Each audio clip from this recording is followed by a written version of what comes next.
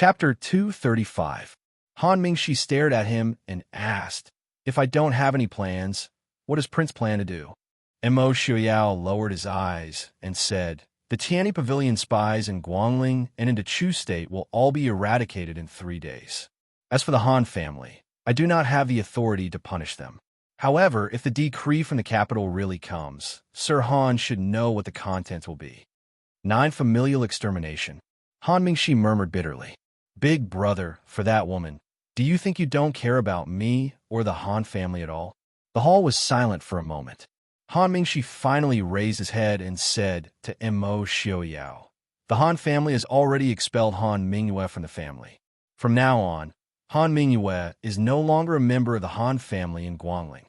Mo Xiaoyao raised his eyebrows slightly. Who said that Han Mingxi was useless? Based on his decisiveness, Han Mingxi was definitely more suitable than Han Mingyue to be in charge of the Han family. Mo Xiaoyao nodded. "Since that is the case, I will also write to the emperor to declare the Han family's innocence." Han Mingyue lowered her eyes and said faintly, "Many thanks to Prince." Although he did not have a good impression of Mo Xiaoyao, Han Mingxi could not help but thank him. Even if the Han family and Han Mingyue broke off their relationship, once Han Mingyue really worked for Xiling in the future, the Han family would still not be able to escape the fate of being punished. Even if they were lucky enough to escape, the expenses needed to clear up the relationship would be enough to destroy the Han family. With Prince Ding's words, even the emperor would not question the Han family's innocence. The Ding kingdom and the 3 surrounding countries could be said to have a deep hatred. Even if the emperor himself colluded with the enemy, Prince Ding would not collude with the enemy. "I have one more thing to ask of Prince and Princess Consort." "Sir, please speak," Mo Xiaoyao said. A trace of determination flashed through Han Mingxi's eyes. He looked at Yi Li and said, "As the head of the Han family, Han Mingxi is willing to follow Prince and Princess Consort." Following as the head of the Han family meant that the entire Han family would support the Ding kingdom. "What are the conditions?" Mo Xiaoyao asked. Han Mingxi had made such a huge bet, of course, not without conditions. Han Mingxi said in a deep voice, "I only ask if Big Brother lands in the hands of Wang Yi in the future. I ask Wang Yi to be magnanimous and spare his life." Han Mingxi was very clear that with Han Mingyue's future identity and position, it was impossible for her to not go against the Ding King's residence. At the same time, he was also clear that his eldest brother was far from being Prince Ding's opponent. Not only because his martial arts and wisdom were slightly inferior to Prince Ding's, but also because he did not have Princess Ding's assistance. That slut would only cause trouble for his eldest brother. Mo Xiaoyao chuckled in a low voice. "Young Master Han is indeed loyal. Since young Master Han has so much confidence in this king, as you wish. If Sir Han has any matters in the future, just follow Princess Li's wishes and do it." Han Mingxi looked at Mo Xiaoyao with surprise, and then looked at Yi Li, who was sitting beside him. He bowed his head and said, "This subordinate obeys. I have disturbed Prince and Princess Consort. Farewell." Seeing Han Mingxi stand up and leave, Mo Xiaoyao thought for a while and suddenly said, "Han Mingyue dared to let go so easily because he knows I's way of doing things. He knows that I will not harm the foundation of the Han family." Han Mingxi's feet paused for a moment, and then he walked out of the hall without looking back. "Why did you tell him this? And let him listen to me?" Yi Li looked at Mo Xiaoyao and asked in confusion. Mo Xiaoyao smiled and said, "Han Mingyue is loyal. Han Mingxi is also loyal. But Han Mingyue is more loyal, while Han Mingxi is more loyal to his brothers. My tone will let him know that I is scheming against his Han family's power one day. So I might as well tell him directly now. He is a smart person and knows what to choose. As for Princess Li, since she is already involved in this dispute, no one can withdraw. Princess Li, you need to have enough strength to protect yourself. Even if you don't have me, no one will dare to touch your strength. Also, Han Mingxi is arrogant and a bit of schemer. If he refuses to obey me, even if he is loyal to me, he will have to obey me in public, but oppose me in private. I don't think he will harm you." But Princess Li, as if thinking of something, Mo Xiaoyao looked at Yi Li with a serious expression. Yi Li raised her eyebrows. Mo Xiaoyao's voice was gentle and elegant. You can't be too good to him. Otherwise, Yi Li felt a bit uncomfortable under his strange gaze and asked, Otherwise, I will kill him. Mo Xiaoyao said in a low voice, but Yi Li could hear the seriousness in his words. At least not while I am alive. Yi Li's heart trembled. She reached out to hold his hand and said seriously, You will be fine. Mo Xiaoyao smiled faintly and stopped talking about this topic. All right, Princess Li, let's continue talking about what we were talking about. Yi Li's memory was not bad.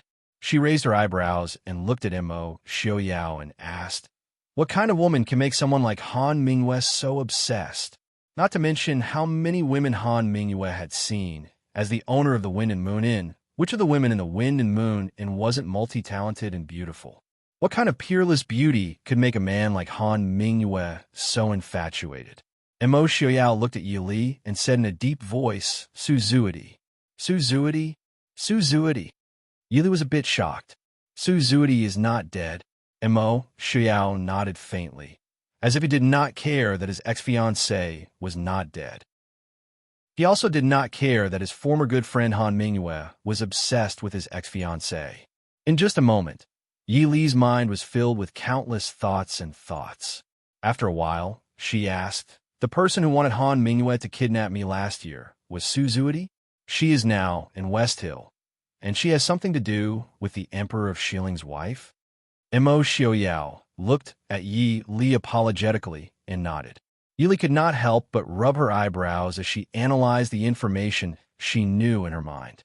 Suzuidi died 3 months after Mo Xiaoyao was seriously injured. But now she was in West Hill, and she was very likely to be the wife of the Emperor of Shiling. Han Mingyue and Mo Xiaoyao were good friends, but he was also in love with Suzuidi. After Suzuidi died, Han Mingyue and Mo Xiaoyao broke off, but it was obvious that Han Mingyue had betrayed Mo Xiaoyao. In other words, Han Mingyue and Suzuidi had done something to betray Mo Xiaoyao. But there shouldn't be any secret relationship between the two. Judging from Han Mingxi's attitude towards Suzuidi, Suzuidi should be using Han Mingyue. Miss Su's death was due to Han Mingyue's help. Mo Xiaoyao raised his eyebrows slightly and smiled faintly. Li Li is indeed quick-witted. Yi Li smiled faintly. It's not hard to guess.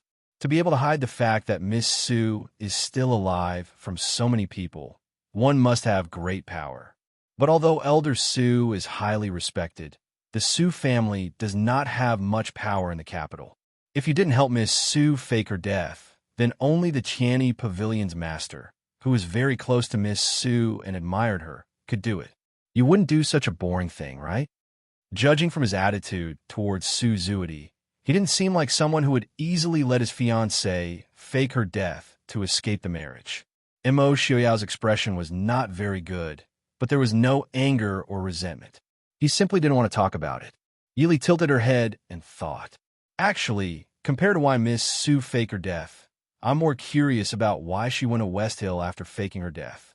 If she simply didn't want to marry a seriously injured and disabled person like Mo Xiaoyao, she could have found a Mr. Right into Chu State with her beauty after faking her death, or she could have simply been together with Han Mingyue. Leaving some aspects aside, Han Mingyue was definitely one of the best Mr. Right in the eyes of women. Judging from Mo Xiaoyao's attitude towards Suzuidi and Han Mingyue all these years, even if the two of them were really together, Mo Xiaoyao probably wouldn't retaliate. A lady from a noble family who had lived in the capital since she was young, but after faking her death, she ran thousands of miles to West Hill State.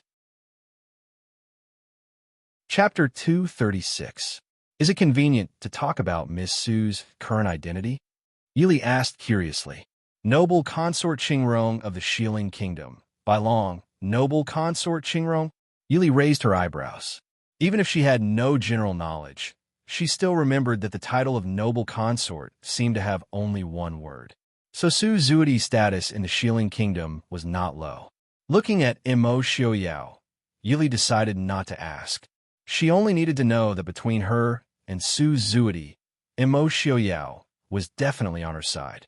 As for the noble consort Qingrong of Xiling, who obviously had feelings for Immerse Xiaoyao, or was somewhat unwilling to give up, it was better for her to think about it herself.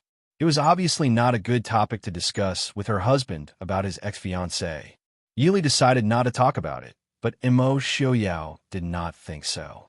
He said calmly, "The Bai family is one of the 4 major surnames in the Xiling kingdom. Most of the empresses and noble consorts of the Xiling kingdom were from the Bai family. This included the current emperor of Xiling's empress. Bai Long entered the palace 7 years ago. At that time, she was named Consort Rong and was favored by the emperor of Xiling. After the empress passed away, she was named Noble Consort Qingrong. If the emperor of Xiling had not personally asked the emperor of Xiling to name Noble Consort Hui, who was also from the Bai family, as his empress, she would have been the emperor of Xiling's empress by now." Yili was silent. In less than 10 years, she went from being the second son of the Prince Ding Mansion of the Chu state to almost being the empress of the emperor of Xiling. It had to be said that Miss Su's life was very legendary. Looking at Immerse Xiaoyao's expression, Yili hesitated and asked, "Did you know later that she was not dead? But did you know all along?" Immerse Xiaoyao's lips sank slightly and said, "At that time, I had not recovered from my injury. When I knew, Han Mingyue was about to take her out of the capital." "You didn't do anything?" Yili was curious. With Immerse Xiaoyao's original personality, even if he didn't immediately kill Han Mingyue and Su Zuidi, he wouldn't let them leave the capital unharmed. Or if Immerse Xiaoyao really loved Su Zuidi, he wouldn't have let her leave the capital. Immerse Xiaoyao glanced at her. "I was in a bad mood at the time, so I did intend to kill them. However, Elder Su rushed over and personally knelt on the ground to beg me. Elder Su is my first teacher. Su Zuidi's father saved my elder brother's life. Her elder brother also died in that battle to save me. After I calmed down, I let them go." Yili nodded silently. If anyone told her that Immerse Xiaoyao loved Su Zuidi to the bone again, she would throw them into the water to wash their eyes. The man's voice was as calm as a stranger's. However, even a beauty like Su Zuidi couldn't move Immerse Xiaoyao's heart. Have you ever liked Su Zuidi?" Immerse Xiaoyao looked at Yi Li in surprise. He nodded with a faint smile and said, "Of course I have." Yi Li slightly knit her brows and ignored the uneasiness in her heart. "Then why now?" Immerse Xiaoyao interrupted her and said, "She is my fiancée. We grew up together, and she might even be my wife in the future. Moreover, she is very beautiful, talented, and has a good temperament. Why don't I like her? However, she always seems to think that I am not good enough for her. After I was injured, she wanted to fake her death and leave. Because of her father and brother, I let her go. Then we don't have any relationship anymore, right?" Yili nodded. To sum up Immerse Xiaoyao's words, Immerse Xiaoyao had once felt that Su Zuidi was a perfect fiancée. The men in the Ding King's residence had always been faithful, and it wasn't just a matter of love. As long as they recognized their wife, they would treat her well. So this was the so-called truth of mutual love that was spread in the capital. Since Su Zuidi chose to leave in the end, she naturally had nothing to do with Immerse Xiaoyao. So in the eyes of Immerse Xiaoyao now, Su Zuidi was just a stranger. She could even be an enemy now. Guangling City itself did not have many things to deal with. But Han Mingxi's actions were very swift. On the same day, the news of Han Mingyue being expelled from the Han family and that the Han family had changed hands with the second young master came out of Guangling City. Even the people of Guangling City did not know much about Han Mingxi. They only knew that the Han family had this second young master and nothing else. Now that the Han family had changed hands, all the wealthy merchants and officials in Guangling City naturally had to pay attention. In this somewhat unexpected hubbub, Immerse Xiaoyao and Yili quietly left Guangling City and headed towards the Chu capital. Just as they returned to the capital, Immerse Xiaoyao was summoned by the emperor to the palace to discuss matters. Yili did not care about how Immerse Xiaoyao would explain her disappearance and appearance in Yonglin City. She was already entangled by the people in the palace who were concerned about her. With great difficulty, she managed to appease the wet nurse and Mother Lin. After listening to Steward Mo and Mother-son report on the recent affairs of the Ding Palace, Yili was thinking of going to see Qing Luan and Qing Yu, who were still recuperating, when a servant came to report that Lord Yi and old Madam Yi were asking for an audience. Compared to last year's flush of success, this year's minister, Yi, could be said to be covered in dark clouds. At the beginning of the year, Princess Ding's third daughter went missing in the palace. The Zhaoyi's second daughter and little grandson were burned to death. Not even 2 months had passed, and the Yi family had not recovered yet. The fourth son-in-law suddenly rebelled. Although the emperor had not yet vented his anger on the Yi family, Minister Ye's days were not so good. Occasionally, Minister Yi could not help but wonder if the heavens did this to him because they did not like him. Therefore, after hearing the news that Prince Ding and Princess Ding had both returned to the capital, Minister Yi did not care about putting on the airs of a father and waited for Yi Li to come home to pay his respects. He directly brought old Madam Yi to the door. Yi Li stepped into the reception pavilion and saw Minister Yi and old Madam Yi's obviously old and haggard appearance. She raised her eyebrows in surprise. "Father, grandmother, Li, you finally came back safe and sound." Grandmother was worried to death. Old Madam Yi pulled Yi Li to tears. Yi Li smiled faintly and said, "I made grandmother worry. It's Li's fault." Minister Yi looked at this daughter strangely. He always felt that something was not right. Although he was not very willing to get along with this daughter, since his wife passed away, this did not prevent him from knowing Yi Li's situation. This third daughter was quiet and did not like to talk since childhood. But like his wife, she seemed to be born with the grace and elegance of a noble family. But this time when he saw her, Minister Yi keenly found that there seemed to be something between her eyebrows. Even if she was just sitting quietly and letting old Madam Yi hold her hand with a quiet smile, Minister Yi clearly felt a sense of sharpness and pressure that he had never felt before. He could not help but think of the rumors he heard before about Princess Ding suddenly appearing in Yongzhou and helping General Murong to guard Yonglin. Although not many people knew this news, Minister Yi was the Emperor Prince Li and Prince Ding's father-in-law. Naturally, he had some unknown channels of information. The credibility of the information he received was definitely much more real than the rumors outside. Looking at the gentle woman with a smile in front of him, Minister Ye's heart was filled with mixed feelings. He had a daughter who hid it well. This daughter even hid it from him, her father, and he used her as an abandoned pawn. Chapter 237. How have father and grandmother been recently? After the servants served tea and left, Yi Li asked softly. Minister Yi froze for a moment and looked at Yi Li's expression before replying. "They're fine, but your fourth sister..." Yi Li raised her eyebrows. Prince Li didn't take fourth sister with him when he left the capital? Minister Yi shook his head. Fortunately, Mo Jingli didn't take Ying away. Otherwise, the Yi family and Prince Li wouldn't be able to escape the crime of conspiring to rebel. Although Ying was now under house arrest, the emperor finally believed that the Yi family didn't wallow in the mire with Prince Li. Yi Li lowered her head and thought for a moment before asking, "Who did Prince Li take with him when he left the capital?" Minister Yi had nothing to hide and said in a deep voice, "He only took that woman from Nanjiang." Even consort Xianzhao was left in the capital. The Empress Dowager has already brought consort Xianzhao to the palace. But now that Prince Li has rebelled, the Empress Dowager's life isn't easy. Thinking of this, Minister Yi felt regret in his heart.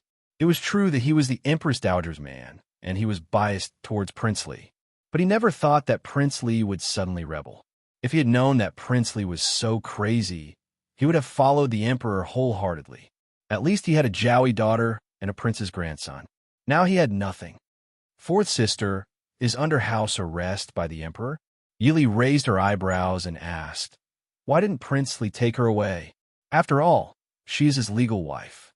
Prince Li should not know what will happen to her if he leaves her in the capital." Minister Yi sighed helplessly and said, "Inger is already 2 months pregnant. It's not suitable for a long journey." Yi Li's mind turned. She looked up at Minister Yi and old Madam Yi and smiled faintly. Princely doesn't know that fourth sister is pregnant, right? No matter how cruel Mo Jingli was, he wouldn't abandon his own flesh and blood. Not to mention that Yi Ying was pregnant with his only child. The only possibility was that he did not know that Yi Ying was pregnant, and Yi Ying had found an excuse to stay. Old Madam Yi felt a bit guilty under her gaze and said embarrassedly, "That Princess Xixia isn't a good person, and Princely spoils her too much." With Er's scheming, the child would be gone before she could even reach Lingzhou. In any case, Princely spends most of his time in the capital every year, so we thought of letting stay in the capital to wait for delivery. How could Yili not understand old Madam Ye's intentions? Yi Jiaoyi and the little prince in the palace had died. Ying finally had Prince Li's child. Naturally, she wanted to keep the child in the capital so that the child could be close to the Yi family in the future. But they didn't expect that Mo Jingli didn't even bother to inform them that he was going to attack. However, they had inadvertently saved the Yi family. Of course, the reason why the emperor did not punish the Yi family was probably because they were related to the Wang family. Yi Li sighed and looked at Minister Yi. "Father, I'm afraid that the emperor already knows about fourth sister's pregnancy. He hasn't done anything to her yet. I'm afraid that he wants to use her child to threaten Prince Li." Minister Yi had already thought of this. He didn't really come to the Prince Ding mansion for Yi Ying. Yi Li raised her hand to stop him from speaking. She looked at Minister Yi and said, "Father, this official knows that I don't understand. But the most taboo thing for those in power is for the people below to be disloyal. Father, you can't really think that the emperor doesn't know anything, right?" In Li Er's opinion, Prince Li is not the opponent of that person in the palace. Minister Ye's expression changed slightly. "You mean?" Yi Li lowered her head and drank tea. She didn't answer and let Minister Yi sit there with his expression changing. Old Madam Yi couldn't sit still and quickly asked, "Li Er, what should we do now?" Yi Li said faintly, "Father, report Prince Li's crime as soon as possible and ask for forgiveness from the emperor. As for the future, the emperor will no longer trust the Yi family. So, Father, it's best to ask the emperor to remove you from the position of minister. In the future, it's better to keep a low profile and teach Brother Rong well." This, Minister Yi and old Madam Yi were stunned. There was an unwilling expression on their faces. After thinking for a while, old Madam Yi looked at Yi Li cautiously and said, "Prince Ding has just quelled the rebellion in Yongzhou. Should we ask him?" Looking at old Madam Yi's hopeful expression, Yi Li sneered and said faintly, "Prince Ding's residence has done a lot to quell the rebellion. Grandmother doesn't know. Don't tell me that Father doesn't know the current situation of Prince Ding's residence." Minister Yi could only sigh dejectedly. It was because Prince Ding's residence had done a lot that it was impossible to plead for him. The more Prince Ding pleaded, the more the emperor would suppress the Yi family. Minister Yi didn't know whether he should be resentful or not. Because of Prince Ding's residence, the emperor will never use the Yi family again. But it was also because of Prince Ding's residence, because his daughter was Princess Ding, the Yi family was saved from the disaster. Father, if you can pick it up, then you can let it go. When it's time to fight, fight. When it's time to retreat, retreat. No matter how good the fame and fortune are, can it be better than your own name? Yi Li said softly. Minister Yi paused for a while, and there was a struggle on his face. Looking at Yi Li, he said, "If in the future..." Yi Li interrupted him. "Father, be careful with your words." Minister Yi finally lowered his head dejectedly. He sighed and didn't say anything else. Old Madam Yi also understood that Yi Li had personally rejected asking Prince Ding to plead for leniency. She had cut off the last hope of the Yi family.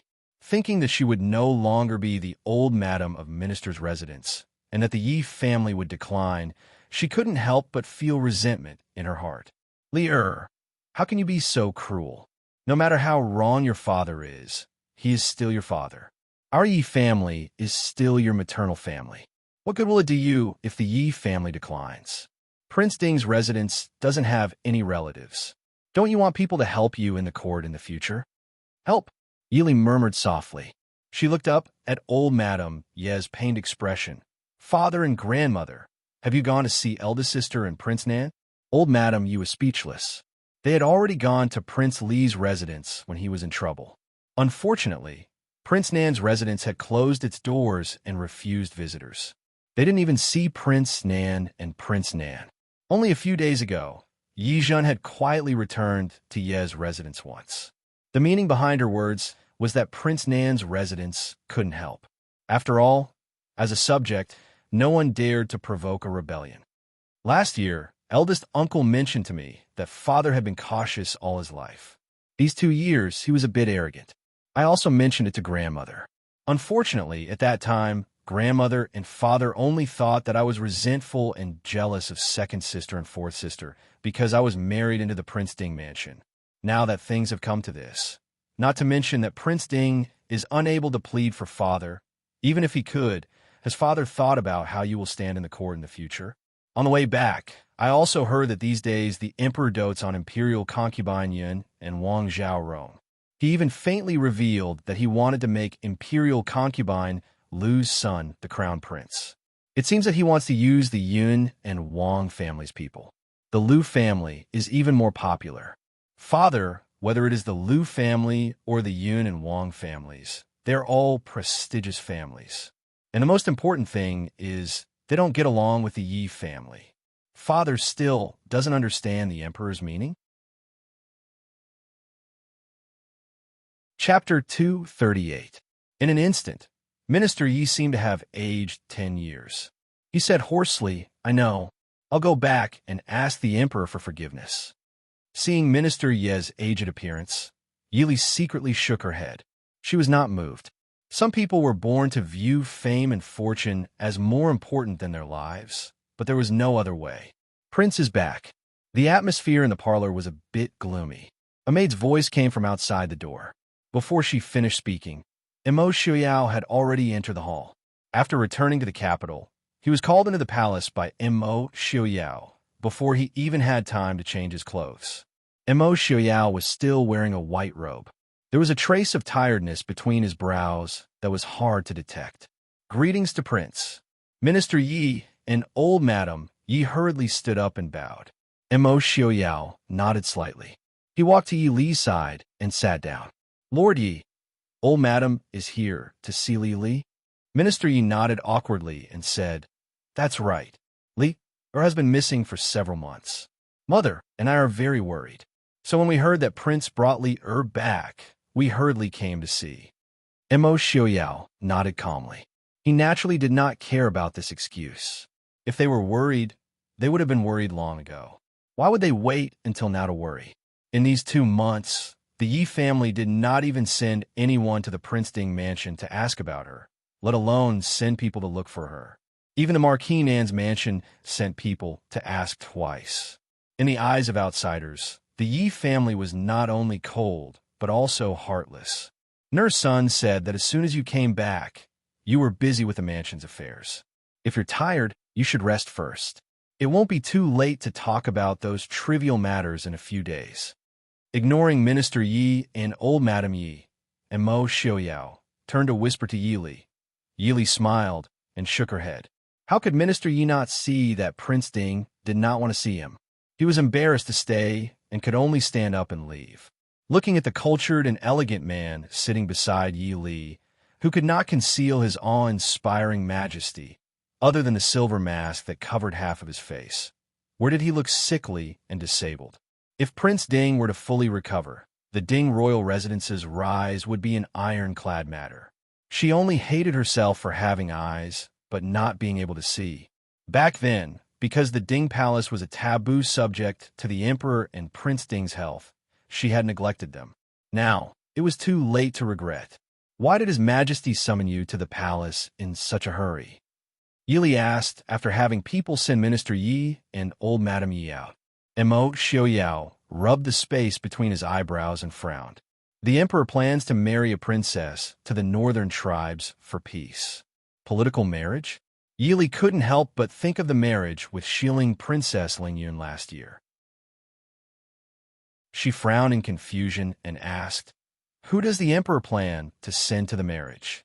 All of the previous emperor's princesses had already been married. Among Mo Jingqi's own daughters, the oldest seemed to be Princess Chengel, who is 8 years old this year. Mo Xiaoyao calmly said, "Naturally, he will choose from the capital's nobility or the imperial family. The Duke of Hua's granddaughter is also on the list." Tianxiang? Yili frowned. The northern tribes was a bitter and cold place. Furthermore, everyone knew that the emperor chose this marriage to free up his hands to deal with the Prince of Li. Once the matter with the Prince of Li was over, who would remember that there was a woman in the distant northern tribes? If the two countries were to go to war, the princess in the marriage would only be a sacrifice. Mo Xiaoyao said, "You don't need to be too worried. His Majesty has to give face to the Duke of Hua and the Empress. Furthermore, if he really wants to marry the northern tribes, he will most likely choose someone from the imperial family. After all, the people of the northern tribes are not so easily fooled."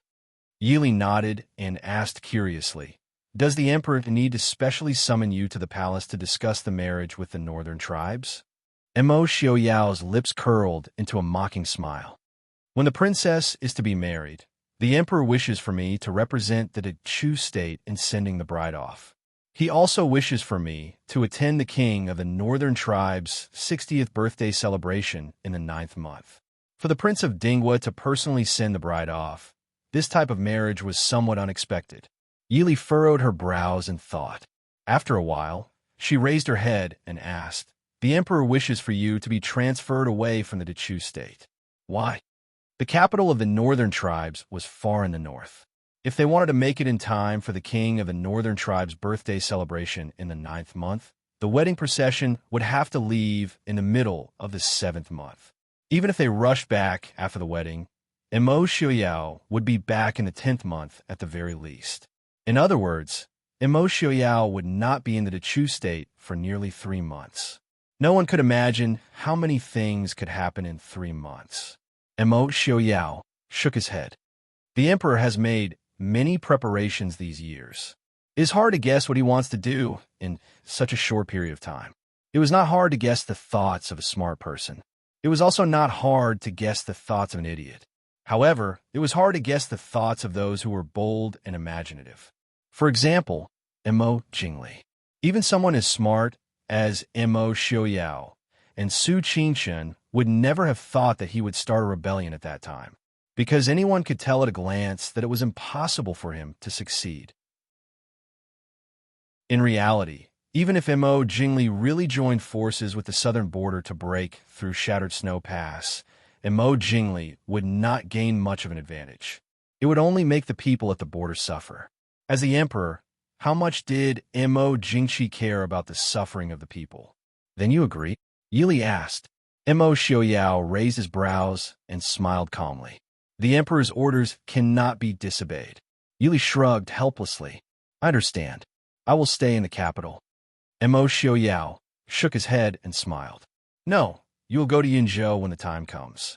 Yili raised her brows and looked at him in confusion. Mo Xiaoyao smiled. "Prince Ding is not the emperor.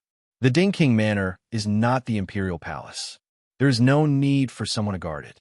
Mo Jingqi, sometimes, when he is forced into a corner, he likes to use tricks that harm others without benefiting himself. I will be more assured if you go to Yinzhou."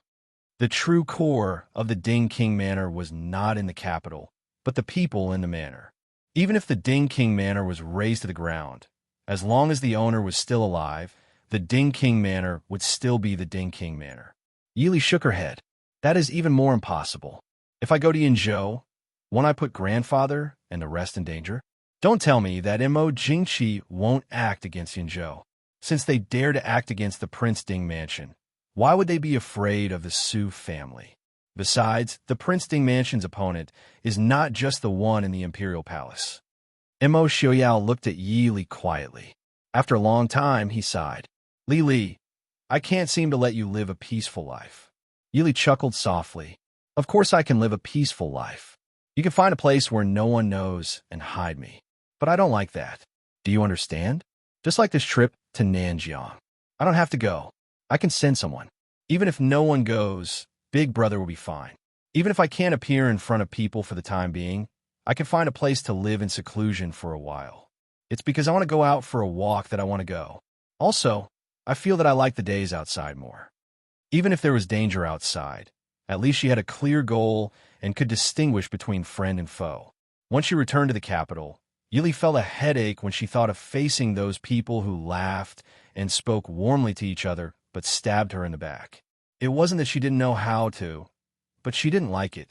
I also feel that when Lili is outside, she is even more stunning. Mo Xiaoyao laughed softly.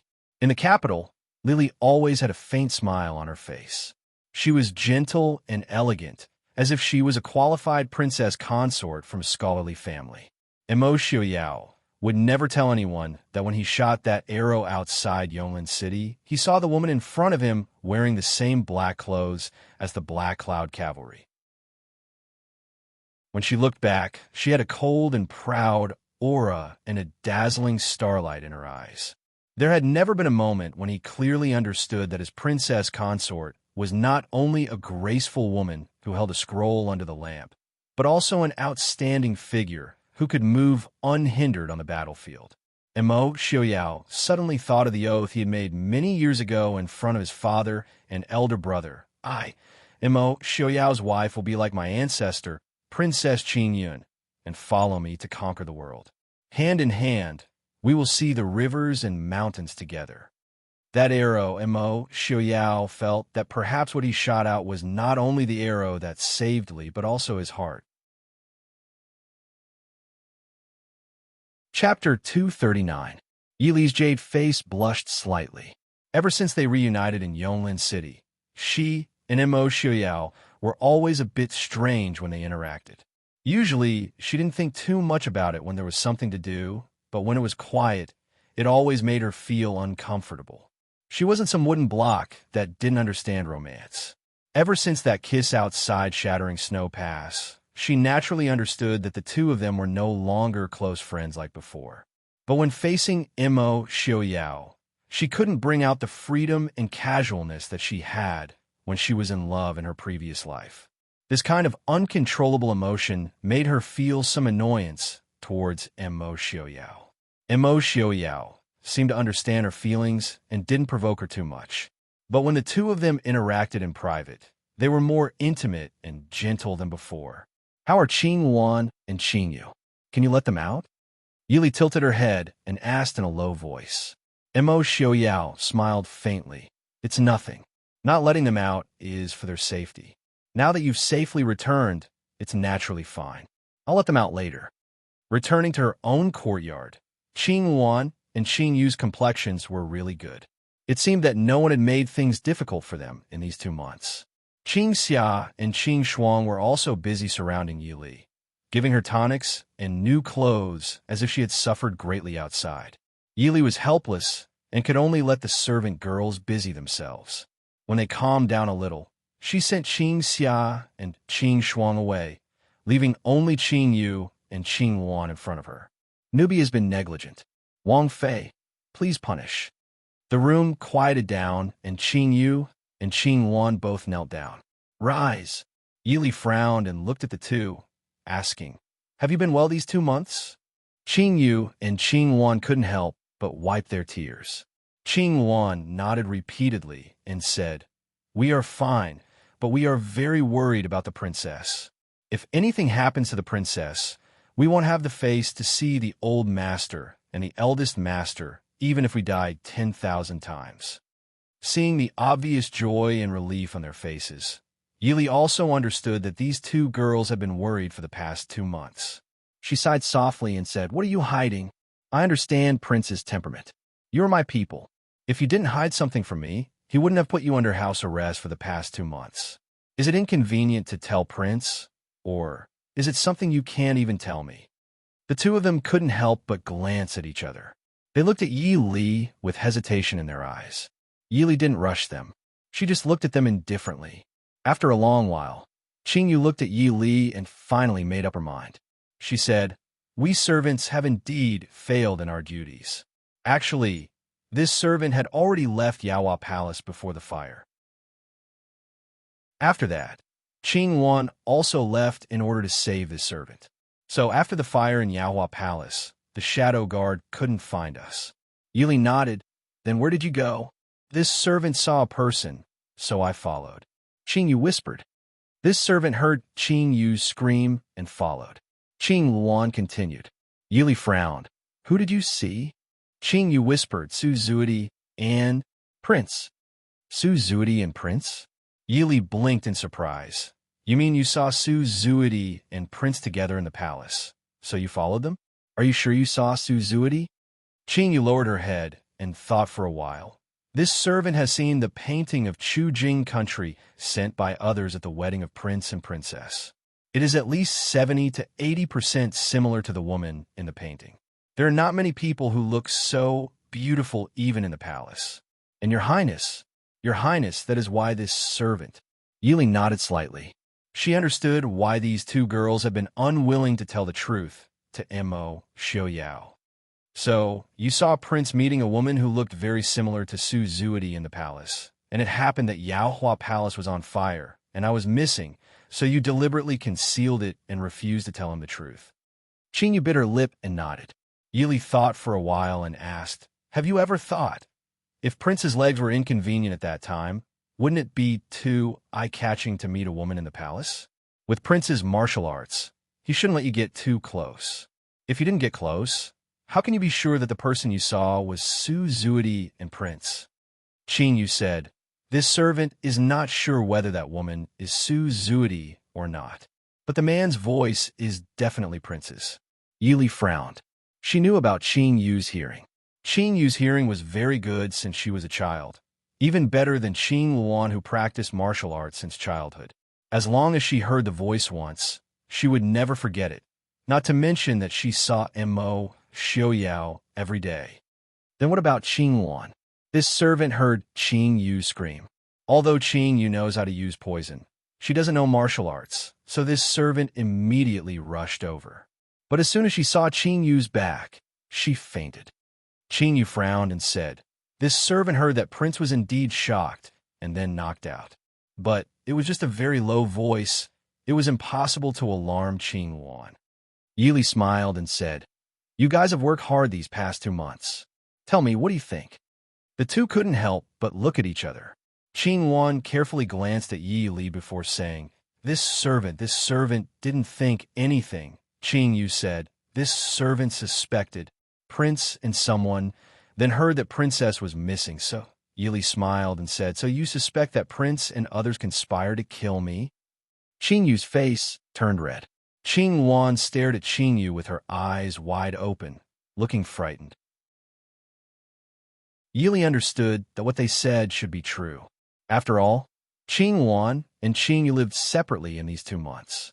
There was no chance to see each other at all. The secret guards had also found them from different places.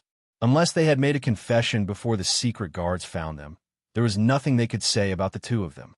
These 2 months, Qing Luan was very quiet. It was just that in the beginning, she cried every day. On the contrary, Qing Yu, who had always been quiet, always tried to escape, and was always hostile to the people in the Wangfu. If it was because Qing Yu saw Mo Xiaoyao and Qing Luan didn't see him, it would make sense. After thinking for a while, Yili nodded and said, I understand. Qing Yu, don't mention this matter again in the future. I believe in Prince, understand? Qing Yu frowned slightly and wanted to say something. Yili said faintly, Sometimes, what you hear with your ears may not be the truth. Have you ever thought that if it was really Prince, with Prince's meticulous mind, would he appear in the palace on the day he knew that I entered the palace? In addition, the biggest flaw is that all of you are still alive. You were knocked unconscious because you found out about Prince. Then, forget about Qing Luan. Why are you still safe and sound until now? This is the Ding Palace. If His Highness wants to silence people, not to mention all of you, even I, the princess consort, would not be able to escape. Do you understand? Qing Yu's face turned pale. Princess consort's meaning is... Qing Luan was puzzled and said, If the other party wants to sow discord, does he know that the princess is fine in the fire? Chapter 240. Yili nodded and said with a smile, It's very likely. However, if something really happens to me, and the prince knows that you are indeed innocent, he will naturally let you go. What will Qingyu do after going out? Qingyu said firmly, Naturally, I will report this matter to the old master and the eldest young master, and seek justice for Miss. Qing Wan exclaimed, The other party wants to sow discord between the Ding King's mansion and the Su family? Yili held her forehead and said, Whether he wants to sow discord between me and the prince, or sow discord between the Prince Ding mansion and the Su family, it depends on whether he knows about the fire in Yaohua Palace. In fact, it's the same. If my relationship with the prince is broken, how can the relationship between the Prince Ding mansion and the Su family be good? Qingyu said with a pale face, I suspect that the prince did something wrong, but what she couldn't figure out was who that person was. She was definitely more confident in her ears than her eyes. It doesn't matter. Fortunately, the prince also suspected that you knew something dangerous, so he put you under house arrest. Now, there are no bad consequences. As for the prince you mentioned, I will check what's going on later. Yili said with a smile, and a cold light flashed in her eyes. Sure enough, as soon as she returned to the capital, there were endless troubles. Then let her see if there was a second Su Zuidi and Mo Xiaoyao in the capital. Qingyu nodded seriously and said, This servant also wants to know who can deceive this servant's ears. Yili smiled faintly. Seeing with one's own eyes could deceive people, let alone hearing with one's ears. However, she also wanted to know who could know her and the people around her so well. Yili told Mo Xiaoyao about Qingyu and Qing Wan, and Mo Xiaoyao turned around and ordered people to investigate. No matter who the person impersonating Mo Xiaoyao was, that woman was definitely not Su Zuidi. There was someone who wanted to use this matter to sow discord between the two of them, and even the relationship between the Prince Ding mansion and the Su family. It could be seen that this person absolutely understood the Prince Ding mansion and Mo Xiaoyao himself. As for being impersonated, Mo Xiaoyao wasn't worried at all. This was because the subordinates in King Ding's residence had always accepted orders and not people. Although the prince and princess consort were not an exception, but everyone knew that Prince Ding would never casually give orders to the people below him. Moreover, if those shadow guards couldn't even recognize the real prince, they wouldn't be able to survive. On the second day after returning to Beijing, Yili personally went to the Su family to visit her uncle and aunt. Although ordinary people didn't know about what happened in Yonglin City, it definitely couldn't be hidden from the influential officials in the palace who had various channels of information. Moreover, Mo Xiaoyao had recovered and naturally had to take on the responsibility of being the Prince of Ding country. So Yili, Princess Ding, naturally didn't need to deliberately keep a low profile. As soon as she stepped into the Su family's residence, Su Qingyin came out like a gust of wind, pulling Yi Li and chattering nonstop. Seeing this, the veins on Su Hongyin's forehead were throbbing. Qingyin. Su Qingyin's face stiffened, and he winked at Yi Li for help before turning back to smile at Su Hongyin. Second uncle, are we happy to see Sisterly come back? Su Qingzi looked at him indifferently and didn't say anything. Su Qingbai glanced at him unhappily and said, We are all very happy that Lear is back. Look at you. Fortunately, we're not in Yinzhou. If grandfather and father saw you, they would definitely punish you. Su Qingyin shrunk his neck and made a face as fourth brother. Yili felt warmth in her heart when she saw her relatives. She smiled and said, Second uncle, second brother, fourth brother, don't blame fifth brother. Lear is also very happy to see you after not seeing you for a long time. Su Hongyan looked at Yi Li and nodded with satisfaction. It seems that you didn't suffer outside these days. Your complexion is much better than when you were in Beijing. Madame Su had already come forward and pulled Yi Li to ask about her well-being. She felt sorry for her for going out alone and felt that she had lost a lot of weight and needed to be nourished. Knowing that they had serious matters to discuss, Madame Su pulled Yi Li aside and said a few words. Then she turned around and ordered the kitchen to prepare lunch, leaving her husband and sons alone. After entering the study and sitting down, before she could say anything, Su Qingyan couldn't stop fidgeting. He looked at Yi Li and said, "Sister Li, you really want to guard Yonglin?" Yi Li raised her eyebrows in surprise and said, "Even you know about it?" It seems that news spread quickly in the border city. Su Qingyan waved his hand and said, "Sister Li, you don't know. Some news is indeed a secret outside, but once it reaches the capital, it's no longer a secret. There are many people who know about this. A few days ago, someone asked me about you in a roundabout way. Humph, are you bullying me because I'm young and easy to fool?" Su Qingyan nodded and looked at Yi Li. Little Wu is right. There aren't many sources of information that can reach Shattered Snow Pass. But in this capital, there aren't many secrets that can be hidden. Yi Li waved her hand and said, "That's fine. I've already discussed this with the prince. Originally, it wasn't a secret that Princess Ding could mobilize the Black Cloud Cavalry. After all, I went to Yonglin on the battlefield. There are many things that can't be hidden even if I want to. It doesn't matter if people know about it." Su Hongyan frowned and said, "Prince means?" Looking at the beautiful niece in front of him who looked similar to his little sister, Su Hongyan wasn't sure if it was what he thought. After all, although the Ding prince didn't like women, he was very respectful to the princess regardless of her background. But the princess who truly controlled the military power of the Prince Ding mansion was only Princess Qing Yun 100 years ago. If Prince Ding and Lia... Although he was happy that Prince Ding valued and trusted his niece, Su Hongyan was worried about this. Once she controlled the military power of the Ding mansion, Lyra would no longer be as simple as a princess. When the time came, the problems that she would face wouldn't be something that her uncle could help her with.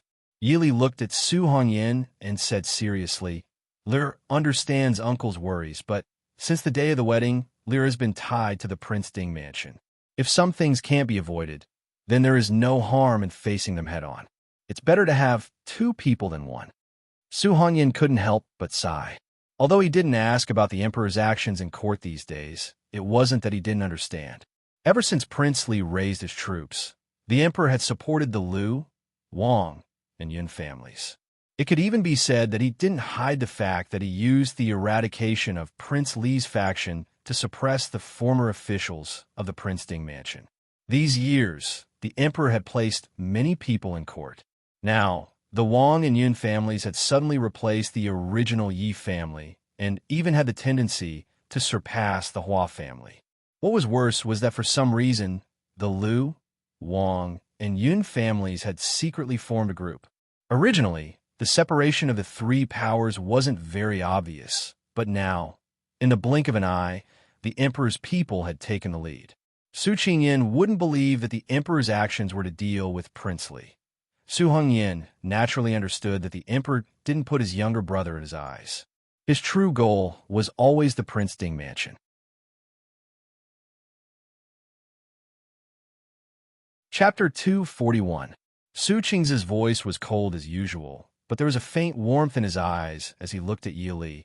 If Li has the ability, then there's no harm in accepting it. Su Hongyan nodded helplessly and looked at Yi Li lovingly. "Your first uncle mentioned it in his letter a few days ago. Since you were able to bring people to Yongzhou, he probably guessed Prince Ding's intentions. But you have to be careful in the future. Other than your third brother, everyone in our family is a scholar, so I'm afraid they won't be of much help." Su Hongyan wasn't a military officer, but that didn't mean he didn't understand military officers. Military officers were different from civil officials, especially famous generals on the battlefield. They didn't care about your identity or status. If you couldn't convince the public, even if you were the emperor's daughter, they wouldn't listen to you. Yi Li nodded and smiled. "Second uncle, don't worry. This time in Yongzhou, Prince Ding gave me a pretty good lieutenant under General Morong's command, as well as the Black Cloud Cavalry's commander who was guarding Yonglin. We can all be considered acquaintances, so there's no need to worry too much. As for the other matters, we can talk about it later." Su Hongyan's brows relaxed as he nodded. Prince Ding is still the most considerate. Su Qingyan smiled. If he knew Li could lead the Mahist army, why would third brother run to the barracks himself? Wouldn't it be fine if he just followed Li? Su Hongyan glared at him. "Nonsense. If Qing Feng didn't have a future in the barracks, Wouldn't he be a burden to Li'er? If he had a future, why wouldn't it be the same? Su Qingyan blinked. I just feel that with third brother here, Li'er would be more at ease. Yili smiled. It's too early to say this. I don't have time to manage the Mahist army right now. Moreover, with third brother's personality, if he knew that it was because of me that he entered the Mahist army, I'm afraid he would run far away and insist on making a name for himself. Thinking of his son's temperament, Su Hongyin couldn't help but smile, but he seemed to be very satisfied. He said earnestly to Yili, although Prince trusts you, you have to remember that there are many things that you have to distinguish between public and private matters. Whether it was the royal family or anything else, the biggest taboo was having too many relatives. Does Li'er understand? Yili's heart warmed as she nodded and said, Li'er understands. Many thanks for Uncle's teachings. Seeing that Yili had listened to his words, Su Hongyin nodded with relief and sighed softly. Li'er was really different from his smart but weak little sister. Although Li'er's surname was not Su, he still had a kind of pride and gratification of having a daughter in his family. She believed that her father would be extremely happy to see such a Li'er. Yili then recounted her trip to Nanzhao and Su Qingshan in detail. Su Hongyin frowned in disapproval and said, putting yourself in danger. Qingshan is taking too much of a risk. Su Qingbai wasn't worried about his big brother's safety at all. He smiled and said, second uncle, don't worry. When his big brother ever done something he wasn't confident in? Didn't Li'er also say that even if she didn't go to Nanjiang, big brother would still be able to escape? Su Qingyan nodded and said, fourth brother is right. Sisterly, is that saintess of Nanjiang very beautiful? Why did she capture big brother but not harm him? She didn't even force a confession out of him. Could it be that she has taken a fancy to big brother? It had to be said that, to a certain extent, Su Qingyan was speaking the truth. Yili blinked and shook her head with some regret. I haven't seen the saintess of Nanjiang, but she shouldn't be bad. Su Qingbai raised his brows and said, I feel that Princess Anxi is interested in big brother. Second brother, tell me. Su Qingze put down his teacup and said indifferently, neither is possible. Big brother only sees Princess Anxi as a friend. Su Qingyan hid behind Su Qingbai and bared his teeth at his second brother. He muttered in a low voice, you're so unromantic. I really don't know how Sister Qing can stand you. Su Qingbai looked curiously at Yili and asked, Li'er lied to Princess Anxi that your big brother's fiancé. What did big brother say? Hearing this, Su Qingyan's eyes lit up and he stared at Yili. Yili gritted her teeth in annoyance. She should have known that she had been deceived by big brother. He didn't even write a letter to tell Uncle and the others about it. In the end, she was the one who exposed the truth. She carefully glanced at her second uncle and said in a low voice, Big brother didn't say anything, and he even used me as a shield. Su Hongyin shook his head helplessly and said, your status is different. Although it's important to investigate your big brother's whereabouts, you have to be careful about your reputation. Li'er understands. Su Hongyin didn't reprimand her. Yili sighed in relief and laughed crisply. Right, I haven't congratulated second brother, fourth brother, and fifth brother for passing the imperial examinations. Su Hongyin shook his head and glared at Su Qingyan in annoyance. Although things hadn't been going well since the beginning of spring, the triennial imperial examinations were still held as usual. Originally, it wasn't a big deal. After all, no one thought that the sons of the Su family would fail. However, the fact that the three sons of the Su family had passed the imperial examinations at the same time inevitably raised eyebrows. Su Qingyan pursed his lips in grievance and said, I was just casually writing. Who knew that the questions this year would be so simple? Under the gaze of everyone in the room, Su Qingyan finally couldn't argue anymore and could only lower his head guiltily. How could he say that he had given it his all because some son of a noble family had mocked him a few times? Yili smiled and said, so this time, second brother came in third, fifth brother came in fourth, and fourth brother came in 19th? Su Qingyan stole a glance at Su Qingbai and lowered his head even more guiltily. Of course, he knew that fourth brother's talent was definitely above his own. Second brother could definitely leave the top and second place far behind. However, they had purposely held back their true abilities. He had indeed done his best, but he had only gotten fourth place. Seeing Su Qingyin's guilty appearance, Yili advised, "Second uncle, this is nothing. If fifth brother really failed, I'm afraid that people would be suspicious." Su Hongyan frowned and said, he shouldn't have participated in the imperial examinations this year. Speaking of this, Su Hongyan also felt helpless. Qingyin was only 14 years old, and Qingbai was only 16 or 17.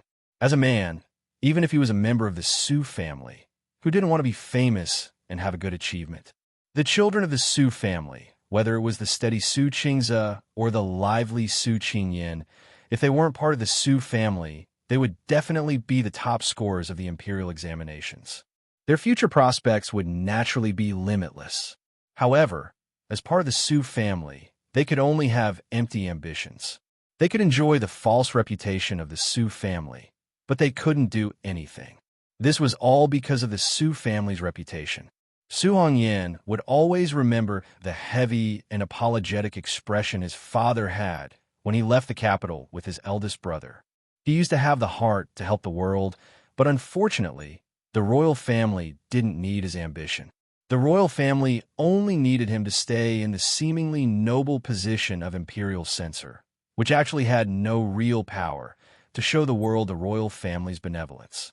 Since second brother, fourth brother, and fifth brother are all on the imperial examinations, will they stay in the capital? Yili asked. Su Qingze and Su Qingbai were fine. Su Qingze was already 20 years old, and his temperament was even more steady. Although Su Qingbai was still young, he was indeed the most experienced and skilled in the Su family. Not only was Su Qingyin young, but his temperament was also like a child who hadn't grown up. Su Hongyan shook his head and said, "Your second brother and fourth brother will stay. I've already sent a memorial to the emperor. Qingyin is still young, and his father is old. He needs to return to Yunzhou to serve his father."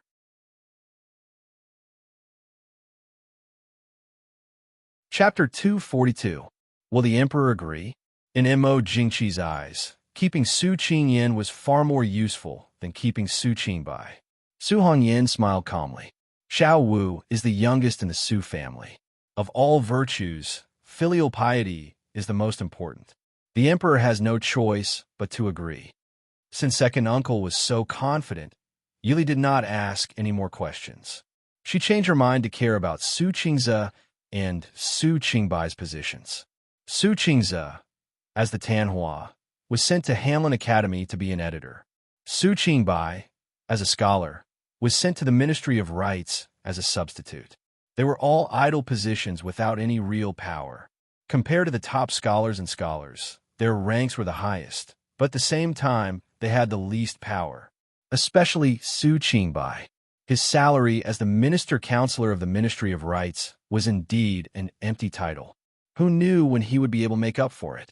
Most importantly, Su Qingze and Su Qingbai's personalities were not suitable for their positions. It would be better if they were swapped. Second brother must stay in the capital. If fourth brother can, it's best if he's sent out. Su Qingbai looked young and gentle, but his thoughts were deep. He was a classic example of pretending to be a pig to eat a tiger. If it were not for the Su family, even if he was born in an ordinary family, he would most likely become an important official before the age of 36. Actually, Su Qingbai was the most suitable person in the Su family to be an official. Su Hongyan shook his head. How could the emperor be at ease to send him out? Yili frowned. Not necessarily. Fourth brother is still young.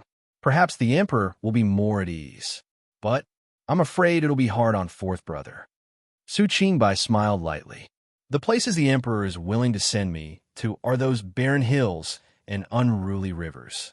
But it's better than staying in the capital, doing nothing and being controlled by others. Su Hongyan looked at Su Qingbai. He understood that he was moved by Yi Li's suggestion. That's right. If he had a choice, he would rather be sent out. Even if he was a county official, it was better than staying in the capital and listening to those civil officials talk. After thinking for a moment, Su Hongyan nodded and said, "That's fine. Right now, The emperor is busy. You should agree to this concession. Su Qingbai nodded and said with a faint smile, "Many thanks, second uncle." Su Hongyan waved his hand, indicating that he didn't need to say more. Yili accompanied her uncle and aunt to have lunch and prepared to return to the Fu. Before leaving, Su Hongyan instructed in a deep voice, "Li in the future, you must be careful of the people in the palace." Yili was stunned. She looked at her uncle in surprise. Su Hongyan just waved his hand and didn't say anything more. Yili had no choice but to bid farewell to her uncle and aunt before turning around to return home. When he returned to his residence, there were already 2 thick piles of invitation cards and banquet invitations from the various residences in the capital. Yili flipped through the photos and picked out a few important ones to reply to. She felt a headache coming on as she realized that she might need one or more all-around assistants. Qing Xia and Qing Shuang didn't know much to begin with. Although Qing Wan and Qing Yu each had their own strengths, they had nothing to do with this. Han Mingxi was a good candidate, but he was too eye-catching. After going through the people around her that she could use, she finally called over an heir and Insan and threw them a pile of documents to be dealt with. Insan had a bitter face as he realized that they originally didn't need to do anything and only needed to secretly follow their master's shadow guard.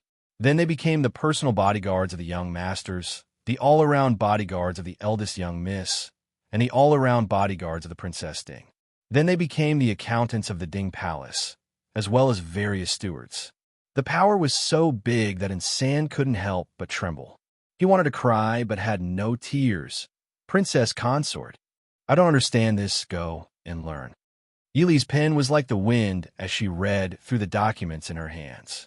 She didn't even raise her head as she said. Insan had a bitter face. Princess Consort, we are the Shadow Guard. Yili faintly raised her head and glanced at him, saying, I don't need a Shadow Guard. In the future, Qin Feng will follow me. He is the commander of the Black Cloud Cavalry. Insan unwillingly muttered. Even if Princess Consort needed someone to help settle accounts, she should find Chief Steward Mo and Nurse Sunday otherwise. She should let Qin Feng settle accounts. Why did she let him do such a sissy thing, and then let Qin Feng take his position? Yili nodded with satisfaction, saying, it's really because he is the commander of the Black Cloud Cavalry. When he helps me, he can also be a bodyguard. You guys can also be my assistant. Assistant? Insan had a blank face, and an heir had a stupefied expression. What was an assistant? It didn't sound like a shadow guard at all. Yili smiled wholeheartedly as she looked at the 2 subordinates that she used very easily. It's the people who will help me deal with everything. Everything? That's right. Everything that I need you to help me deal with. An heir and Insan were smart enough, loyal enough, and skilled enough. An heir was steady and Insan was nimble. After following her for so long, they didn't have the restraint of others. They were simply born to be assistants. Thinking that she could free herself from the heavy chores to do other things that she didn't have time for, Yili was in a good mood. Go find Uncle Mo first. Learn what you need to learn in half a month. Otherwise, the next 3 months, the Black Cloud Peak will be your home. I just happened to think of a lot of new things recently. Seeing their master's gentle smile and thinking of the month of struggle in the forest last year, the 2 trembled at the same time. They cleanly turned and left. Hearing the 2 subordinates run away, Yili couldn't help but shake her head with a chuckle. Princess Consort, Yin Ting Gongzi and Qin Feng Gongzi are asking for an audience. Qing Wan came in to report. Let them in. Yin Ting's home was near the capital.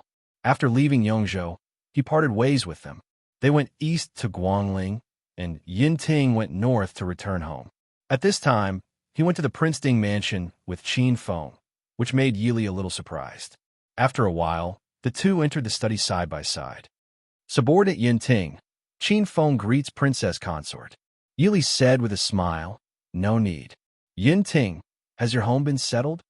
Yin Ting said with a hearty smile, many thanks for Princess Consort's concern. Everything is good at home. Yili nodded with satisfaction and looked at Qin Feng. Qin Feng respectfully reported, subordinate has prepared the things that Princess Consort ordered. I'm just waiting for Princess Consort to personally inspect. Yili looked at the few remaining account books on the table and nodded. It's still early. Let's go now. Yin Ting, someone will send you to the barracks later. Also, Prince Ding has recommended several military books. Finish them all in 3 months. After 3 months, as long as you pass the test, you can officially become a member of the Maist army. Understand? Yin Ting's eyes lit up. He said in a clear voice, Yin Ting understands. I promise I'll finish them all in 3 months. Yili smiled faintly and nodded with satisfaction. Yin Ting was filled with joy. Because of the ecstasy of being able to enter the Maist army, he forgot to ask how many books there were and what he was going to do in the barracks in the next 3 months. Because of this, he was not like this for the next 3 months. After changing into men's clothing, Yili took Qin Feng out of the Fu with slight anticipation. During this time, they encountered San, who had just received a large pile of overdue account books from Chief Steward Mo and was currently looking at Qin Feng with a resentful gaze. This caused the leader of the Shadow Guard, who was not used to following Yili, to feel an inexplicable chill down his spine. The two left Jing City. Qin Feng looked at the youth in front of him who, other than his lack of height, was still handsome and elegant. He couldn't help but be filled with admiration. He finally understood why, when Princess Consort left Jing City, no one could find her. Even the Shadow Guard of the Ding Kings, Fu, could not find any trace of Princess Consort. This kind of disguise was much better than the so-called disguise techniques of the Jianghu. If he had not seen it with his own eyes, even if Princess Consort was standing in front of him, he would have thought that she was a slightly familiar person and let her pass. Chapter 243. Raising her head, she saw Qin Feng's strange gaze. Yili smiled and said, Don't be so shocked. It's just a little disguise. Qin Feng shook his head and said, Wang Fei's disguise isn't something that just anyone knows. The so-called disguise wasn't just changing one's appearance. True tracking experts might not look at the face or the clothing on a person's body. Rather, it was easy to find clues from a person's habitual movements, figure, back, etc. But just now, when he had followed behind Wang Fei, he didn't find any similarities between Wang Fei's movements when she was dressed as a man and when she was dressed as a woman. Even when Wang Fei was dressed as a man, her walking posture, her expression, and her eyes didn't look like a woman's at all. She looked just like a handsome young master of 14 or 15 years old. Qin Feng didn't know why Wang Fei, as a daughter of a noble family, would know these things, but since the prince trusted Wang Fei, and they had personally seen Wang Fei's abilities in Yonglin City, then he naturally would follow Wang Fei's orders. Qin Feng followed Yi Li on a fast horse to the foot of Black Cloud Peak. Last time, he had come to this place with the prince. But in a year, it had changed a bit. 2 villages stood at the foot of the mountain that was originally somewhat remote and barren. A small village was built on the foundation of the original mountain village on the mountainside. The people at the foot of the mountain were busy working in the fields. It looked no different from the normal villages outside Jing. The two dismounted and went up the mountain. They circled around the village at the foot of the mountain and came to the edge of the cliff at the back of the mountain. Qin Feng looked down. It wasn't very deep. Wang Fei, are we going down? Yili looked at him with a smile and said, I heard that your Black Cloud Cavalry's martial arts aren't bad. If you aren't afraid of death, jump down and see. Qin Feng looked suspiciously at the bottom of the cliff and frowned. With his martial arts, even if it wasn't easy to go down, it wouldn't be life-threatening unless there were some traps below. With Yili's warning, Qin Feng did not rashly use his Qinggong to jump down. Instead, he used something like the wall climbing technique to slowly slide down the cliff. Fortunately, he had a dagger with him. Even if he stuck it into a crack in the rock, he wouldn't have slipped down. With great difficulty, he finally found a protruding spot. Before he could step on it, he discovered that the protruding spot had an arrow tip that was shining with a cold light. Qin Feng had no doubt that he would be turned into a hornet's nest if he were to lightly touch it. Helplessly, he held his dagger and carefully avoided the dangers one by one as he slid down the cliff. Below his feet was a clear lake. There were even green lotus leaves and a few flower buds floating on the surface of the water. However, the various cold glints on the surface of the water were definitely there to mock him.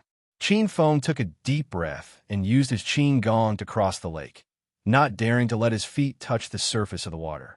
3 steps to the left. Yili's voice sounded from nearby. Qin Feng, who was about to land, hurriedly took 3 steps to the left before landing on the ground. He tilted his head to look at Wang Fei, who had clearly been waiting for him for a long time. Yili looked sardonically at him. She picked up a pebble from the ground and threw it at the spot he had just landed on. Whoosh whoosh. After a fierce rain of arrows came from all directions, Qin Feng looked speechlessly at the place he had just landed on that was filled with arrows. He couldn't help but break out in a cold sweat. Wang Fei. Qin Feng looked at the smiling and gentle woman in front of him and felt his scalp tingle. He stood where he was and didn't dare to move a step. He didn't want to use his body to test whether or not every inch of the surrounding area was filled with traps. He looked at the clear and quiet lake that did not seem to be dangerous at all. He swore that the sight of the lake filled with arrows was not his imagination. If someone really did not know what was good for them and jumped down using their qin gong, that person would probably become an enormous hedgehog. Yili said with a smile, "Don't be nervous. It's just a joke. This place is not like this normally." Qin Feng was silent. He believed that it would be more dangerous normally. Yili turned and pointed at the endless forest behind her. She asked with a smile, "Have you been here before?" Qin Feng looked and hesitated before shaking his head. He said, "It is not convenient to train soldiers near Jing. The Black Cloud Cavalry usually train at a place a few hundred li away from Jing. Also, the Black Cloud Cavalry were cavalry. Even if they trained, they would usually train in the wilderness or desert. In the forest, cavalry could not be used at all." Yili said with a smile, "When will the person I want arrive?" Qin Feng hesitated. "They should arrive in 2 hours." Qin Feng really did not have much confidence when he said this. Wang Fei had only given him a bunch of maps that could not be any simpler. Also, each map was not the same. Even though the Black Cloud Cavalry were skilled in tracking, he still had to look at the map for a long time before he was able to determine the approximate location. He did not know if the Black Cloud Cavalry would be able to find the place. As for what Wang Fei said about being disqualified if they were discovered by the commoners, Qin Feng did not even think about it. Even if the soldiers of the Black Cloud Cavalry were new recruits, if they did not want to, they would not be discovered by a group of commoners. How many can they arrive? The Black Cloud Cavalry and the Mahist Army near Jing each chose 50 elite soldiers. Even if they cannot all arrive, at least 70 or 80 should not be a problem. Qin Feng thought for a moment and said, "Wang Fei." Qin Feng hesitated, but still felt that he should clarify the question that had puzzled him for many days. He was the commander of the Black Cloud Cavalry. Even though he was not the highest commander and only had 2,000 people under him, he still felt that he should be responsible for the elite soldiers of the Black Cloud Cavalry. If Wang Fei felt that the Shadow Guard was not satisfied, then she should have the Shadow Guard commander train more and choose better ones. Even though transferring 50 elite soldiers would not affect the strength of the Black Cloud Cavalry, what was the use of these soldiers? If they were to be used as Shadow Guard, 70 or 80 people was clearly too many. Also, the Prince Ding Mansion had Shadow Guards to begin with. If communication was not good, it could easily cause conflict between the Shadow Guard and the Black Cloud Cavalry. If they were to be used on the battlefield, 70 or 80 people, no matter how elite, would not be of much use. After all, using one person's strength to fight against an army of thousands was the same as throwing their lives away. "You are thinking too much." Seeing Qin Feng's hesitation and conflict, Yili said with a helpless smile, "Don't worry about this. I also transferred 30 people from the Shadow Guard. Let's see who gets here first. Do you want to make a bet?" Qin Feng thought about how he had heard San mention Wang Fei's gambling skills in Yonglin. He thought for a moment and said firmly, "Black Cloud Cavalry." Without a doubt, of the 3 groups, the Black Cloud Cavalry's combat strength and mobility far surpassed the others.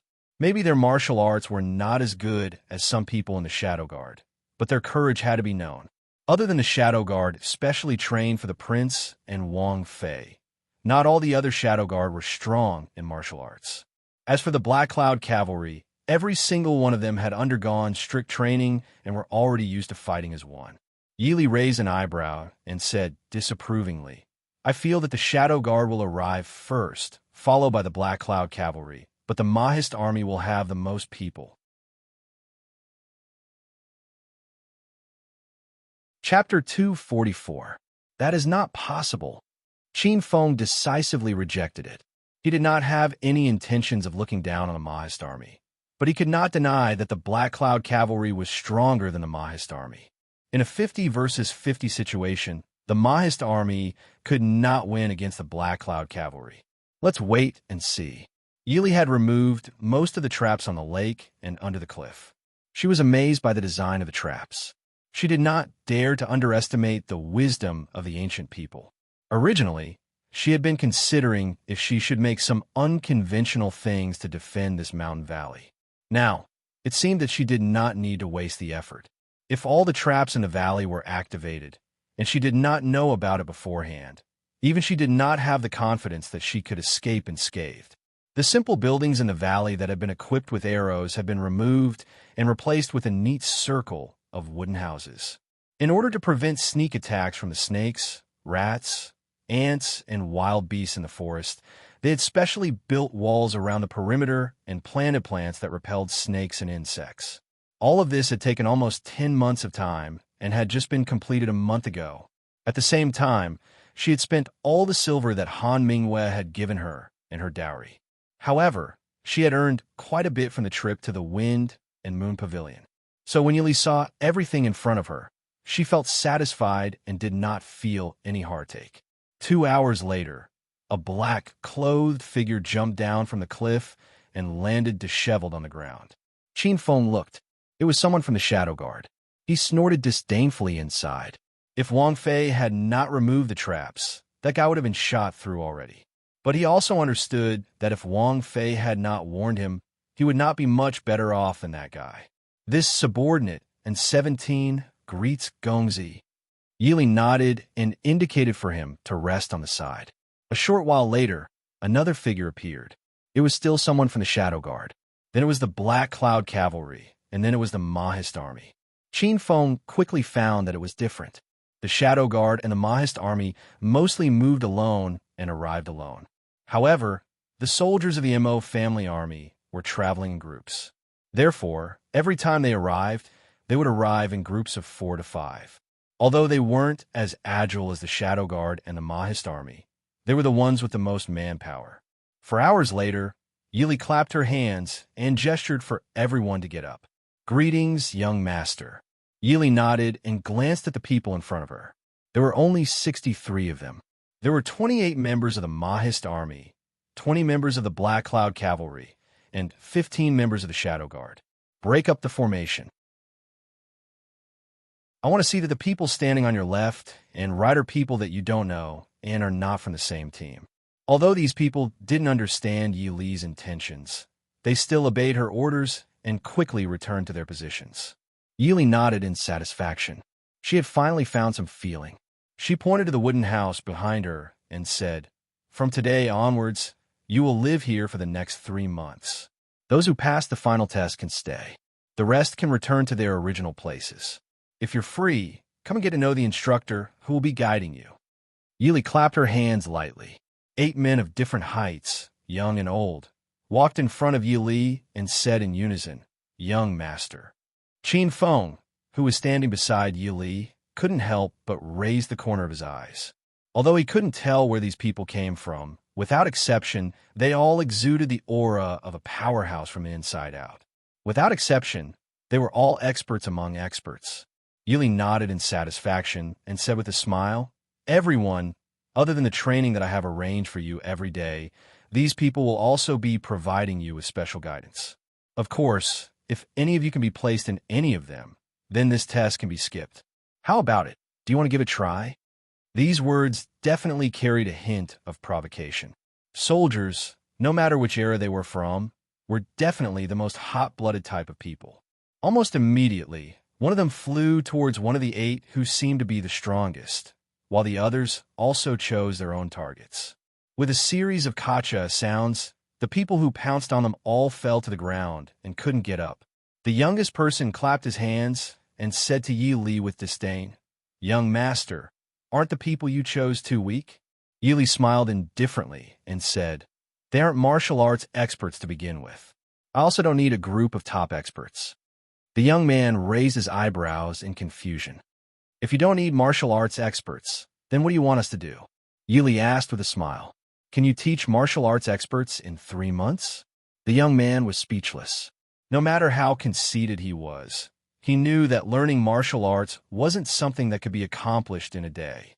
Even he, who had been praised as a martial arts genius since he was young, had to study hard for more than 10 years to reach this level.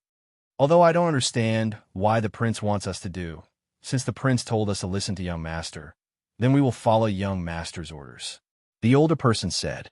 Yi Li nodded with a smile and said, "I didn't expect the prince to have so many hidden dragons and crouching tigers under him.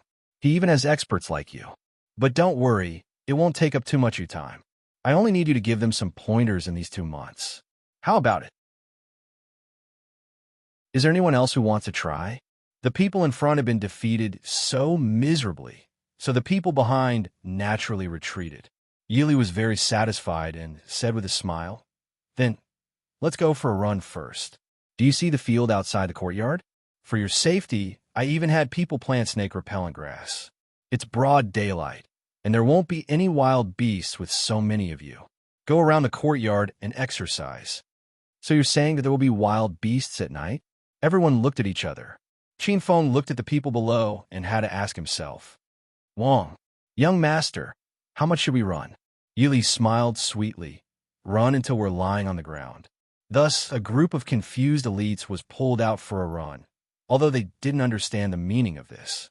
But from a certain point of view, they were all soldiers, so they still understood how to follow orders. So with 8 experts holding the line, dozens of people lined up to run in circles. Only Qin Feng was left behind, still confused as he looked at Yi Li, who was clearly in a good mood. Yi Li smiled and waved at him, saying, "Take a look. Get used to it for the next 7 days. I'll make adjustments later." Qin Feng looked down at the file in his hand. He could recognize the beautiful handwriting, but when he put together, he didn't understand what it meant at all. Every morning and evening, there was archery, fighting, running, and so on. Even if he didn't understand, he could understand what it meant. But what were these parallel bars, push-ups, and so on? What did they mean, and what did they do? In Qin Feng's view, apart from archery and fighting, the things written on this paper were basically useless. Yi Li said with a smile, "It doesn't matter if you don't understand. It also doesn't matter if you don't know. When Dark 2 and Dark 3 are free, I'll have them teach you. I originally planned on having Dark 2 lead these people, but when I think about it, you are the Black Cloud Cavalry's commander, so you definitely have more experience than Dark 2. That's why, when you have time, remember to make up for it." Seeing the innocent and sincere smile of the handsome youth in front of him, Qin Feng didn't know why, but he shivered. His intuition told him that the next few months wouldn't be easy. The two of them jumped onto the roof, perfectly able to see the scene outside the courtyard. Yi Li clapped her hands and sat down on the roof. She looked at the people running outside who were out of breath and shook her head. "These are the elites of your Black Cloud Cavalry? Don't tell me you've ridden too many horses that you can't even outrun the Shadow Guard."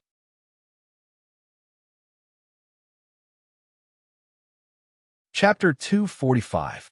Qin Feng gritted his teeth. Of the 20 Shadow Guards, at least 15 of them knew martial arts, all right? "Whoever dares to use Qin Gong, I'll make you fly to the top of the cliff and jump back down 20 times. Yi Li said with a smile as she stared at the Shadow Guards who were trying to trick them. The Shadow Guards, who were secretly enjoying the sorry state of their companions, couldn't help but feel their legs go soft, and they almost fell to the ground. Regardless of whether he understood it or not, when Qin Feng left with Yi Li in the evening, he couldn't help but look back with pity at the Ding Kingdom's elites who were lying outside the wall and unable to get up. Hearing the howls of wolves and the roars of unknown beasts coming from the distant forest, Qin Feng couldn't help but think that for Wang Fei to find such a place so close to the capital, was it because the heavens didn't like them? Wang Fei, should this subordinate stay behind to look after them? Those experts were indeed experts, but none of them looked like they could control those arrogant elite soldiers. It would be troublesome if there was a conflict at that time.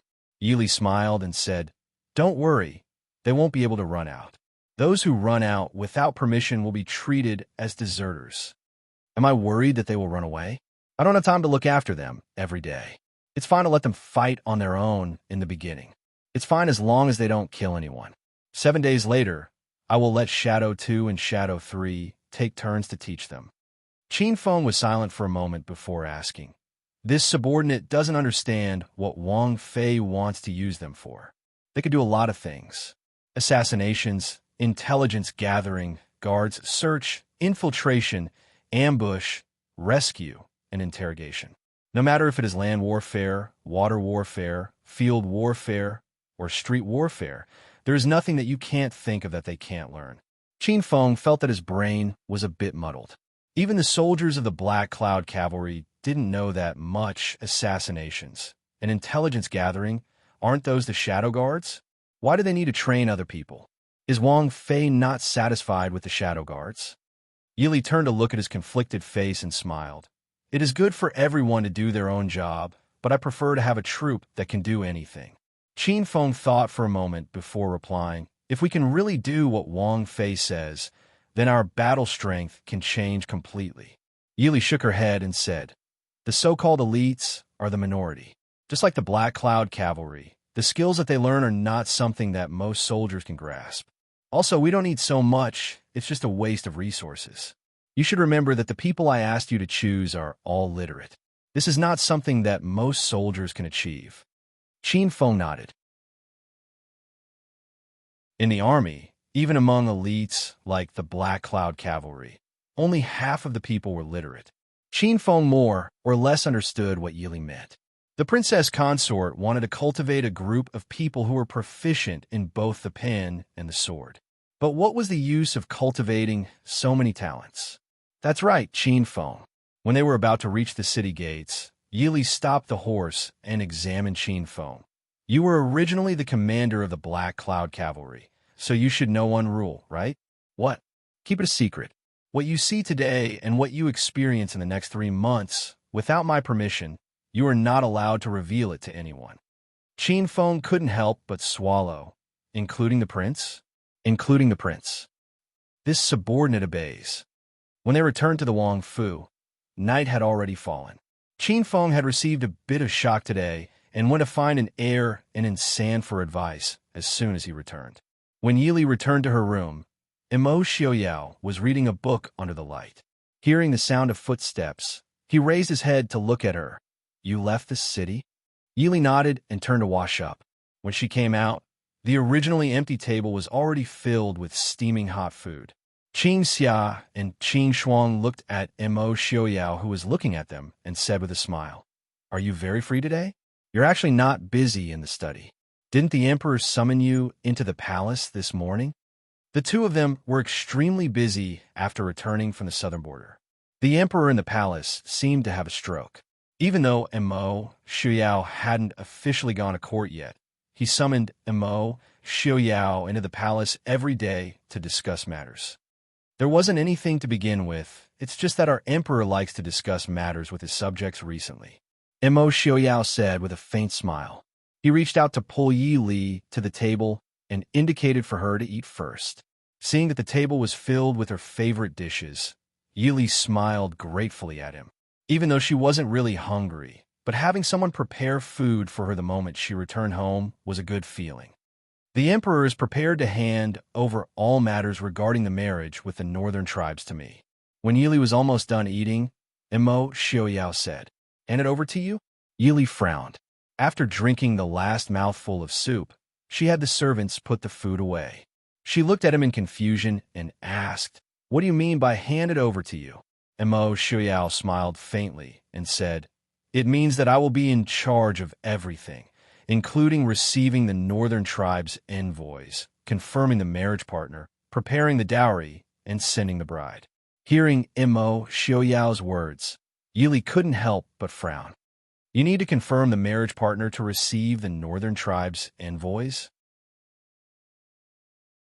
Imo Xiaoyao looked at her with a smile. In reality, you need to be in charge of confirming the marriage partner. So these days, you will probably be very busy and won't be able to go out of the city. Yili weakly waved her hand. She didn't even need to imagine what would happen when the news spread out. Which noble in the capital would be willing to marry their daughter to the northern tribes, a barren place? She was afraid that tomorrow, the people who came to plead for her would break the threshold of the Princeton mansion. The worst thing was that she couldn't choose no one, but no matter who she chose, she would definitely offend people. So, the emperor wanted to make more enemies for the Princeton mansion. There are people watching over there, so I don't have to run out of the city every day. But what do you think about the marriage partner? Imo Xiaoyao thought for a while and said, the emperor's thoughts are hinting that the eldest daughter of the Hua family is the most suitable. The Empress Dowager prefers Princess Ronghua, but the Empress Dowager can't say anything now.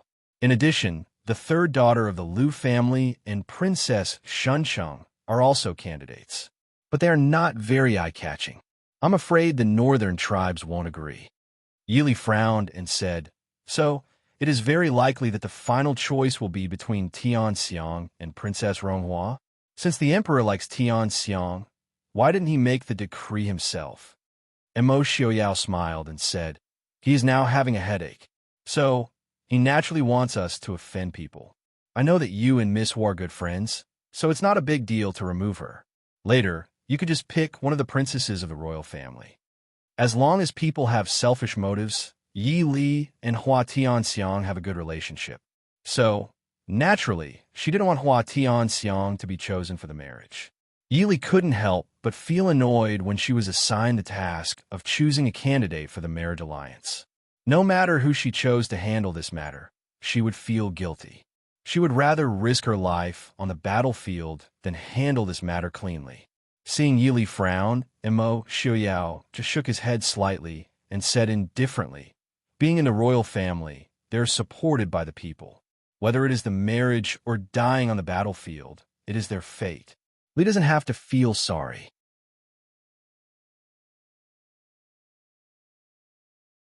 Chapter 246.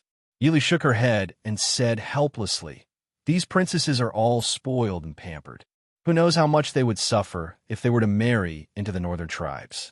If the two countries really wanted to marry each other, then it would be fine. But it was obvious that it was just for show.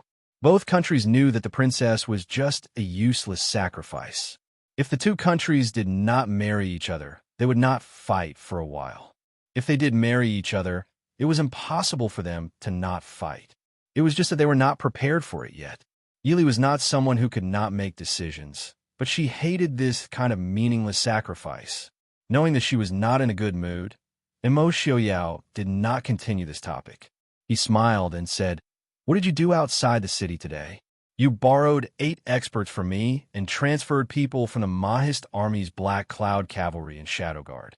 What do you want to do? Is Miss Li really not going to tell me? Yi Li looked up and smiled. I am still in the experimental stage.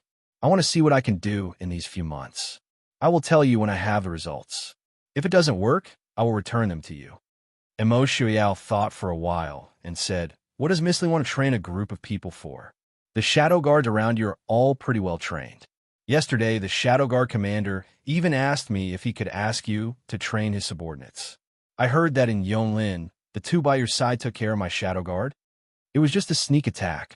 Yi Li smiled. It is not easy to sneak attack.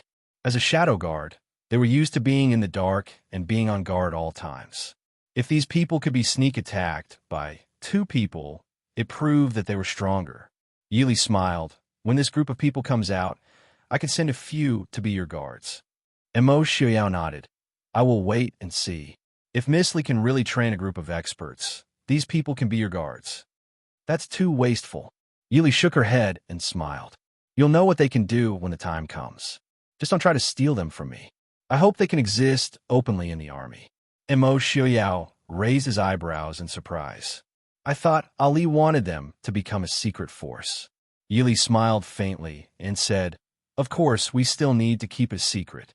However, what we need to hide is their numbers, where they are stationed, their true strength, and their detailed identities. We don't need to hide their achievements or their existence. If it was really as I imagined, their existence would be known sooner or later, and it would be impossible for them to hide. I hope that they will be rewarded like normal soldiers, and those who are capable will be promoted." The Black Cloud Cavalry was still a proper army, but the Shadow Guard was a bit of scam.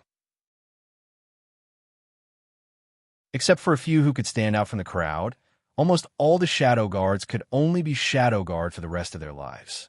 They didn't have an honorable identity, no promotion, no glory, no friends, and they couldn't even get married and have children. Most of them were too old to be Shadow Guards. Although they were supported by the king's palace, they weren't young anymore. Most of their lives were ruined. Like this, there weren't any traitors in the Ding King's palace's Shadow Guard. It could only be said that the ancient people placed great importance on loyalty and righteousness. Emo Xiaoyao lowered his head and thought for a moment before saying, "You didn't treat the people by your side as Shadow Guards from the start." And Yi went to the army, and with his strength that could be considered outstanding among the Shadow Guard, it was only a matter of time before he stood out. And Si went to Xiling to handle some matters. As for the Air and Sam by your side, you should also teach them some of the things on the surface to handle. Yili smiled and said, "Whether it is their ability or intelligence, they are much stronger than most people. However, most of their lives can only be hidden in the dark. I feel that it is too much of a waste of talent. Moreover, the human heart is something that is very difficult to understand. Perhaps one day they won't want to hide in the dark anymore. If that day really comes, the consequences will be even more serious than not having Shadow Guard. Therefore, if they have the ability and are willing to be used by me, I naturally can't treat them unfairly. Of course, if someone wants to betray me, I won't be merciful." Emo Xiaoyao thought for a moment and said, "Li's words are reasonable, but Li might not know that there are actually many large families that have their own hidden powers, especially those like the personal Shadow Guard. They know too many secrets of their masters, so the control is very strict. In some families, the Shadow Guard who knows too much will be silenced in the end." Yili said, "Then it's also impossible to give the Shadow Guard the same military position or other ranks, and the same clear rewards and punishments. After a certain number of years, they will be transferred to the Black Cloud Cavalry or the Mahist Army." Emo Xiaoyao was a bit curious and said with a smile, "What does Lily have in mind?" Yili said, "If I am satisfied with the results of this training, these people should be able to serve before the age of 35. After 35, they will not be allowed to leave and will be transferred to the Mahist Army with the same rank. Of course, if they have other abilities and interests, they can also consider civil service or other positions. This is just a thought. In any case, the people haven't even been trained yet, so there is still time to consider this problem." Emo Xiaoyao raised his eyebrows and said, "I understand. Lili wants to pave the way for their future, right?" Yili nodded and looked at Emo Xiaoyao with a serious expression. "I once heard a saying, the soldiers have already shed blood for the country, so they shouldn't be allowed to shed any more tears. There are also those retired veterans and injured soldiers. Their days aren't easy. However, I can't care so much right now, so I have to at least settle down the people under me. Because she used to be a soldier, but the treatment in her previous life was naturally much better than the people in this life. In ancient times, being a soldier wasn't a glorious profession. Good men didn't become soldiers, and good iron didn't make nails. Many people joined the army because they had no other choice. Although I don't know why Lily would have such thoughts, I will think about it carefully." Emo Xiaoyao looked at the woman who was deep in thought and said softly, "Early in the morning, Yili received the Empress summons from the palace. In fact, she was already impressed by Mo Jingqi's patience that the emperor didn't summon her to the palace as soon as they returned to the capital. With Yili's current status, in the entire capital, other than the emperor, the empress, and the empress dowager, no one could casually request to see her. However, the empress dowager could be said to be under house arrest by Mo Jingqi. Last time, something happened when Yili entered the palace. Prince Ding could completely refuse the Emperor's summons to Princess Ding, so he summoned her in the name of the Empress. The Empress summoned Yi Li in the name of admiring flowers. It was said that the begonia flowers in the imperial garden bloomed beautifully, so the Empress ordered all the noble madams in the capital to welcome Princess Ding and admire the flowers at the same time. Seeing the flowers in the imperial garden, Yili vaguely remembered that this year's 100-Flower Festival had already ended. She couldn't help but smile. She was busy all day outside, so how could she still remember the festival that the noble ladies in the capital were longing for? Yili wanted to enter the palace, and Mo Xiuyao didn't care whether he had received the Empress' invitation and directly followed her. It was obvious that he didn't trust the royal family. Mo Jingqi was so angry that his face turned black, but he couldn't say anything. After all, the matter of the Empress Dowager's disappearance had yet to be investigated.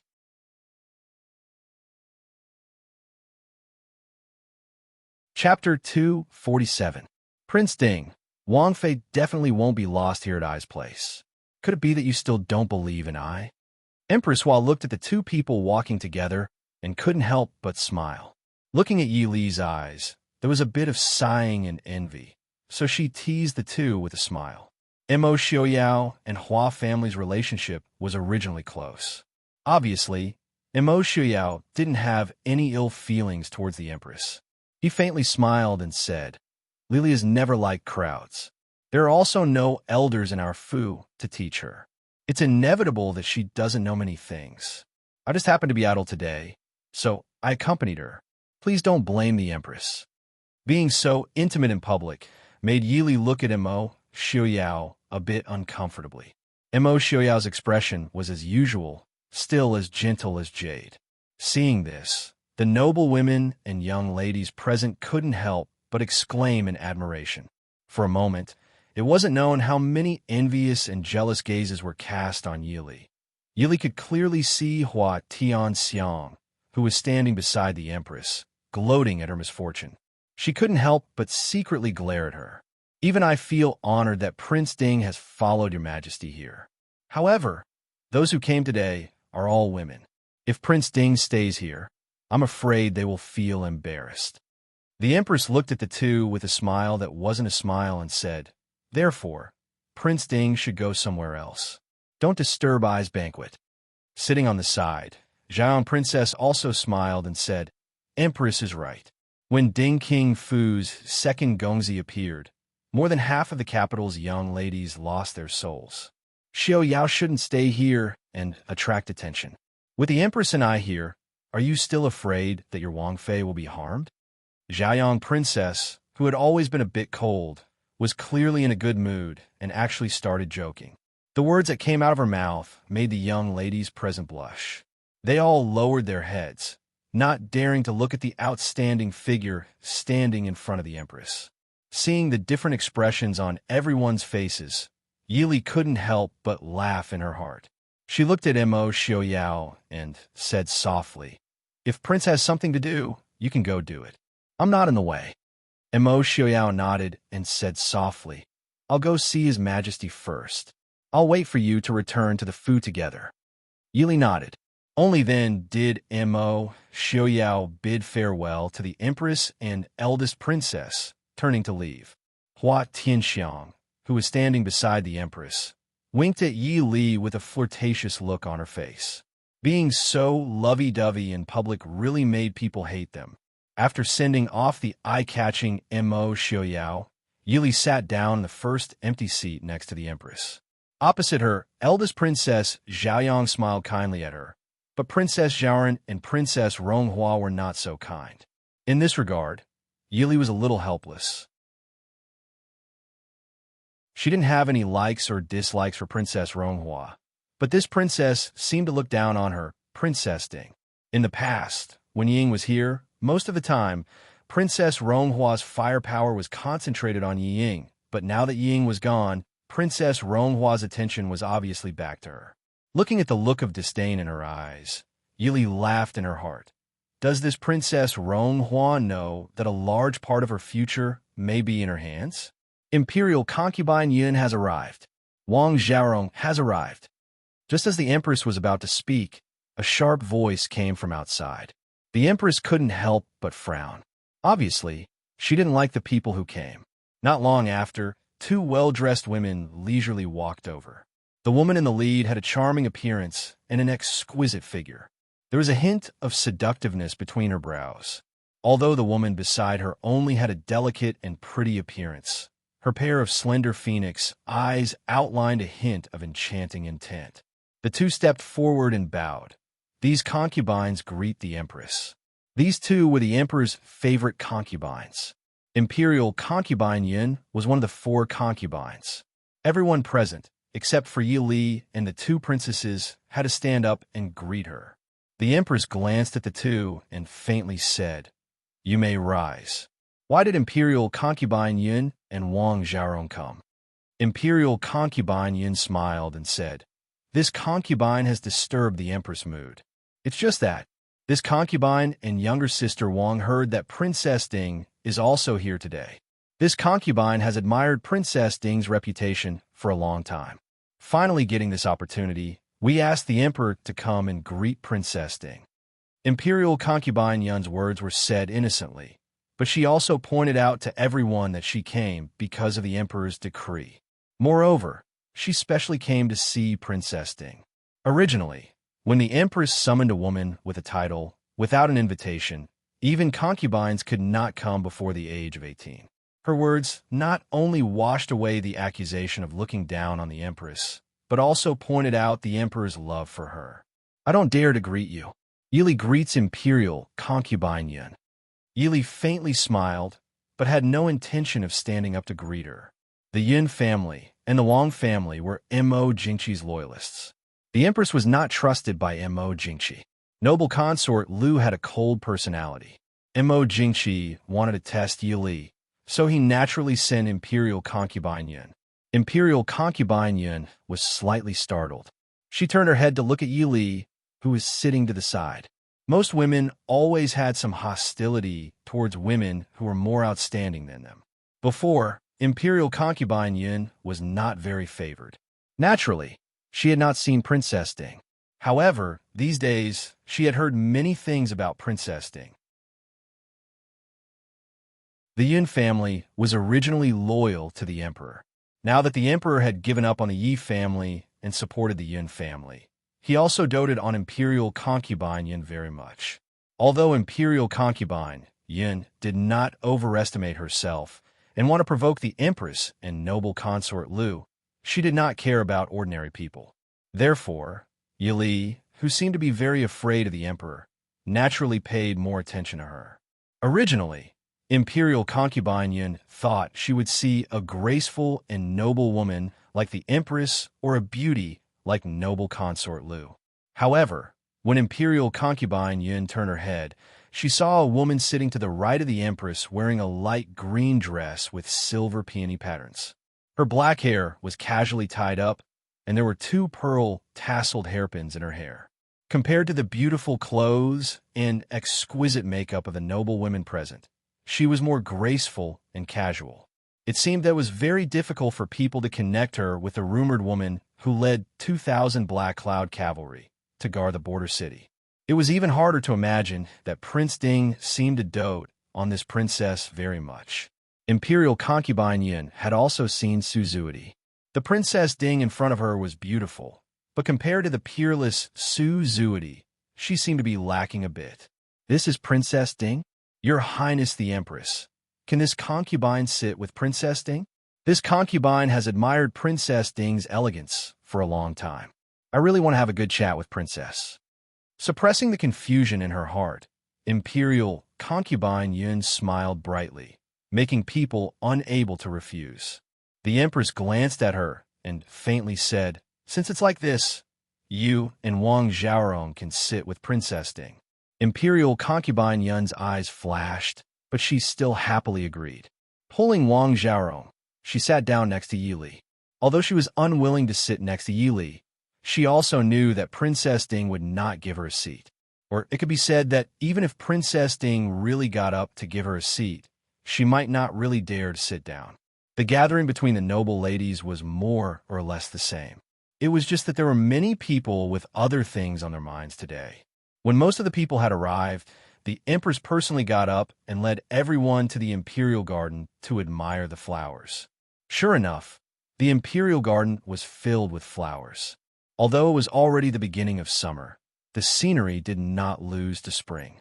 The noble ladies sat in groups of 2s and 3s to chat and admire the flowers.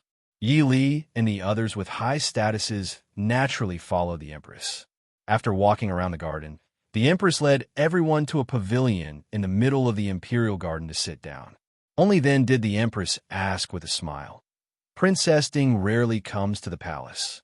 What do you think of the scenery in the palace?" Yi Li smiled and said, "It's naturally rich and graceful, just like a paradise."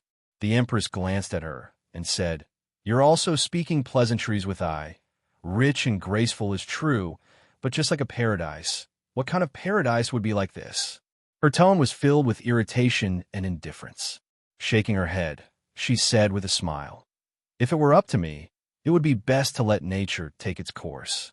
The scenery in the palace is extremely beautiful, but with all these things gathered together, it is a bit dazzling. I have been to the Prince Ding mansion before. I think it must be to Princess' liking."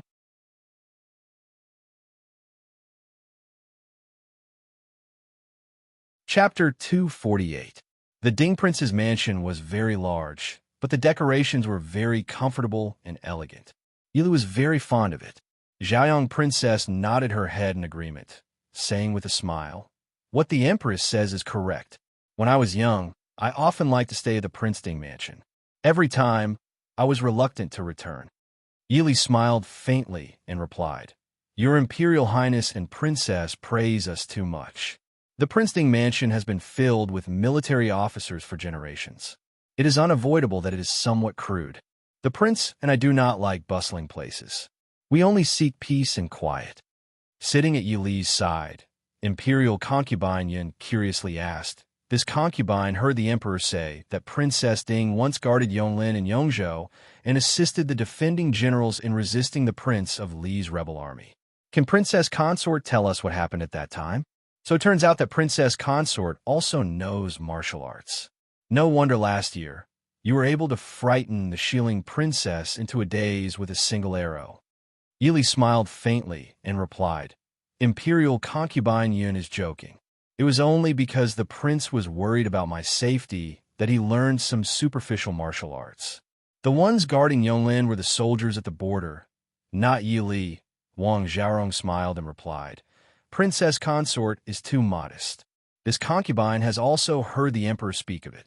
The emperor also said that if it were not for Princess Consort's efforts, Shattering Snow Pass would have been lost long ago. Princess Consort has worked hard for the Dechu state.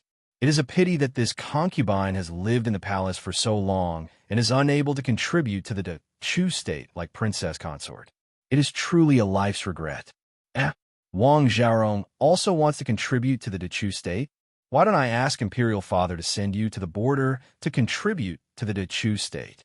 With Wang Xiaorong being so loyal to the Dechu state, Imperial Father will definitely be very happy. Everyone turned their heads to see Princess Changle, who was wearing a pink dress. She blinked her bright eyes and giggled as she looked at Wang Xiaorong. Forcing a smile, Wang Xiaorong replied, "Princess must be joking. Your concubine does not have the strength to truss a chicken." Even though she was favored and placed in an important position by her family, Wang Xiaorong still did not dare to provoke Princess Changle. Princess Changle was the Empress's only daughter, as well as the only legitimate child of the entire Dechu state's imperial household. Although Mo Jingqi did not dote on the Empress, he still respected her. He doted on this innocent and cute princess even more. If Princess Changle were to run to the imperial study and spread rumors, then he would be in deep trouble. Princess Changle rolled her eyes.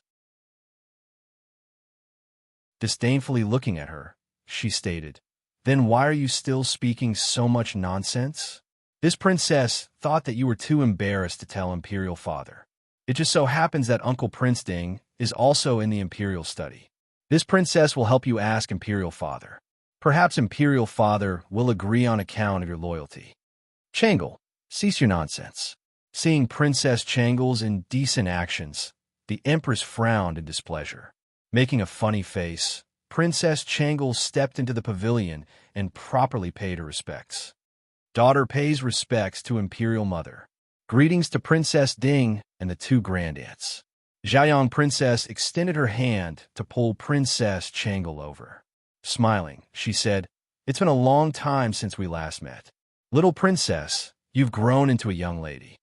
With a smile, Yili led the way. It had only been a year since they last met, but Princess Changle had indeed grown considerably compared to when she had first met her outside Yaowa Palace. At the very least, she no longer appeared to be hiding in the bushes. Princess Changle clearly still remembered Yili. Lying in Princess Xiaoyang's embrace, she winked at her. Startled, Yili responded with a shallow smile. Imperial concubine Yin looked at Princess Changle, who was acting spoiled in Princess Xiaoyang's embrace.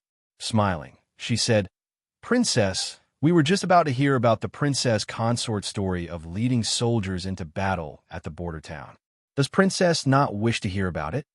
Princess Changle's eyes turned.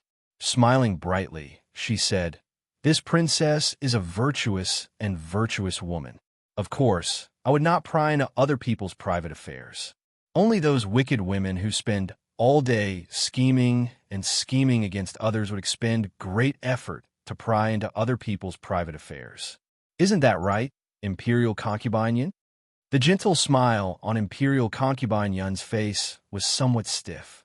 Forcing a smile, she said, "Of course the princess is a virtuous and virtuous woman." Princess Changle lightly snorted. Turning her head to the Empress, she asked, "Imperial Concubine Mother, can this son invite Princess Ding and elder cousin to play?" Smiling faintly, the Empress replied, "That will depend on whether or not Princess Ding has the time to play with you. You're not young anymore. All day long, you're pestering people to play with you. What are you thinking?" Smiling, Princess Changle replied, "This girl is very fond of Princess Ding." The Empress turned her head to Yili and smiled. "This girl is not sensible. Princess, please don't laugh at her." Yili smiled and replied, "How can that be? The princess is pure and kind. To be liked by the princess is Yi Li's honor. May I know where the princess wishes to invite me to play?" Princess Changle joyfully left Xiaoyang Princess' embrace, pulling Yi Li with one hand and Hua Tianxiang with the other as she ran outside. "Follow this princess." Yi Li's nimble movements did not matter. On the contrary, Hua Tianxiang, being dragged along by Princess Changle, stumbled and fell. Behind them, the Empress helplessly instructed the servants to follow and keep an eye on them. Princess Changle pulled the two through the Imperial Gardens, running all the way to the back of the rockery in the northwest corner of the Imperial Gardens before stopping. Turning her head, she saw that the palace servants had not followed them. Only then did she relax and frown. Softly complaining, she said, "These people are truly annoying. Follow me everywhere." Yili smiled and replied, "They are following the Empress and the Emperor's orders. If they can't find you, perhaps they will be punished." Waving her hand, Princess Changle replied, "Don't worry. My Imperial Mother is a good person. She will not casually punish palace servants. However, those people are very annoying. They like to tell Imperial Father and the other concubines what I say. This princess hates them. The two of you, follow me." With a face full of smiles, Princess Changle climbed up the rockery. As she did so, she turned her head and said to the two, "This place is very large. If we climb up, they won't be able to find us." Yili looked around. This rockery was indeed quite large. If they hid here and did not look carefully, they might not be able to find them. However, "Princess, why are we climbing up?" Princess Changle turned her head to look at her. Stroking her hair, which was adorned with a string of pearls, she replied, "Uncle Prince Ding said that a bad woman has made you unhappy and wanted me to find a place to hide you. In a moment, he'll come to pick you up. Also, does an elder cousin have something to tell you?" Yili did not know whether to laugh or cry. "Hide her," She dared to bet that this was not what Mo Xiaoyao had told Princess Changle. Tilting her head, she looked at the similarly astonished Hua Tianxiang. Hua Tianxiang was also looking at Princess Changle. Princess Changle lightly snorted, turning her head to continue climbing. Who is this princess? Imperial father wishes to marry elder cousin Xiangxiang to the northern tribes. I asked Mama. The northern tribes is a very bad place. The people there are coarse and barbaric. It is cold and secluded. There's also no good food to eat. I went to beg Uncle Prince Ding. Uncle Prince Ding said that Princess Ding has the final say in this matter. As a result, we can speak now. Come on up. Helpless, the two could only follow her and climb up. Sure enough, there was a place halfway up the rockery where people could hide. Seeing how quiet it was obvious that there were people here often. Sitting on the rockery, Yili smiled and asked, "Therefore, Princess wishes to request that I not marry Tianxiang to the northern tribes?" Princess Changle gazed at her anxiously. "Will you agree?" Yili smiled. "What benefits would there be if I agree?" Thinking it over, Princess Changle replied, "This princess can give you all of my treasures. I have many treasures. They were all given to me by Imperial Father. Imperial Mother said that these things are very precious. Is that possible?"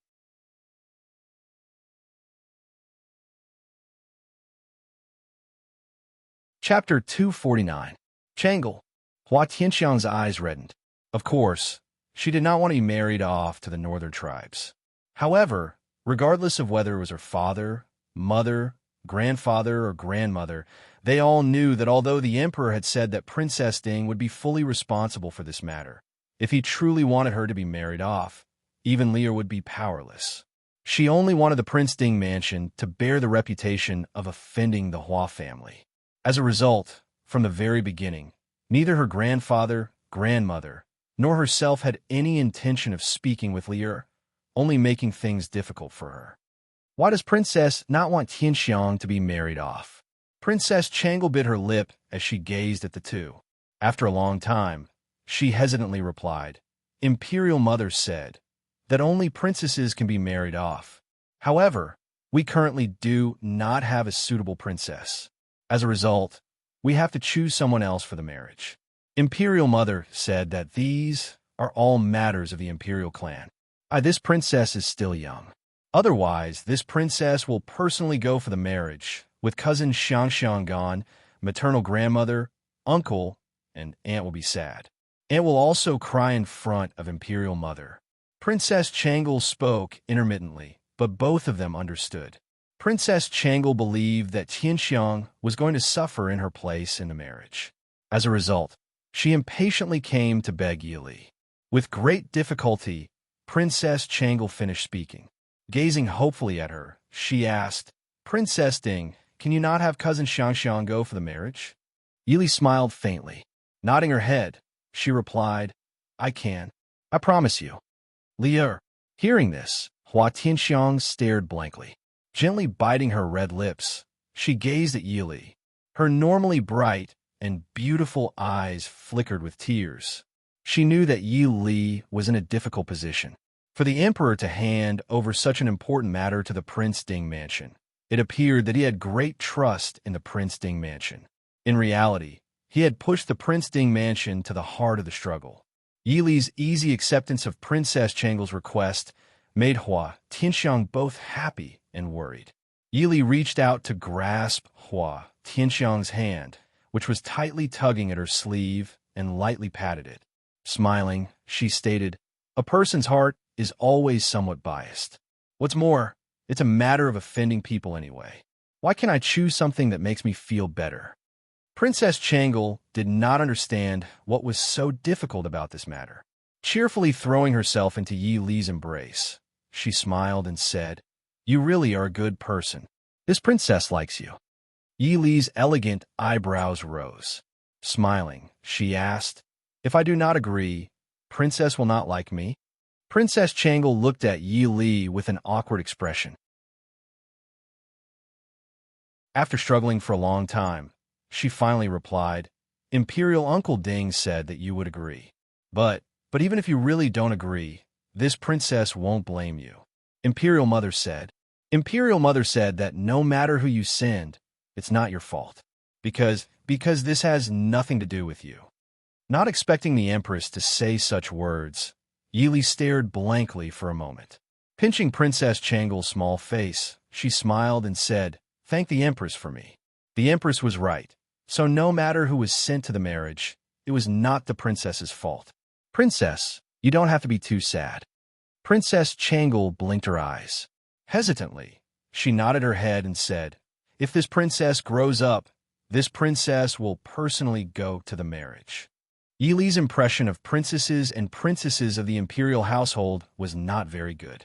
She did not expect that this little princess would not only be cute, but also have such thoughts. Kneading her small, tender face, Yili smiled and said, "The Empress and the Empress would not be willing to part with the princess's marriage. Moreover, does the princess know what a marriage is? Going to another country will not be as comfortable as staying in the Dechu state." Princess Changle bared her teeth at Yili. Grabbing the hand that was ravaging her face, she said in a muffled voice, "I know. Imperial Mother has told me that, as a princess, although I can enjoy glory, splendor, wealth, and rank, I cannot make my own decisions regarding marriage. Even Imperial Mother cannot. If, in the future, there is a need for a marriage and Imperial Father chooses Changle, Changle cannot cause trouble. This is because this is the responsibility of a princess."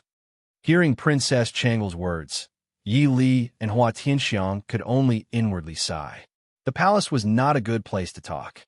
Even if the three of them hid in a secluded area, it was inevitable that groups of palace maids and eunuchs would search for them. Yi Li pulled Princess Changle to her feet. "Since we have finished speaking, let's go out." Taking the initiative to go out was much better than being found by others. If the stately imperial consort of the emperor and the little princess were to be seen hiding in the rock garden, she would lose all face.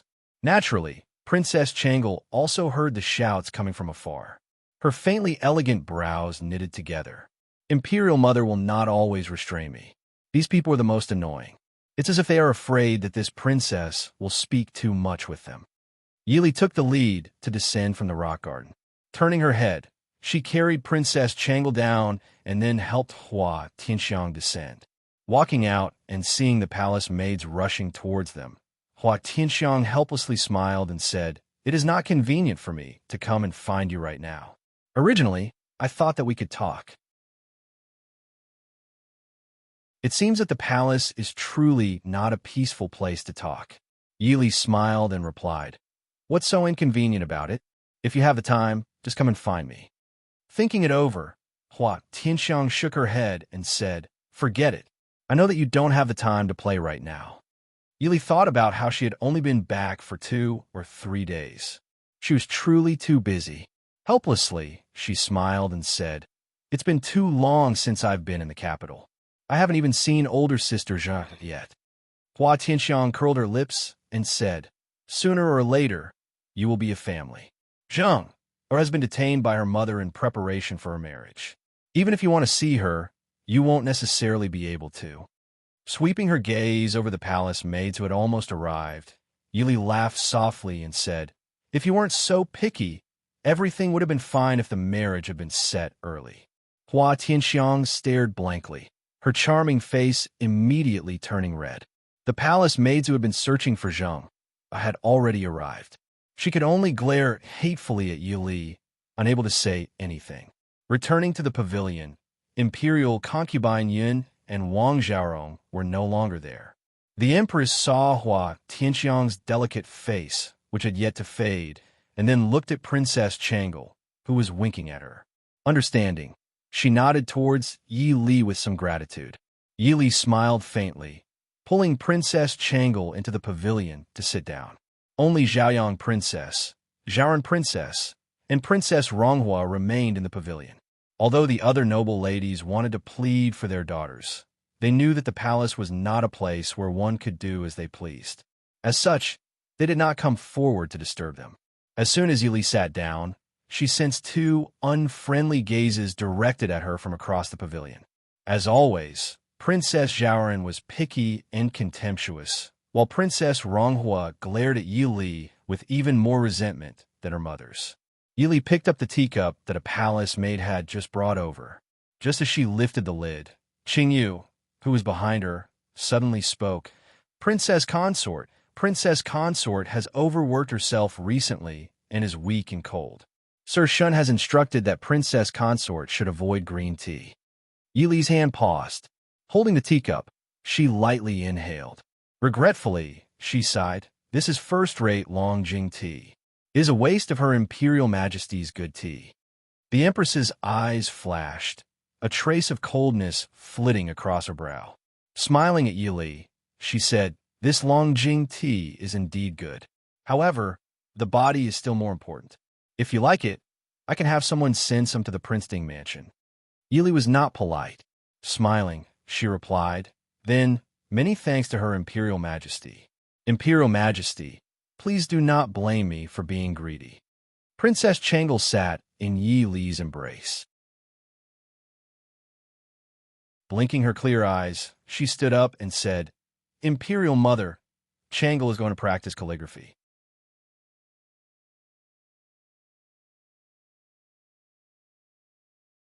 Chapter 250. The Empress dotingly looked at her daughter and nodded. Go. After Princess Changle disappeared, Princess Ronghua looked critically at Yi Li. With a light snort, she said, Princess Ding, aren't you proficient in both civil and martial arts? When did your body become so weak that you can't even drink a cup of tea? Yi Li smiled at Princess Ronghua and replied, Princess must be joking. However, if there is something wrong with the body, it is natural to have a physician examine it as soon as possible. Concealing one's illness for fear of treatment is not a good thing. What do you think, Princess? Princess Ronghua proudly raised her eyebrows. Picking up the teacup, she took a sip and said, This princess has never heard of someone who cannot drink tea because they are unwell. Enough, Ronghua. Seeing Princess Ronghua being so overbearing, Zhayong Princess frowned in displeasure. You are an unmarried girl. Can't you speak properly? What is it like to be so rampant? I'm about to be married off to the northern tribes. Who cares if I speak properly? Princess Ronghua angrily said. Finished speaking, she glared at Yi Li. It was obvious that she had been holding back these words for a long time. Yi Li smiled bitterly in her heart. The marriage alliance was decided by the emperor. What did it have to do with her? Turning around and handing the teacup to Qing Yu, Yi Li decided not to speak. To the side, Princess Zhaoran could not help but ask, Princess Ding, what are your plans for the marriage alliance candidates? Yi Li inwardly shook her head. Princess Zhaoran and Princess Ronghua both had the same temperament. Probably because they were born into the imperial family, they were used to being arrogant. Even at this time, their words carried a commanding tone. The emperor's desired candidates are all listed. Yesterday, the prince brought them back to the residence. I have not had the time to look at them. I am unable to answer Princess's question. The emperor's desired candidate is Hua Tianxiang. Who doesn't know? Princess Ronghua blurted out. You are clearly trying to exclude her. Do you think that this princess does not know? Yi Li raised her eyebrows and smiled. She looked up at Princess Ronghua and asked doubtfully, The emperor likes Miss Hua? Since that's the case, why didn't His Majesty directly order young Miss Hua to go to the marriage alliance, instead of letting this consort choose a suitable candidate? Since that's the case, since we're all in the palace today, why don't we ask Princess Ronghua to ask the emperor if he really likes Miss Hua? That way, this consort won't be able to pick someone who doesn't meet the emperor's expectations. Princess Ronghua, what do you think? Princess Ronghua was so angry that her face turned white. Although she didn't know much about politics, it didn't mean that she didn't know anything. Why didn't the emperor directly issue a decree for Hua Tianxiang to marry? As a close relative of the imperial family, even if she didn't think of it herself, others would have told her. If she really went to the emperor to ask, she was afraid that she would be the only candidate for the marriage alliance. This Yi Li actually dared to scheme against her. Just like that woman Ying, no one with the surname Yi was a good person. Princess Ding. Xiaoyang Princess looked at the resentful Princess Ronghua and sighed helplessly. She didn't have any children, and Princess Xiaoran also only had this one daughter, so it was inevitable that she would spoil Ronghua too much. She didn't want to spoil her to have such a domineering and brainless personality. Princess Ding lost her mother when she was young. In terms of age, she was younger than Ronghua by half a year, but Ronghua couldn't compare to her. Ronghua is impatient and doesn't know how to talk. I hope Princess Ding won't blame me. Yili also knew that Princess Xiaoyang Princess had always doted on this niece, so she didn't mind. She smiled and said, "Princess, you're exaggerating. In fact, although the Emperor gave me the marriage alliance, Princess knows that I'm young and have never dealt with these things. There are many things that I don't understand, so I don't dare to rush to a conclusion. So I can't answer Princess Xiaoran's question right now. Please forgive me." Xiaoyang Princess smiled and said, "Princess Xiaoran asked because she was worried about Ronghua. Wang Fei doesn't have to take it to heart." "Nyang Nyang, Prince Ding has come." The palace maid outside the pavilion reported. The Empress turned to look at Yili and said with a smile, "Everyone says that Prince Ding and Wang Fei are very loving. I didn't believe it at first, but now I do. It's only been a short while, and Prince Ding can't wait? Invite Prince Ding over." A short while later, Imo Xiuyao slowly walked over. He stood outside the pavilion and scanned the people in the pavilion.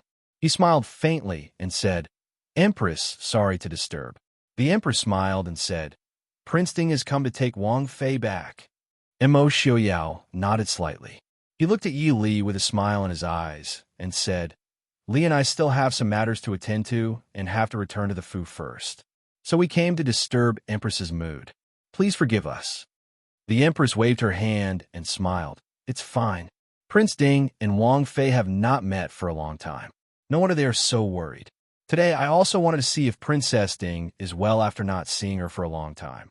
Now that we have seen her, Prince Ding, please take Wang Fei away." Imo Xiuyao gave his thanks in a light voice. He reached out to hold Yi Li's hand and nodded at Xiaoyang Princess before bidding farewell. The two walked hand in hand in the imperial garden.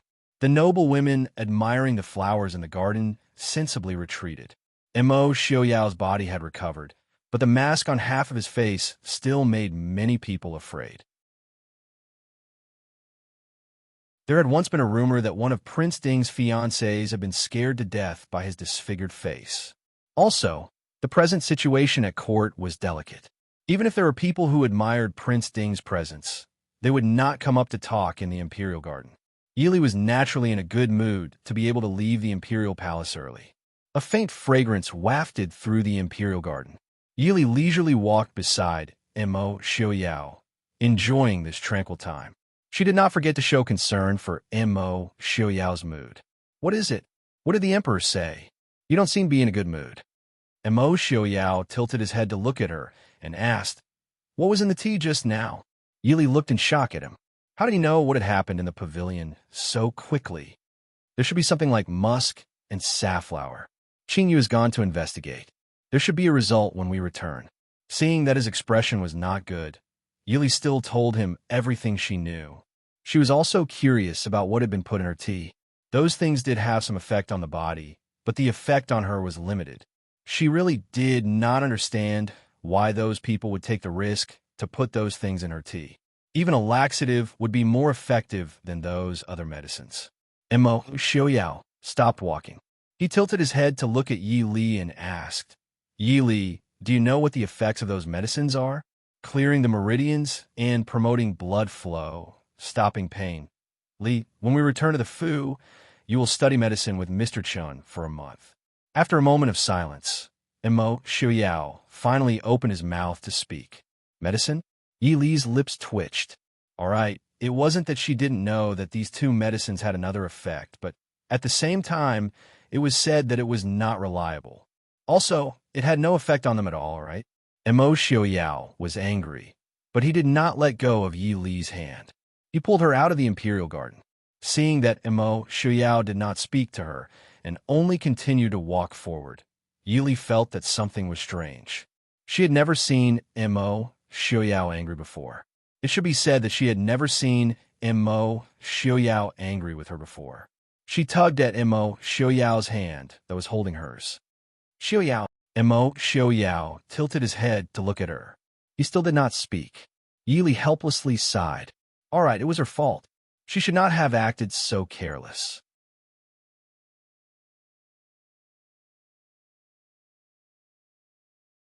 Chapter 251. Are you really angry? It's not that I don't care, it's just that it doesn't affect us, so I'm not that nervous. Yili couldn't help but despise herself in her heart. Immo Xiaoyao just didn't want to talk to her. What was she trying to explain? Of course, she was angry that she was drugged in the palace, and she could guess who did it.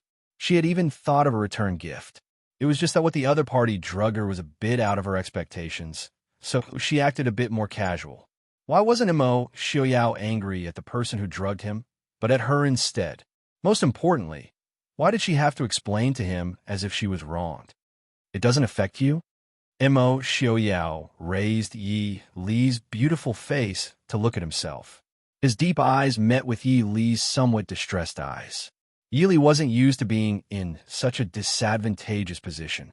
She struggled uncomfortably and said, Yes, I know that the drug is said to have that effect, but we don't have it, and that statement doesn't seem to be reliable. Besides, I didn't drink it. Was Immo Xiaoyao really worried that she wouldn't be able to have children in the future after being drugged? Looking at Immo Xiaoyao's still low pressure, Yi Li thought in hindsight. Li, Prince Ding, Princess Ding, why are you here? Immo Xiaoyao was just about to speak when a cold female voice covered his voice. The two of them turned around at the same time. Not far away, under a white begonia tree, noble consort Lu, dressed in white, looked like a snow fairy. Noble consort Lu's gaze swept across Yi Li's body indifferently. It stopped on Immo Xiaoyao's body for a moment, and finally fell on their intertwined hands. Immo Xiao didn't seem to care about noble consort Lu's gaze. He nodded indifferently and said, Noble consort Lu, I and Miss Li will be leaving the palace. Goodbye. A complicated expression flashed across noble consort Lu's cold face. She bit her red lips and looked at Immo Xiaoyao for a long time. Then she looked at Yi Li and said with a slight frown, Princess Ding, I have something to talk to Prince Ding alone. Yi Li raised her eyebrows in surprise. Shouldn't she ask Immo Xiaoyao if she wanted to talk to Immo Xiaoyao alone?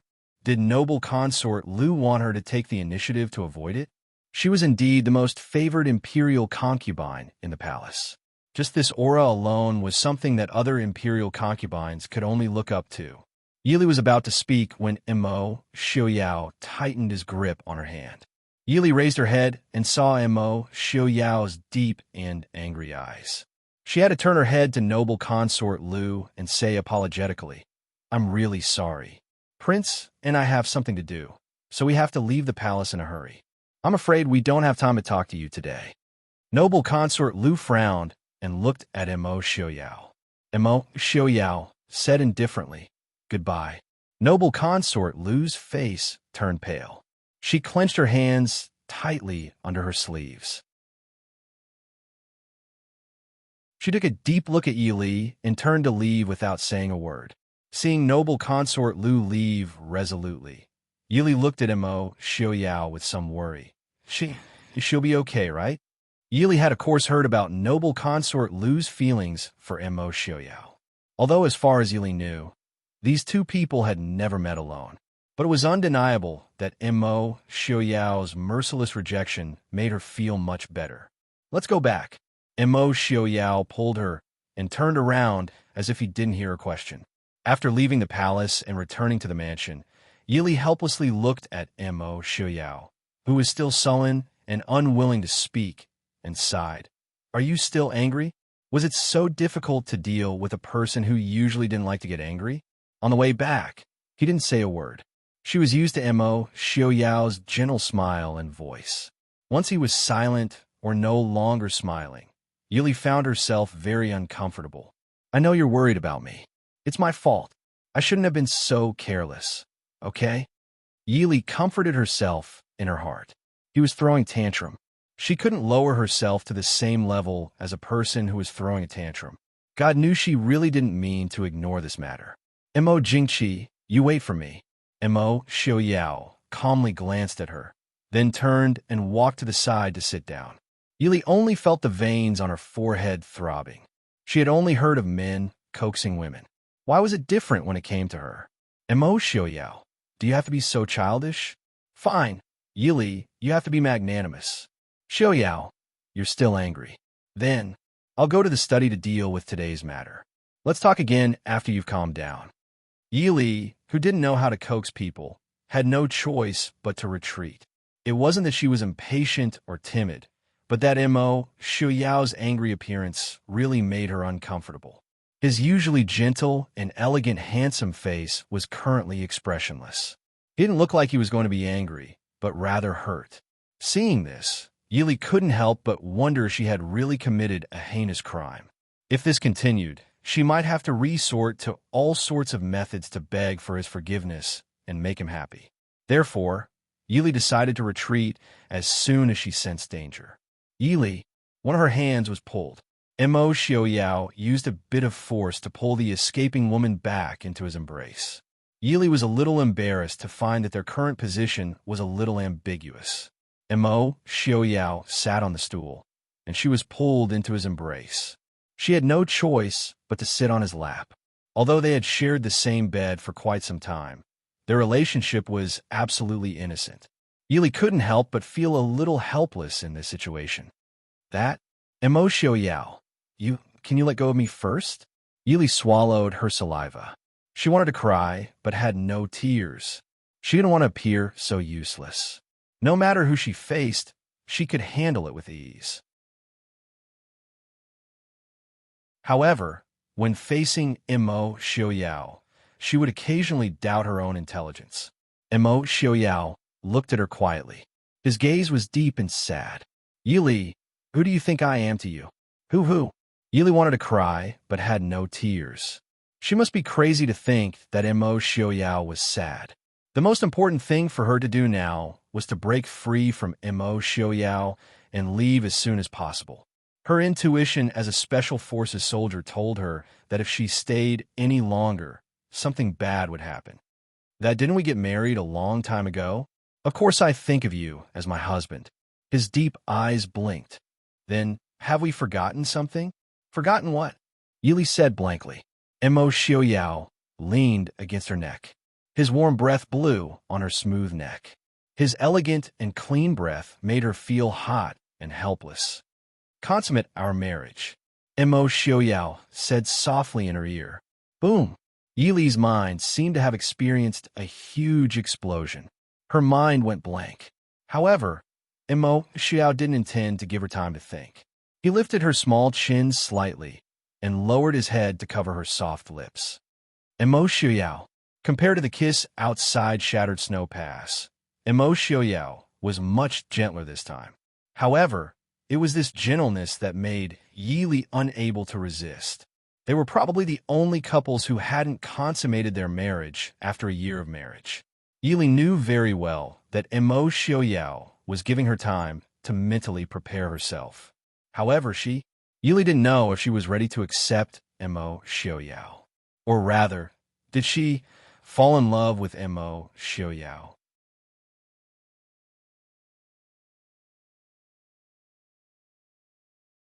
Chapter 252. Test. Mo Xiaoyao faintly raised an eyebrow. Qing Yu hurriedly nodded and said, medicines like musk aren't very harmful to ordinary people.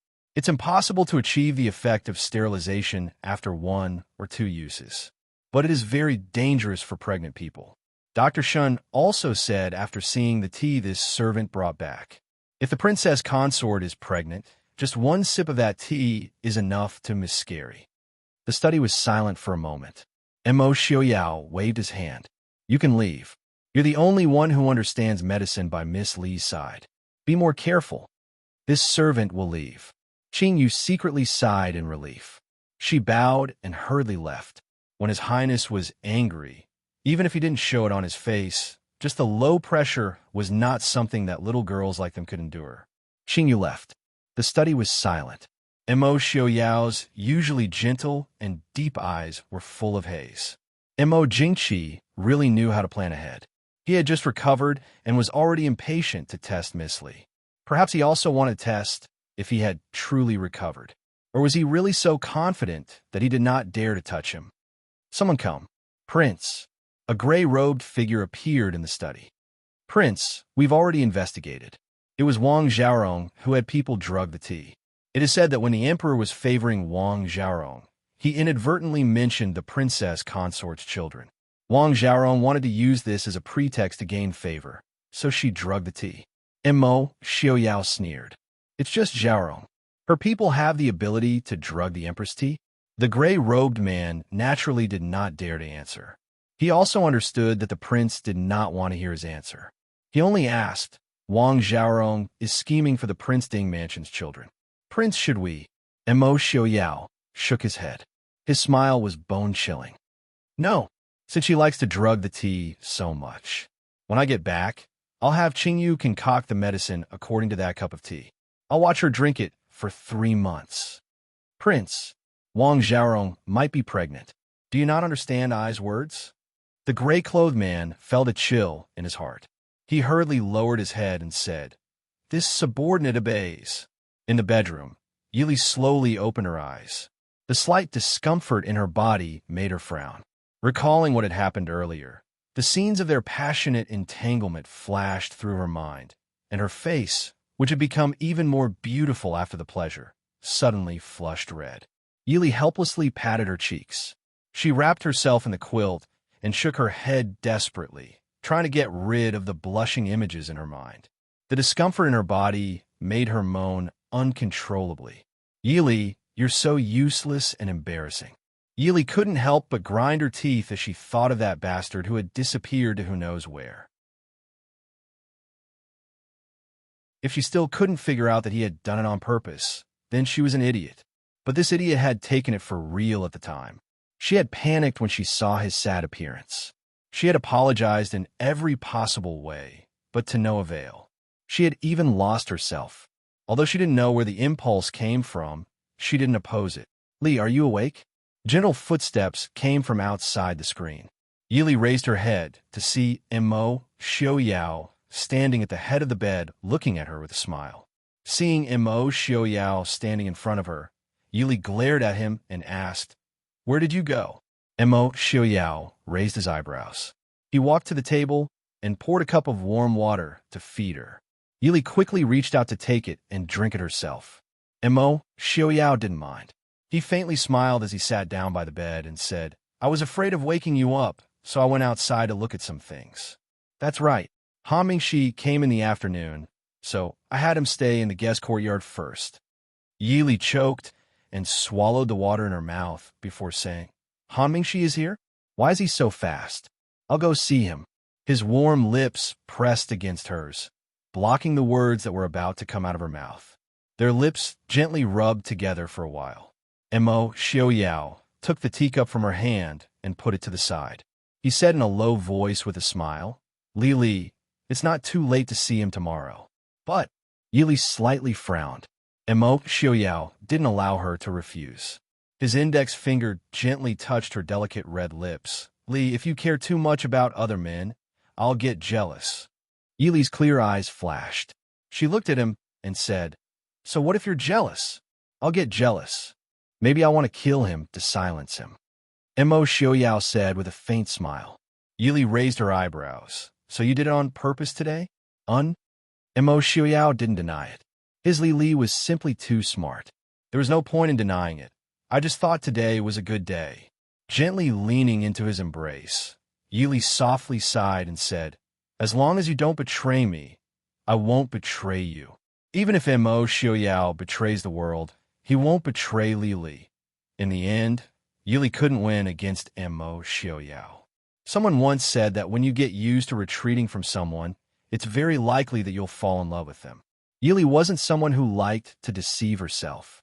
Mo Xiaoyao was her husband. Other than her blood relatives, he was the closest person to her in this world. She didn't want to deny the fact that she might have fallen in love with Mo Xiaoyao. Because even when she heard Mo Xiaoyao's deep words of love, she still felt joy from the bottom of her heart. In this kind of era, as a woman, what could make her happier than marrying someone who loved her and was loved by her? Young Master Han.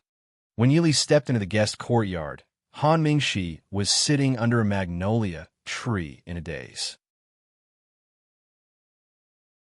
The purple-red petals that fell in the breeze landed on his moon-white robes, creating a strange luxury. She was used to Han Mingxi wearing a flamboyant red robe, no matter where he went. When she looked at the person in front of her, there was a strange feeling of alienation. Han Mingxi came back to his senses, looking at the graceful woman slowly walking towards him. He couldn't help but be slightly dazed. But he quickly recovered. Junwei, Wang Fei. Yili smiled helplessly and said, "I'm not used to hearing you call me that." Han Mingxi raised an eyebrow and said with a smile, "Even though Wang Fei keeps calling me young Master Han, but I'm not used to it. Also, in the future, Han Mingxi is Wang Fei's subordinate.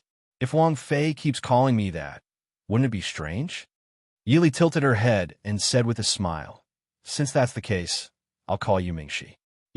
You can do as you please. Is the Han family well?" Han Mingxi nodded. Han Mingyue has nothing to do with the Han family now. Even if something happens in the future, it won't affect the Han family. That's right. I've already sorted out the Han family's accounts. Well, do you want to take a look? In the end, he still didn't want to use Wang Fei's distant title. Yili looked at him with some surprise and shook her head, saying, "Prince Ding, and I don't have any intentions of swallowing up the Han family." Han Mingxi raised an eyebrow and said with a smile, "Ding Wangfu is rich enough to rival a country. I naturally understand that Prince Ding doesn't care about the small Han family. But since I've already sworn loyalty, I naturally have to show some sincerity." Yili said with a smile, "Even if the Han family is truly loyal to the Prince Ding mansion, there's no reason to empty out the Han family. The Han family is still the Han family. The Han family's properties are still surnamed Han. Those accounts give me a headache just looking at them. So Mingxi should take back the Han family's accounts and slowly look at them. And maybe you can talk to an heir in San, Lin Han, and Zhuijing. They've also been looking at the accounts recently." Han Mingxi thought for a moment and then nodded with a smile, saying, "Understood. If there's anything you need me or the Han family to do in the future, just let me know." Yili nodded. "Very good. It just so happens that I have some new collaborations. If you've eaten breakfast, we can go to the study to talk. If you haven't, we can eat breakfast together."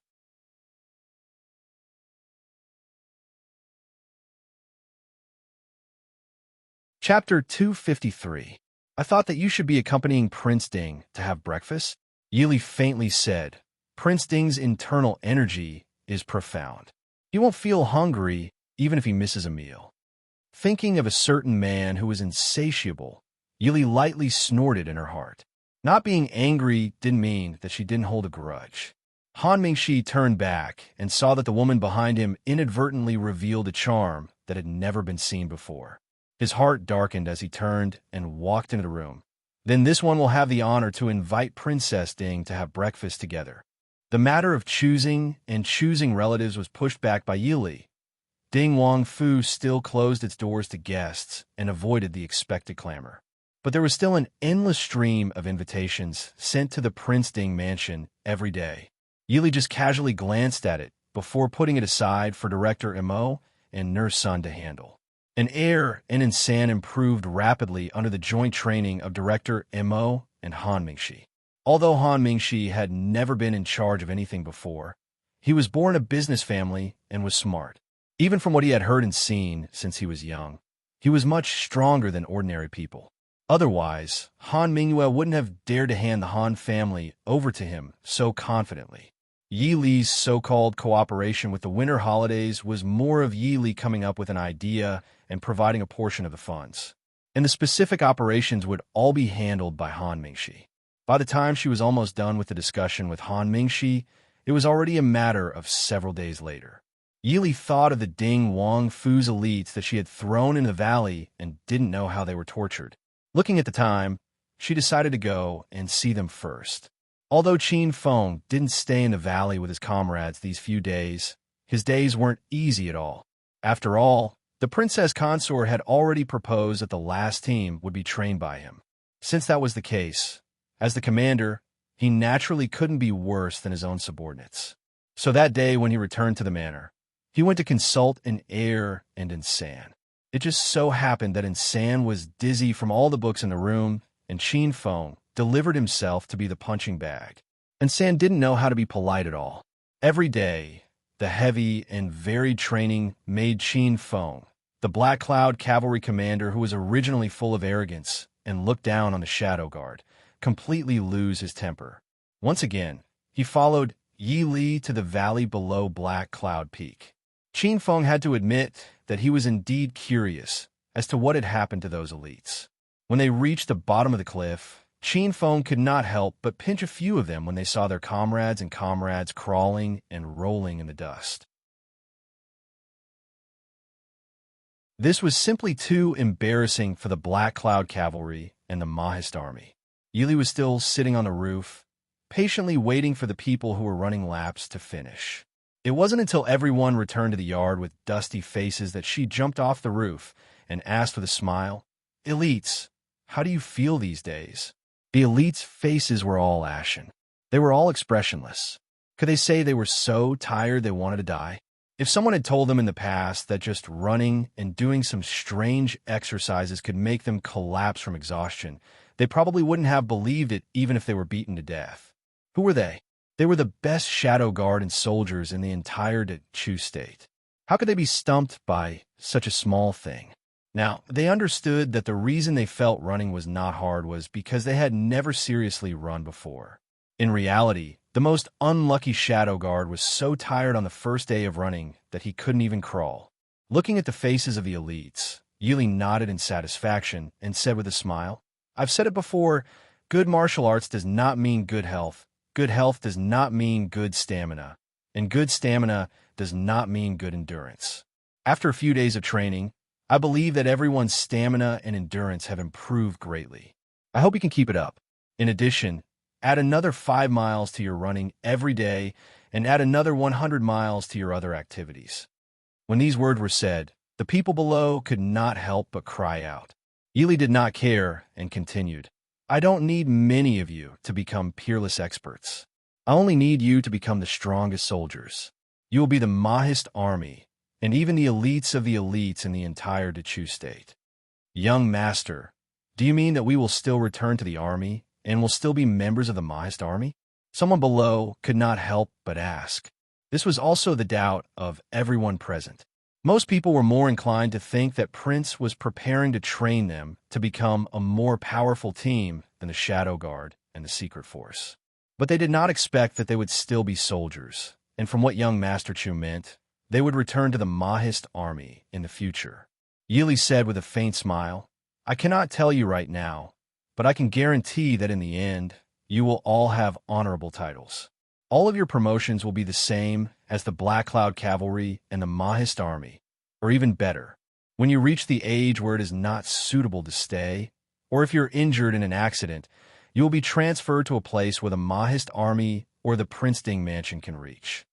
Everyone could not help but go into an uproar. Even the Black Cloud Cavalry did not receive this kind of treatment. This made everyone even more curious as to what kind of army they would be. However, this is all on the premise that you can successfully stay here. Although I'm a bit surprised that no one has fallen behind in these 7 days, but this is only the beginning. Qin Feng, this is the training plan for the next half a month. Qin Feng looked at the black and white paper as if he was looking at a death sentence. He slowly opened it and took a look. Qin Feng's brows knitted together. "Young master, this subordinate doesn't quite understand." Yi Li said with a smile, "It doesn't matter if you don't understand. From tomorrow onwards, Zhuijing and Lin Han will take turns to watch over them. Before they arrive, you can study the things on the drill ground by yourselves. In fact, the first month will be purely physical training, so I will not control you too much. Tomorrow, the 8 experts watching over you will also be leaving, so you will have to rely on yourselves. Also, when you are free, read the books I brought over. Read as much as you can. These will make the next 2 months easier for you." Qin Feng put down the paper in his hand, letting everyone admire it, and at the same time have a rough idea of what to do. The soldiers who had been tormented these past few days silently vomited blood. With the addition of some new content, the amount of training was at least 50% more than before. This young Master Chu actually wanted to torture them to death, right? What was worse was that before, they only needed to complete missions. Now, the paper even required them to finish running in a certain amount of time. After these past few days of training, everyone had a rough idea of what to do. The requirements on the paper were too harsh, even for these elite soldiers. Young Master Chu, this is impossible to complete. A soldier, standing in the front row, said in dissatisfaction. Yili glanced at him. She raised an eyebrow and said with a smile, "Impossible. That's right. Without using Qin Gong, it is impossible to complete so many missions in such a short time." The smile on Yi Li's face deepened. Black Cloud Cavalry? I've never heard of you relying so much on martial arts. The ones that like to focus on martial arts should be the Shadow Guard. If someone can do it, what do you plan to do? The soldier proudly said, "If someone can do it, then we could do it too." Yili nodded in satisfaction. Very good. Gather at the drill ground. Seeing the soldiers line up and leave, Qin Feng looked worriedly at Yili and said in a low voice, "Wang Fei, the one you're talking about isn't you, right?" He believed that there was someone who could do it. Wang Fei would not deliberately use an impossible mission to tease them. But how could it be the delicate Wang Fei herself? Even though he knew that Wang Fei was very strong, it was just like Wang Fei had said. Good martial arts and good physical strength were two completely different things. And the things written on the paper clearly required physical strength and not martial arts. If something happened to Wang Fei, the prince would definitely cut him down.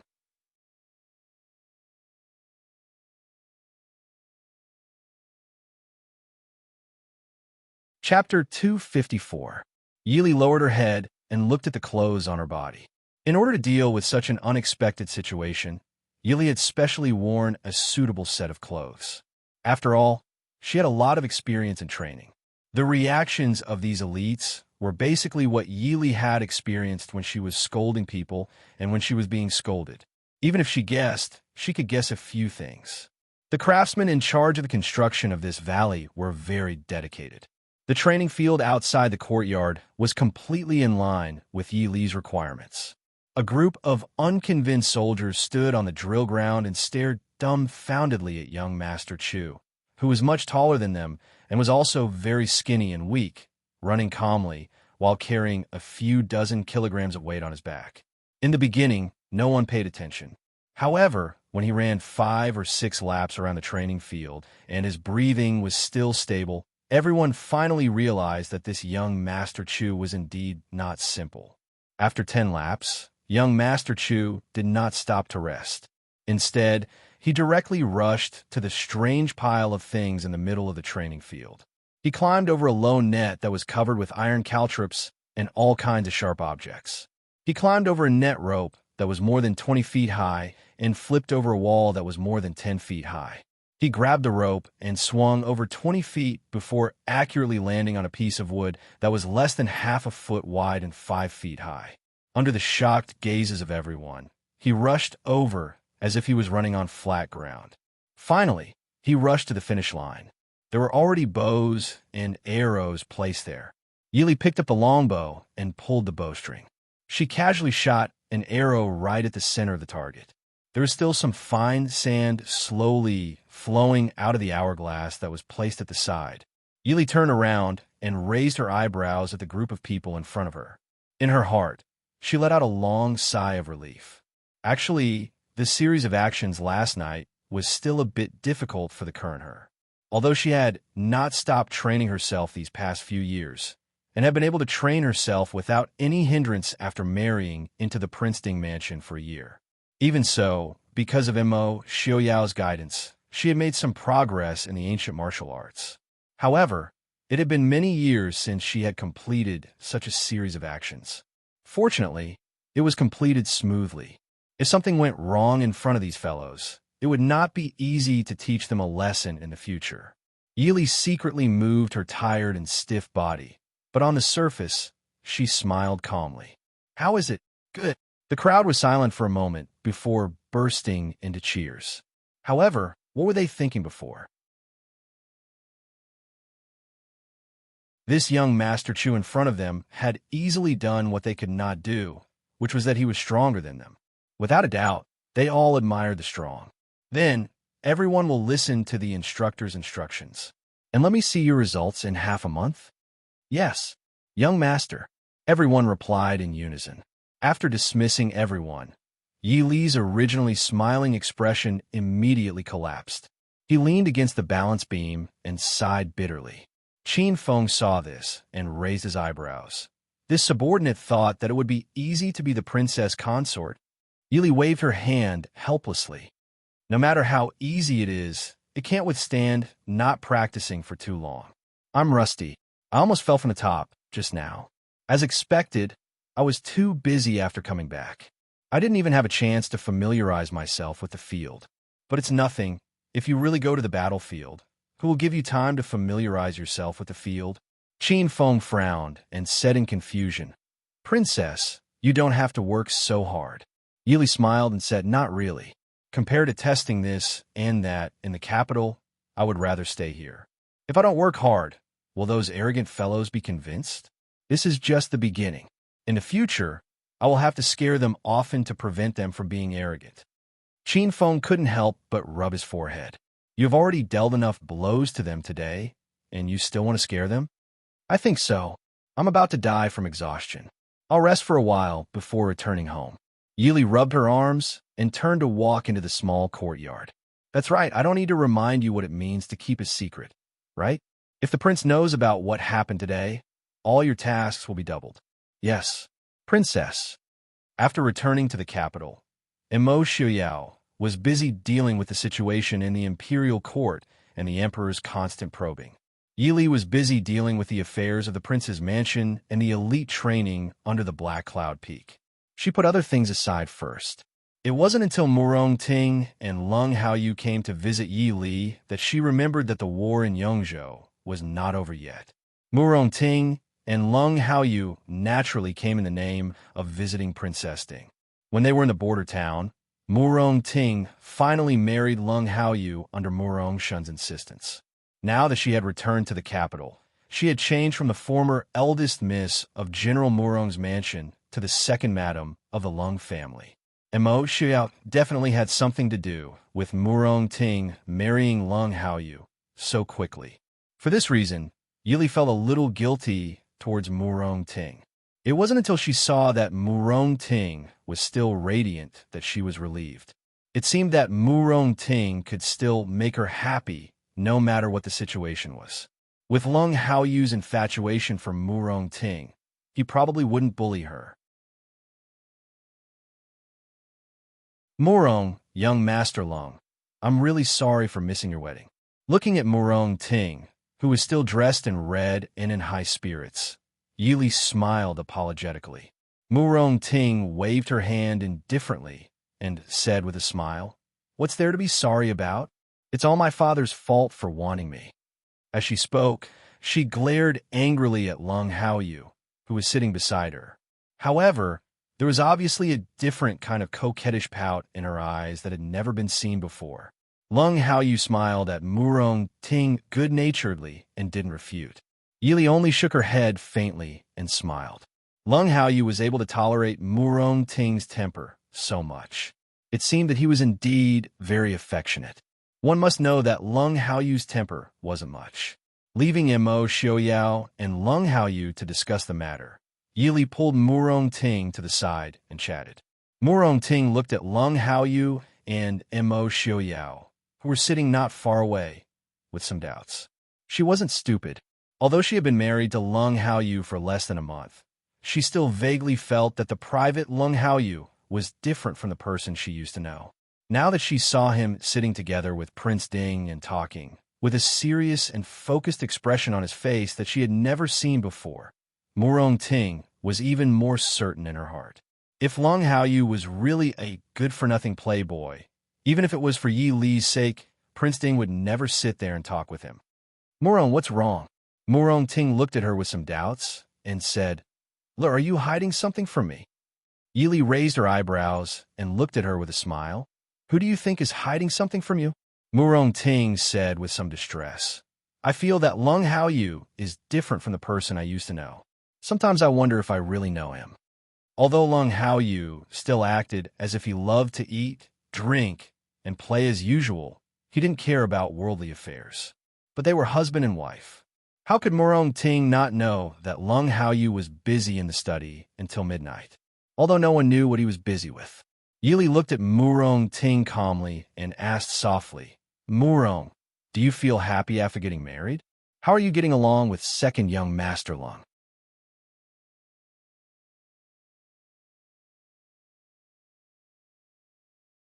Chapter 255. Mu Rongting was stunned. She blushed slightly and avoided Yi Li's gaze. She said hesitantly, "This doesn't seem to be that bad. Well, they're right. I'll get married sooner or later anyway." He was chosen by Father. Although he has been fooling around, Father didn't say anything. This means that he shouldn't be that bad. And he's very good to me. Yili smiled. It seemed that second young Master Lung's pestering for so many years was not in vain.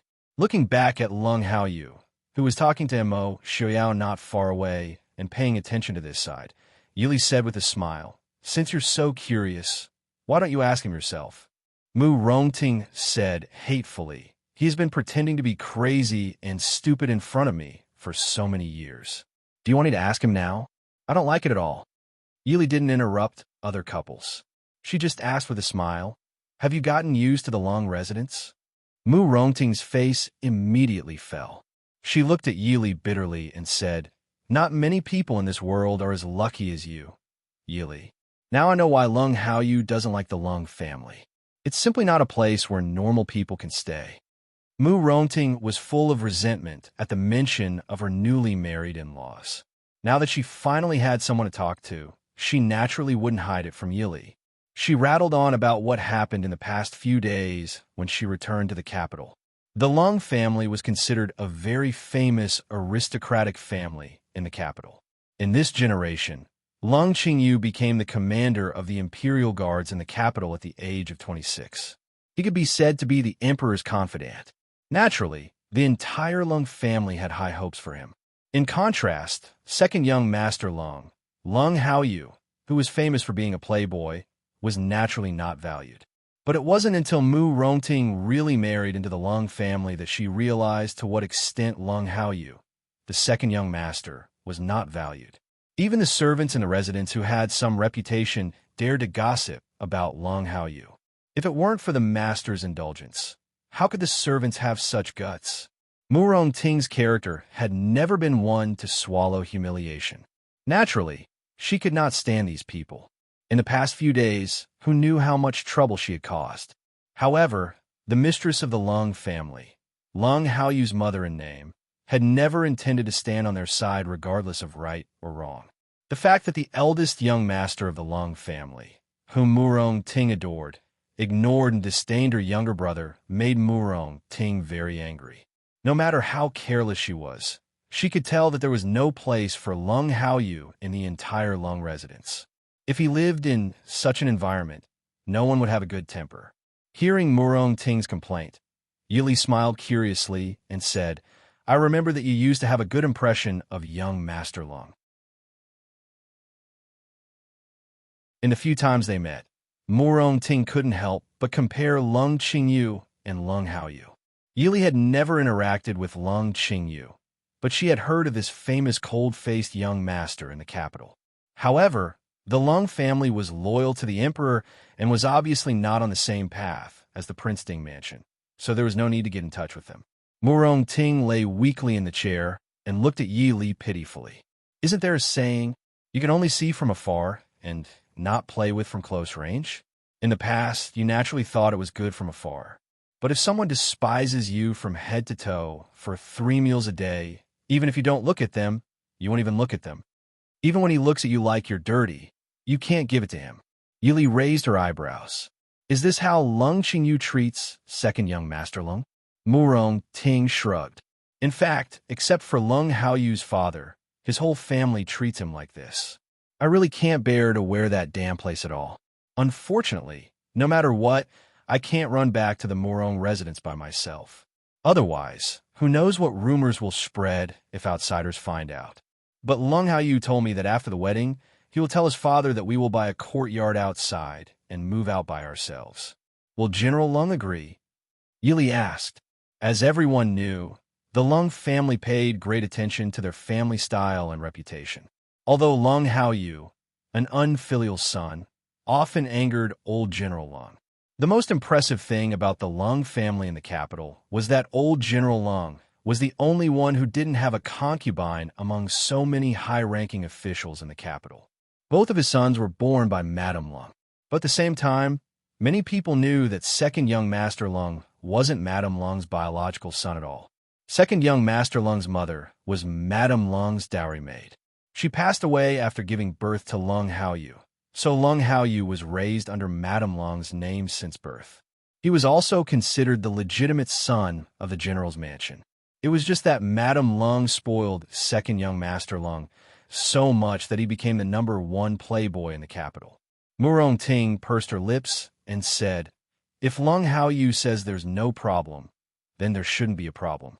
I don't want to be dragged along to lament how useless and bastard Lung Haoyu is every morning when I go to greet him." Did those people really think that she, Murong Ting, was a fool? Not to mention that Lung Haoyu wasn't as bad as they said. Even if Lung Haoyu was really a playboy, she was already married. How could she not be able to distinguish between close and distant relatives? At most, she would throw Lung Haoyu into her father's army and let him teach him a lesson. She wasn't interested in discussing how bad her husband was with a group of idle women. Yili nodded and looked at Murong Ting with a smile. It's good that you can trust him. Since second young Master Lung said so to you, it means that he can really solve it. The most important thing between husband and wife is to trust each other. Murong Ting blinked and looked at Yi Li with a smile. Just like you and Prince Ding? Hee hee.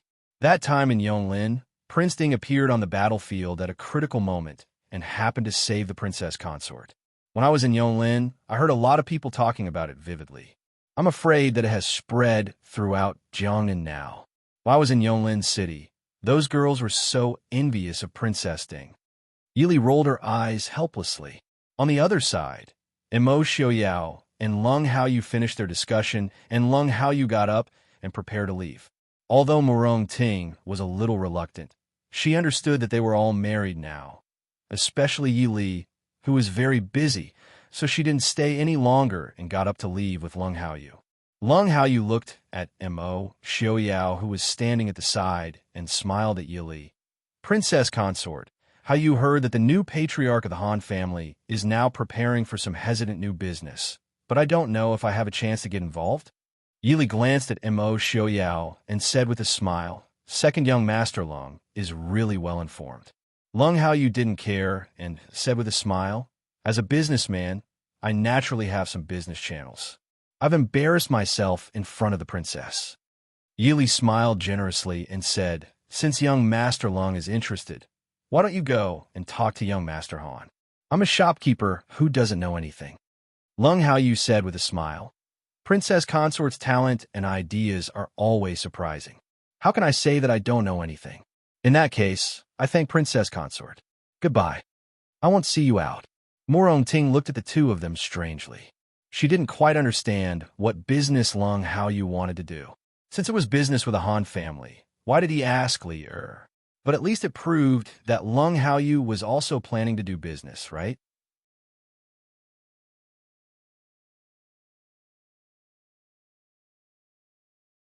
Chapter 256. After sending off Murong Ting and Lung Haoyu, Yili turned back to look at Mo Xiaoyao, whose expression was somewhat ugly. She raised her eyebrows and asked, What's wrong? Did Lung Haoyu say something that made you unhappy? Mo Xiaoyao reached out and pulled her into his embrace, lightly snorting. What else could it be other than the matter in Yongzhou? Lu Jingyun and Guan Ming, those two trash, had hundreds of thousands of troops under their command, but they were suppressed by Mo Jingli's mere 100,000 people and were unable to fight back. Yili raised her eyebrows. 100,000 people? Mo Jingli divided his troops to the east? Mo Xiaoyao nodded. That's right. Mo Xiaoyao recruited 200,000 troops from Lingzhou. He wanted to occupy the entire south of Yunlan River in the shortest time possible. Originally, it was nothing, but according to the news from Yongzhou, a very powerful person seemed to have appeared in Mo Jingli's army. A few days ago, he fought with Lu Jingyun and Guanming. Those two trash lost 3 battles. If General Morong hadn't sent reinforcements in time, I'm afraid Yonglin City would have been destroyed in their hands. The emperor is determined not to let the Mahist army go south to quell the rebellion.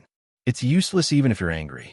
Yili raised her hand and patted his arm to comfort him.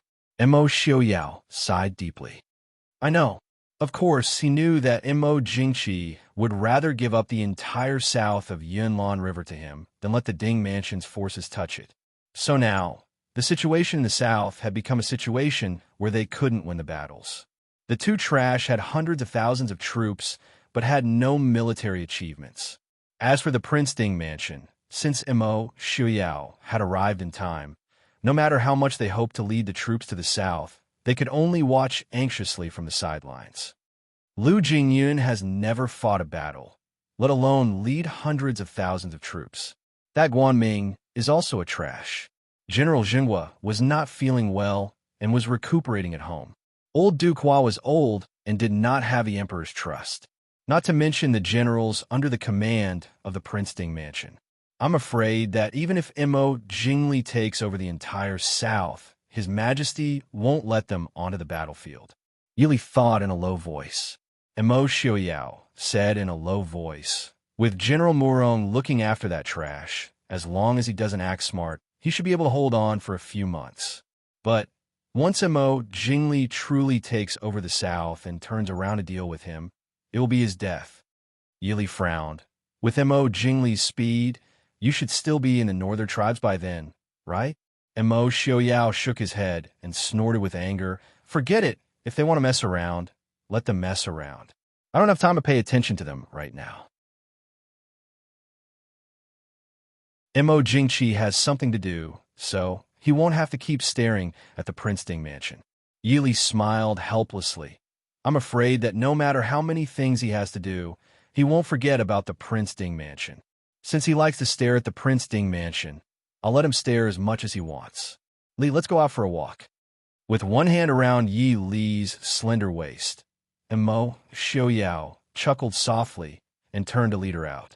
Yili looked out at the sky in confusion. It's getting dark. Where are you going? Mo Xiaoyao smiled. You'll know when we get there. Walking in the endless stream of people, Yi Li, who had lived in the Chu capital for so many years, never knew that the Chu capital could be so lively at night. This was not a place that the rich and powerful of the capital liked to visit. Instead, it was a street where the common people gathered. At night, when the lanterns were lit, the sides of the street were filled with all kinds of simple and exquisite lanterns. On the street, people were walking in 2s and 3s, laughing and laughing. It really was a peaceful and happy scene. Yili lowered her head to look at the 2's intertwined hands. Even though there were lanterns everywhere, they were not as bright as during the day. Most of the people on the street were common people, so the 2 of them did not attract much attention as they walked in the crowd. At most, people would occasionally look at the mask on Mo Xiaoyao's face and exclaim at the 2's appearance. What day is it today? Looking at the joyous crowd, Yili leaned into Mo Xiaoyao's embrace and asked curiously. Mo Xiaoyao raised his hand and carefully protected her in his embrace. He said softly with a smile, It's not a special day. Every month, there is a night market in the capital. On this day, the curfew will be 2 hours later than normal. So this is also a lively day in the capital. This is a tradition in the capital. Does they not know? Yili was silent. She really did not know that there was such a day in the capital. Mo Xiaoyao turned his head to look at her and said with a smile, Playing with these common people is completely different from playing with those rich and powerful people. When I was young, I would come here almost every month. So I always wanted to bring you here to see it. Yili raised her head to look at him and said with a faint smile, Then if we have time in the future, we can come here every month as well. It's really boring in the capital. Looking at Yi Li's beautiful face under the lights, Mo Xiaoyao pulled her into his embrace and leaned against her shoulder as he gave a low laugh. All right, if Lily likes it, we can come here every month. The passers-by saw a handsome and outstanding man carefully protecting a delicate and graceful woman in his embrace. Looking at the woman's clothes and hair, she was clearly a married woman. In the eyes of the crowd, this couple must be a newly married couple. They could not help but reveal a kind smile. Mo Xiaoyao held Yi Li's hand as he walked through the crowd with great familiarity. Although he had not been here for many years, the Lantern Festival did not seem to have changed much. Mo Xiaoyao still found his target with great familiarity. It was a small stall selling lanterns that looked simple and crude. The stall owner was an old man with white hair. He was currently carefully hanging the lanterns one by one on the side. But the old man was not young. He held up a beautiful lotus flower lantern and shakily tried several times, but was unable to hang it to the highest point.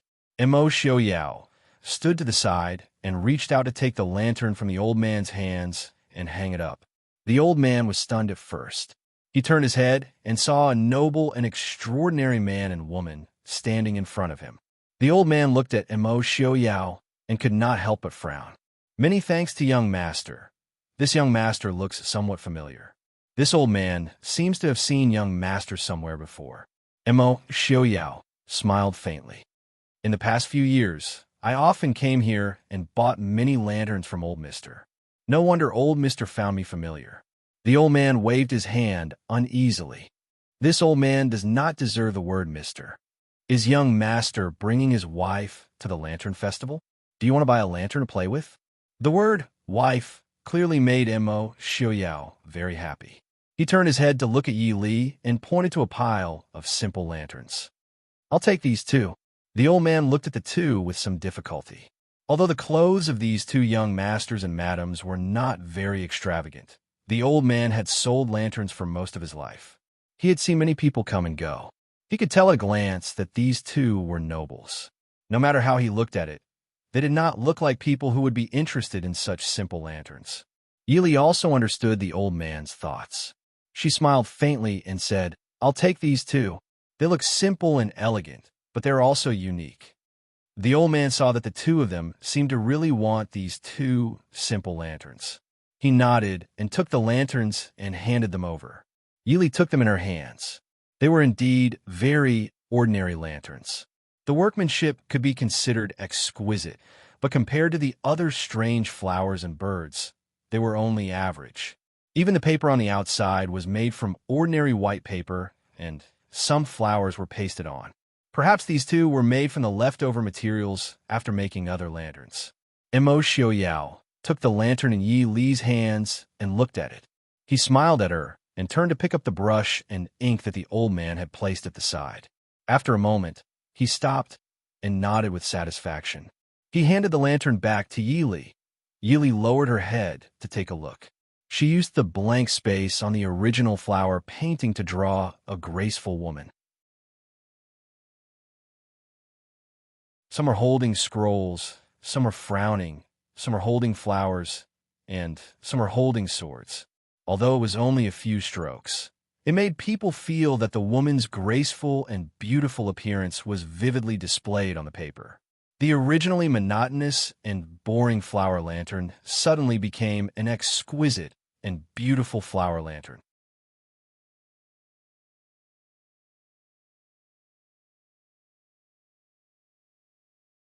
Chapter 257. Yi Li looked at the lantern in her hand, then looked at the other lantern on the side. She pursed her lips and smiled. She took the brush and began to draw on the other lantern. She clearly took longer than Mo Xiaoyao, but Mo Xiaoyao did not mind. He patiently stood to the side and waited for her to finish. When Yi Li handed the finished lantern to him, Mo Xiaoyao raised his eyebrows in surprise. On the lantern, there was a man holding a spear and riding a horse with an extraordinary aura. Yi Li did not draw many words like Mo Xiaoyao did. The only thing on the painting was the man on the horse with an imposing aura like a god of war. This was the scene outside Yonglin City that day. Mo Xiaoyao looked at the lantern in his hand. The smile on his face deepened. Was I like this in Li's eyes at that time? Yili blushed slightly. She picked up her own beautiful lantern. My painting is not as vivid as Gongzi's. If you don't like it, then forget it. Mo Xiaoyao smiled and said, How can I not like it? I will definitely keep it well. Looking at the person on the lantern, Mo Xiaoyao's eyes were filled with joy. He never knew that in Ali's eyes, he had such an extraordinary aura and sharp aura. After taking out some money to pay the old man who was watching the two of them draw their own lanterns, Mo Xiaoyao once again held Yi Li's hand and walked forward. The old man who was lost in thought looked down at the money in his hand that was worth an entire night of buying lanterns. His eyes flashed as he suddenly thought of something. His expression became excited. It's... In the end, he did not say what it was. The old man looked at the pair of figures that were gradually disappearing into the distance. A few years ago, there was also a high-spirited youth in embroidered clothes. Every month, he would come here to buy lanterns. But every time, the youth would only pick the most ordinary and worst one. But every time, he would give him enough money to buy a good lantern. After a long time, he realized that the young man had chosen the worst one because he was young and alone. He was worried that the bad ones wouldn't sell. However, that youth from a few years ago had never appeared again. Both of them had good hearing and extraordinary skills. Naturally, they heard the old man's mutterings after taking a few steps.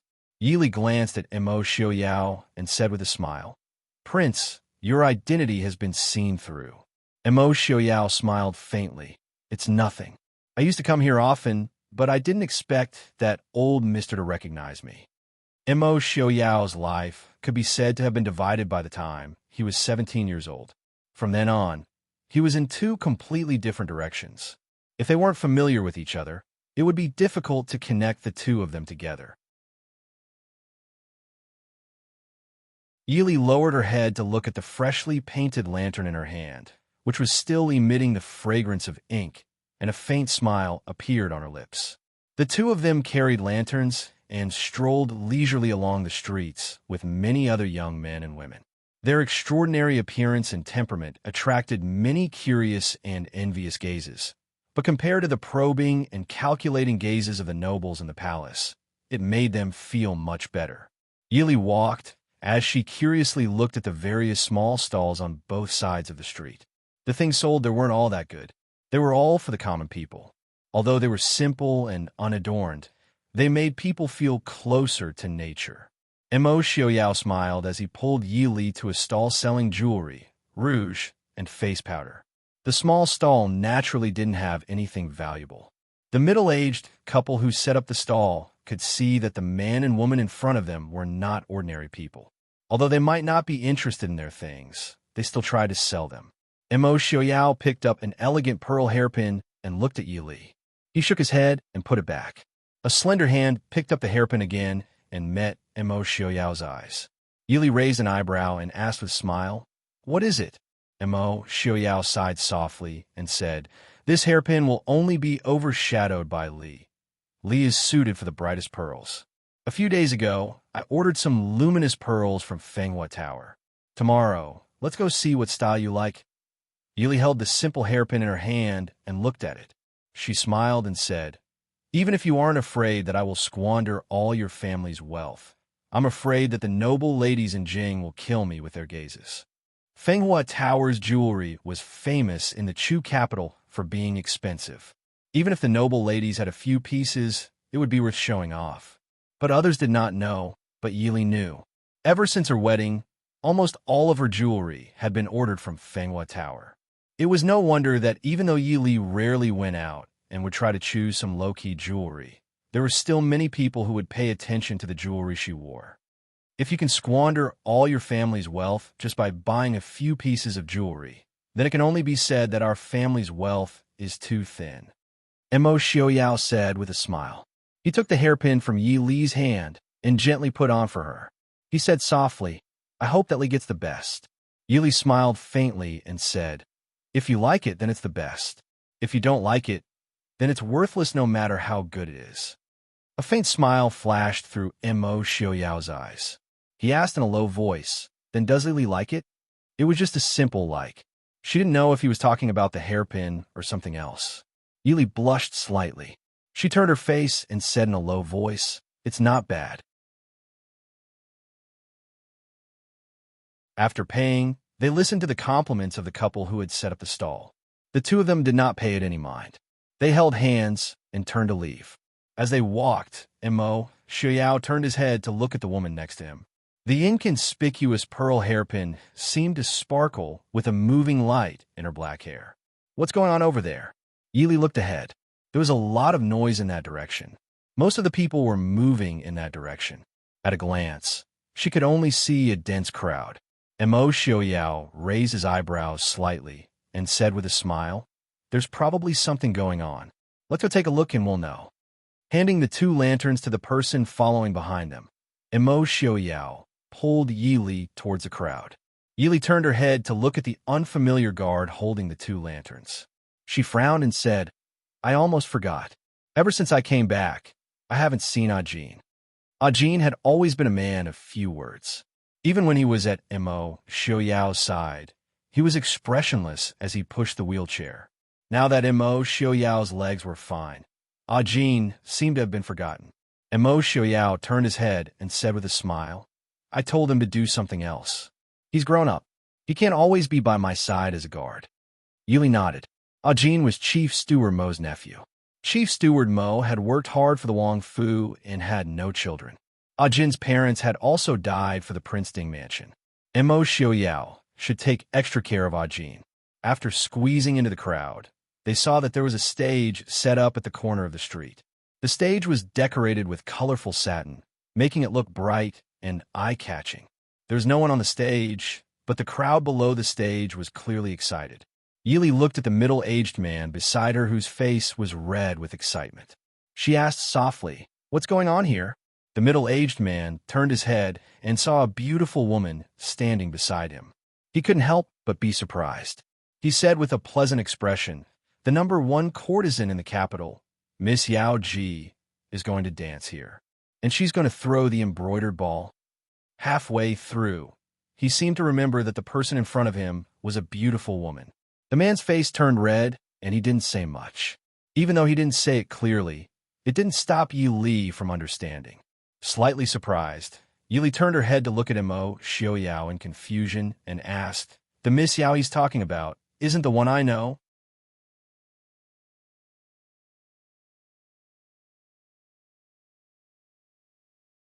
Chapter 258. It seems to be true, Mo Xiaoyao said with a faint smile. Yili frowned. Although she had only seen Yaoji twice, she had a good impression of the woman. Speaking of which, Yaoji was not only a dancer, but also the owner of the #1 Qingsheng Lane in the capital. Although a dancer was a lowly person, Yaoji's family was probably not inferior to some rich businessmen in the capital. Such a woman obviously didn't need to throw an embroidered ball to find a groom or choose a guest. Moreover, she chose this place. Although there were many people here, most of them were ordinary people. If Yaoji wanted to choose an ordinary person to live with, she shouldn't be so high profile. Seeing her frown, Mo Xiaoyao said with a faint smile, "It is said that Yaoji and Mu Yang have a close relationship. Next month, Mu Yang will marry the granddaughter of Minister's son of the Ministry of Rights. I don't know if this has anything to do with it." Yaoji and Mu Yang? Yili still remembered that she had seen Mu Yang 2 or 3 times. Although they didn't talk, she could see that he was an extremely outstanding man from afar. Yili had also heard the rumors about Yaoji, Mu Yang, and Feng Zhiyao. However, with her understanding of Feng Zhiyao, this rumor was probably exaggerated. She didn't expect that Feng Zhiyao was a fake and Mu Yang was a real one. Mo Xiaoyao nodded and said, "Yaoji was famous in the capital when she was 13 years old. It has been nearly 10 years since then. If it weren't for Feng San and Mu Yang's protection, it wouldn't be so easy for a weak woman like her to support Qingxing Lane and not be harassed by influential people. Those powerful people in the capital aren't easy to deal with." Yili nodded. Yaoji's beauty, was definitely in the top 5 in the capital. More importantly, compared with the graceful and dignified appearance of ordinary rich ladies, Yaoji, who was skilled in singing and dancing, had a different kind of seductive and enchanting temperament. Such a stunning beauty was still in the midst of the dust. How could she not be the target of those high officials, dignitaries, and playboys? Even though Yaoji was a clean woman, how could a powerless and weak woman resist those wild bees and butterflies without anyone's help? Yili couldn't understand Yaoji's idea. Even if it was really related to Mu Yang, it was too irresponsible to decide her future in this way. If it was a martial arts competition or a literary competition, they could at least test the other party's ability. However, throwing the embroidered ball was completely a gamble of luck. Yili still vaguely remembered some TV drama she had seen in her previous life where a rich young lady threw an embroidered ball and caught it by a beggar. Yaoji deliberately chose such a place. Even if she would not be picked up by beggars, it was more likely that she would be picked up by ordinary people. However, even if an ordinary person were to marry Yaoji legally, there would be no benefits for either side. Don't worry. There's no way Mu Yang wouldn't know about this, Mo Xiaoyao said softly. Yili nodded and looked around. Unfortunately, she didn't see Mu Yang. The matter between a man and a woman was hard to say. No matter whether Mu Yang would appear here or not, no one could say whether he was right or wrong. After all, he was going to get married next month. Not only did he have to be responsible for Marquis Mu Yang's household, he also had to be responsible for his fiancée. Miss, is this your brother, or? The man standing beside Yili suddenly asked in a low voice. Yili looked back and found that many men around were looking at Mo Xiaoyao with unkind eyes. She couldn't help but smile. Although Mo Xiaoyao was wearing a mask, the exposed half of his face was still handsome. Moreover, his posture was outstanding. Standing in the crowd, he stood out. How could the surrounding men not be hostile? Holding Mo Xiaoyao's hand, Yili smiled faintly and said, "We're just watching. My husband won't snatch it." Everyone's eyes were obviously filled with disbelief. Although the woman in front of them was not inferior to Miss Yaoji, no man would dislike having more beautiful women. This girl was elegant and noble. Obviously, she was the wife of a noble family. Wasn't she just lacking an enchanting and charming concubine like Miss Yaoji to enjoy the fortune of being surrounded by beauties? Mo Xiaoyao was in a good mood and didn't care about the rudeness of these people. He pulled Yili in front of him and smiled at the man who asked the question. "Don't worry. I'm not here to snatch the embroidered ball. My wife is very fierce." Yili's face suddenly darkened. She reached out her hand and pinched him hard. Mo Xiaoyao's expression was as usual, as if Yili didn't pinch his flesh. He smiled at the man opposite him and said, "And I don't like women who are too enchanting. I prefer a gentle and graceful woman like my wife." The gentle and graceful woman secretly picked up a bit of flesh on his waist and pinched hard. Mo Xiaoyao helplessly smiled bitterly. He raised his hand and pressed Yili's hand. "Wife, I really don't like other women." Yili rolled her eyes and silently let go. What was that saying again? Hooligans were not scary, but hooligans with culture were scary. No one could resist a person who was usually gentle and elegant when he was thick-skinned. The men around finally seemed to be relieved. They all gave Mo Xiaoyao an understanding smile. Mo Xiaoyao didn't stand on ceremony. He smiled and nodded, accepting the kindness of the people one by one. "Oh, Miss Yaoji has come out," someone exclaimed. Yili looked back. The beautiful woman on the stage was wearing a colorful dress. Her makeup was stunning and her smile was enchanting. She caused an uproar as soon as she appeared. Yaoji nodded slightly to the audience and smiled sweetly. The men under the stage were so excited that they shouted one after another. Yaoji's eyes swept over the place where Yi Li and Mo Xiaoyao were standing. She was slightly stunned. She smiled faintly at Yi Li and then turned around and waved her long sleeves. The music on the side of the stage sounded leisurely. Yaoji slowly swayed her waist and danced with the music.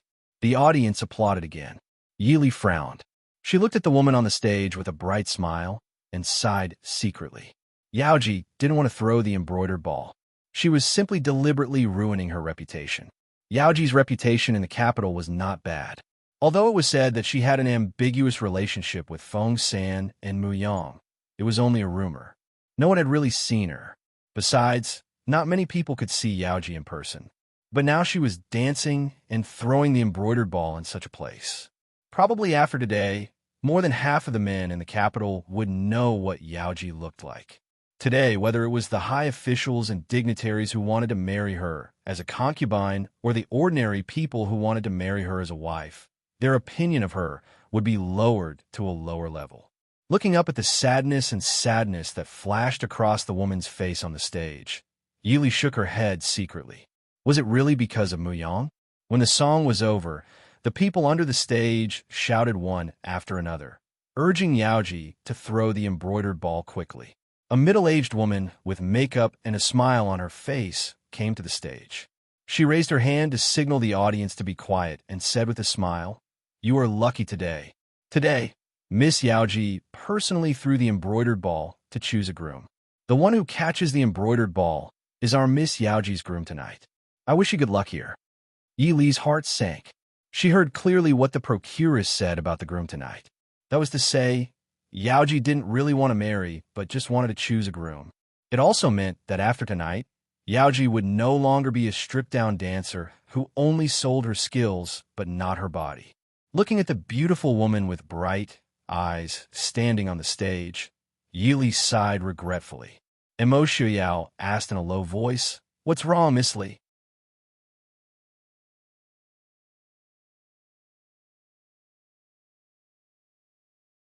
Chapter 259.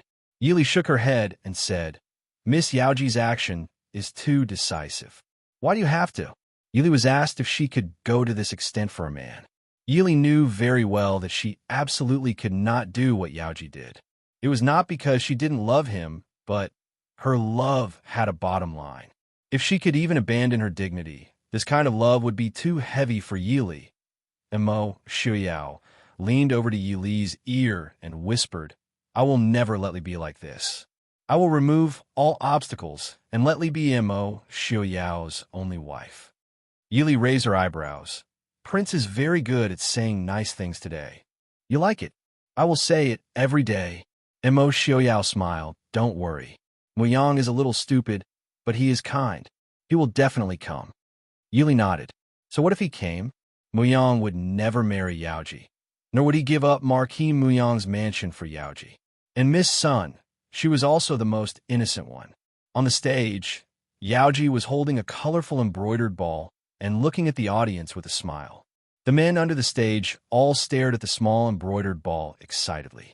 As long as they got it, they could spend a night with the best dancer in the capital. It was absolutely a great temptation for these ordinary men who would only look at Yaoji once. Yaoji's eyes fell on Yi Li. She raised her eyebrows and smiled sweetly at her. Yi Li frowned and had a bad feeling in her heart. Before she could figure it out, Yaoji raised the embroidered ball and threw in her direction. The crowd exclaimed, and those who were far away could only curse in frustration. Those who were close all stared at the embroidered ball in the air and raised their hands high to catch the good luck falling from the sky. From the moment Yaoji raised her hands, Yi Li knew where she wanted to throw it. Of course, Yaoji didn't want to throw the embroidered ball to herself, but to Mo Xiaoyao, who was standing behind her. After the embroidered ball left her hand, Yaoji raised her eyebrows and moved her lips silently. Although there was no sound, it wasn't difficult for Yi Li, who was good at lip reading. What she said was, "Do you think he'll accept it?" Yi Li cursed in her heart. She turned around and wanted to pull Mo Xiaoyao away. Normally, with their skills, they wouldn't have to worry about not being able to avoid a small embroidered ball. But now, the two of them were surrounded by people. It was difficult for them to even move their feet, let alone avoid it. Mo Xiaoyao lowered his head to look at Yi Li, who was tugging at his collar, and chuckled. He raised his hand and slapped the embroidered ball that was flying towards him. The embroidered ball immediately changed direction and flew to the other side. As the embroidered ball deviated from its direction, the crowd rushed to the other side. Mo Xiaoyao held Yi Li in his arms to protect her from being squeezed by the crowd. He asked with a smile, "Were you nervous just now, Miss Li?"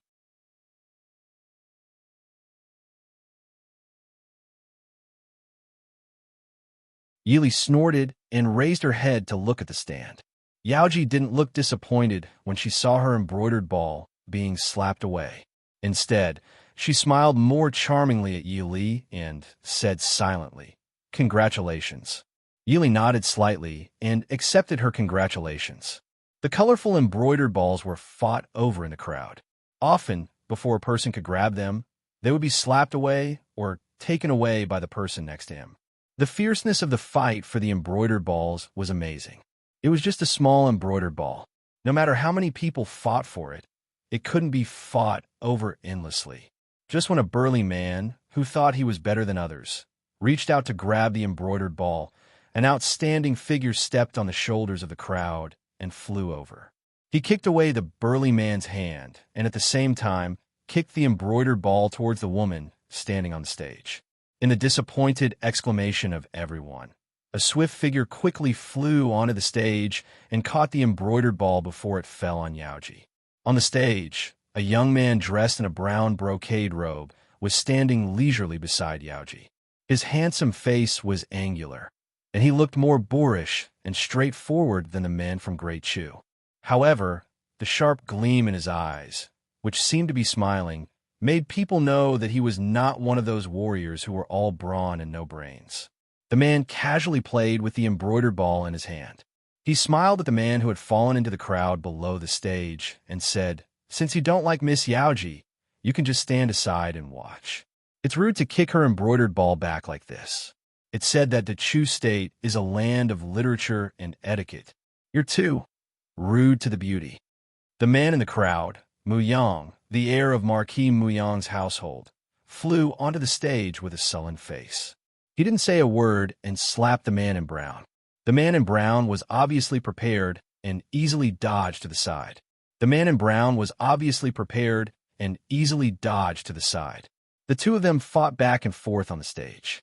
The people below the stage also cheered. Since he couldn't get the beauty's favor, he didn't lose anything by watching the show. Ordinary people didn't have much, so it wasn't easy for them to have too many obsessions. Yi Li leaned in Mo Xiaoyao's arms and curiously looked at the man fighting with Mu Yang on the stage. She could tell from his appearance that he was definitely not from the Chu state. He's from the northern tribes? Yi Li didn't have a good impression of the northern tribes. The last time was at the wedding last year. The 13th prince of the northern tribes had left a very bad impression on her. This time, he was in the mood to come to this kind of place to play. Mo Xiaoyao smiled. Previously, there was news that the northern tribes had sent someone to escort the bride to the Chu state.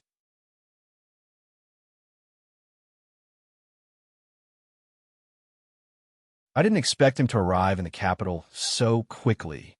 Yi Li raised her eyebrows and turned to look at him.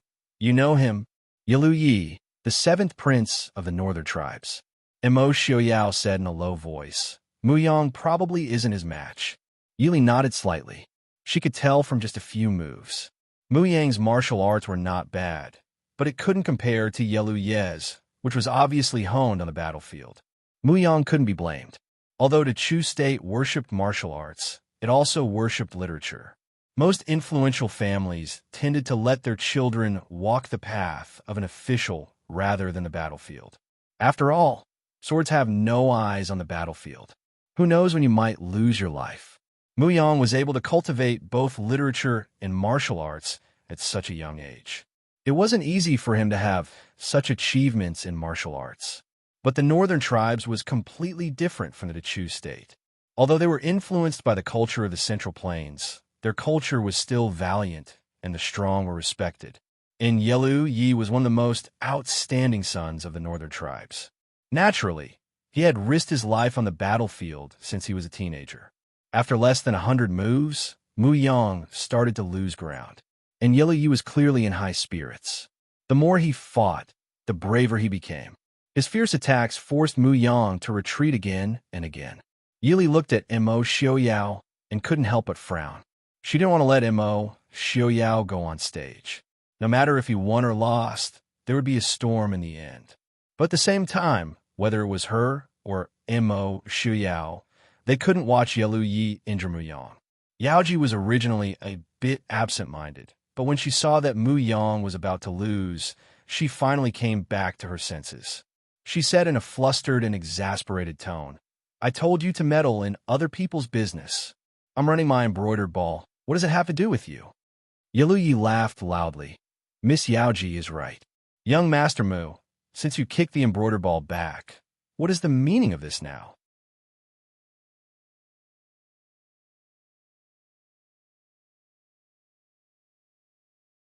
Chapter 260. Mu Yang glanced at Yaoji, still silently dealing with Yelu Ye's relentless attacks. Even those below the stage who don't know martial arts can see he's having a hard time. Yelu Yi coldly snorted, seeming to have finally lost his patience. He laughed. "Since the air has nothing to say, then don't disturb this one's intimacy. Go." With a low shout, Yelu Ye's palm slapped towards Mu Yang's chest. This palm's momentum is forceful, clearly with the power to split mountains and split rocks. Standing on the side, Yaoji couldn't help but cover her mouth and scream, "No!" The stage itself isn't big. Yaoji is also close to the two. Seeing Mu Yang in danger, Yaoji cried out in alarm and used all her strength to throw herself forward. She's been practicing martial arts since she was a child. Her body's agility doesn't lose to ordinary martial arts practitioners. In this moment of desperation, she actually threw herself between Mu Yang and Yelu Yi. Yelu Yi's palm was about to hit Yaoji's body. The audience below the stage couldn't help but close their eyes, not daring to watch. Just now, when the two fought, the things on the stage were smashed to pieces. If this palm landed on Yaoji's body, a delicate beauty like her would immediately die. Whoosh! A lustrous light flashed by. Yelu Yi only saw a lustrous light flash in front of his eyes. He quickly withdrew his palm and retreated several steps back. Yaoji's face was deathly pale, falling right into Yelu Yi's arms. She originally closed her eyes and waited for death, but found that the palm didn't hit her. Opening her eyes, she just happened to see Mu Yang's eyes containing worry and anger. Thinking about the two's current situation, her heart darkened, and she stood up to leave. Yelu Yi stood with his hands behind his back, glancing sideways at the pearl hairpin nailed to a pillar. Although it's just an ordinary silver pearl hairpin, the entire hairpin is deeply embedded, leaving only a pearl flower on the outside. It's clear the opponent's skill is profound. If he didn't withdraw his palm in time, Yelu Yi believes this hairpin would have pierced his wrist. Looking back at the source of the concealed weapon, he saw a young man and woman dressed in simple yet elegant clothes. The woman was elegant and graceful, but there was an air of elegance and nobility about her that was different from the women of the Chu state. The man's face was covered by a mask, but his moon-white robes made him seem like a bright moon. He was cultured and refined, but in fact, he was extraordinary. Raising his brows, Yelu Yi chuckled. "This young master already has a beauty in his arms. Could it be that you're still interested in Miss Yaoji?" Mo Xiaoyao smiled faintly and said, "Prince Yelu must be joking. My wife is pure and kind by nature. She can't stand the sight of blood. It doesn't matter if the prince doesn't know how to control his strength on a whim, but it wouldn't be good if he scared my wife." Hearing this, Mu Yang turned his head in surprise. Seeing Mo Xiaoyao and Yi Li in the crowd, he couldn't help but stare blankly. He nodded slightly, not opening his mouth to expose the two's identities. Yelu Yi didn't expect his identity to be exposed. Narrowing his eyes, he sized up Mo Xiaoyao and Yi Li. After a while, he smiled and said, I didn't expect to see Prince and Princess here. It's really a pleasure." Mo Xiaoyao said indifferently, "I also didn't expect to see Prince Yelu in this kind of place." Yelu Yi smiled, but didn't say anything, avoiding Mo Xiaoyao's question of him sneaking into the Chu capital. Pointing at Yaoji, he said with a smile, "Since Prince doesn't intend to fight over Miss Yaoji, does that mean Miss Yaoji still belongs to me? Don't even think about it." Mu Yang said in a low voice, walking in front of Yaoji and shielding her behind him. Yalu Yi sneered disdainfully, looking at Mu Yang with a smile that wasn't a smile. Why doesn't Shitsi Mu ask Miss Yaoji's opinion? Perhaps Miss Yaoji is more willing to choose the stronger one? Yaoji silently walked out from behind Mu Yang. Under Mu Yang's shocked gaze, she walked behind Yalu Yi. Yaoji, you? Yaoji smiled faintly, but her expression was a bit bitter. She said softly, today's rules were set by Yaoji, so Yaoji naturally has to abide by them. I've troubled Shitsi Mu to make a trip here, so it can be considered as completing our friendship over the years. Shitsi Mu, please go back. Mu Yang stared at her stunning face, not saying a word for a long time. The smile on Yaoji's face gradually stiffened. Finally, she turned around and didn't confront him. At this time, the sky was already dark, close to the curfew. The people below the stage saw that there was no more excitement to watch, so they all left in disappointment. On the stage, Yalu Yi smiled at Yi Li and Mo Xiaoyao. Princess, today's meeting is also fate. How about we find a place to drink a cup of wine and catch up? Mo Xiaoyao led Yi Li over, smiling faintly. Prince Yalu has a beauty in your arms, yet you still have the mood to catch up with I? Yalu Ye's eyes flashed with sharpness. He smiled and said, my good-for-nothing younger brother accidentally offended Prince last year. Fortunately, Prince was magnanimous and didn't pursue the matter, allowing him to safely return to the northern tribes. This little prince was just about to personally thank Prince. Mo Xiaoyao nodded magnanimously. Those who come are guests. I am not a petty person. Prince Yalu doesn't need to take this small matter to heart. Mo Xiaoyao didn't have the slightest bit of guilt for making the already foolish Yalu Ping even more foolish. In fact, to be able to let him return alive, Mo Xiaoyao felt that his self-cultivation these past few years was not bad. Yalu Yi choked, wishing he could slap Mo Xiaoyao to death. If Mo Xiaoyao had directly killed Yalu Ping, perhaps he wouldn't be so angry. But he sent Yalu Ping to his sworn enemy, the Crown Prince. Not only that, he also let people leak information to him. He was worried that Yalu Ping would leak some of his secrets to the Crown Prince, so he could only use all his means to get him back from the Crown Prince, who knew that the person he saved was a fool who didn't know anything. Of course, he absolutely believed that Mo Xiaoyao had already dug out everything he knew before he made Yalu Ping stupid. If half of the people of the Ding King's Fu were left in this world, it would be a disaster. Fu Wang didn't lie to me. This is Princess Ding? This one is the 7th prince of the northern tribes, Yalu Yi. Wang Fei greets you.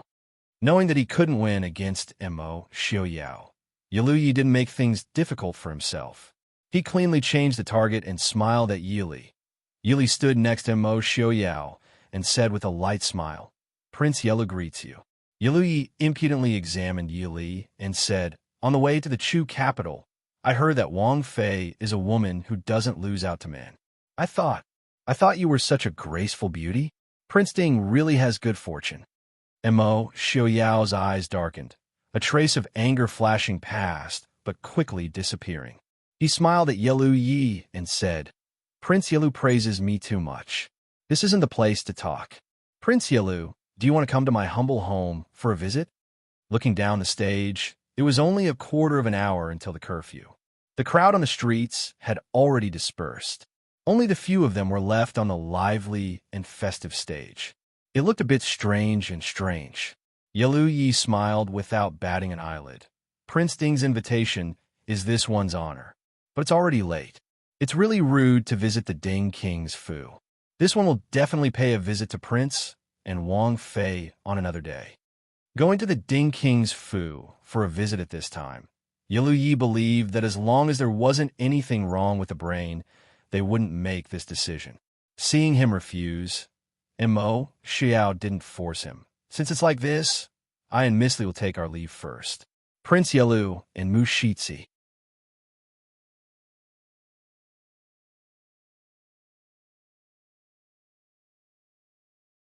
Chapter 261. Yalu Yi smiled. This little prince also needs to return to the inn. As for Miss Yaoji, It was just a joke. I hope Miss Yaoji and Master Mu won't take offense. Mu Yang was stunned for a moment, as if he didn't expect Yalu Yi to let go so easily. Yaoji also looked at Yalu Yi with some surprise.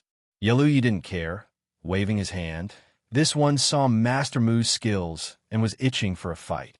If I offended you, please forgive me.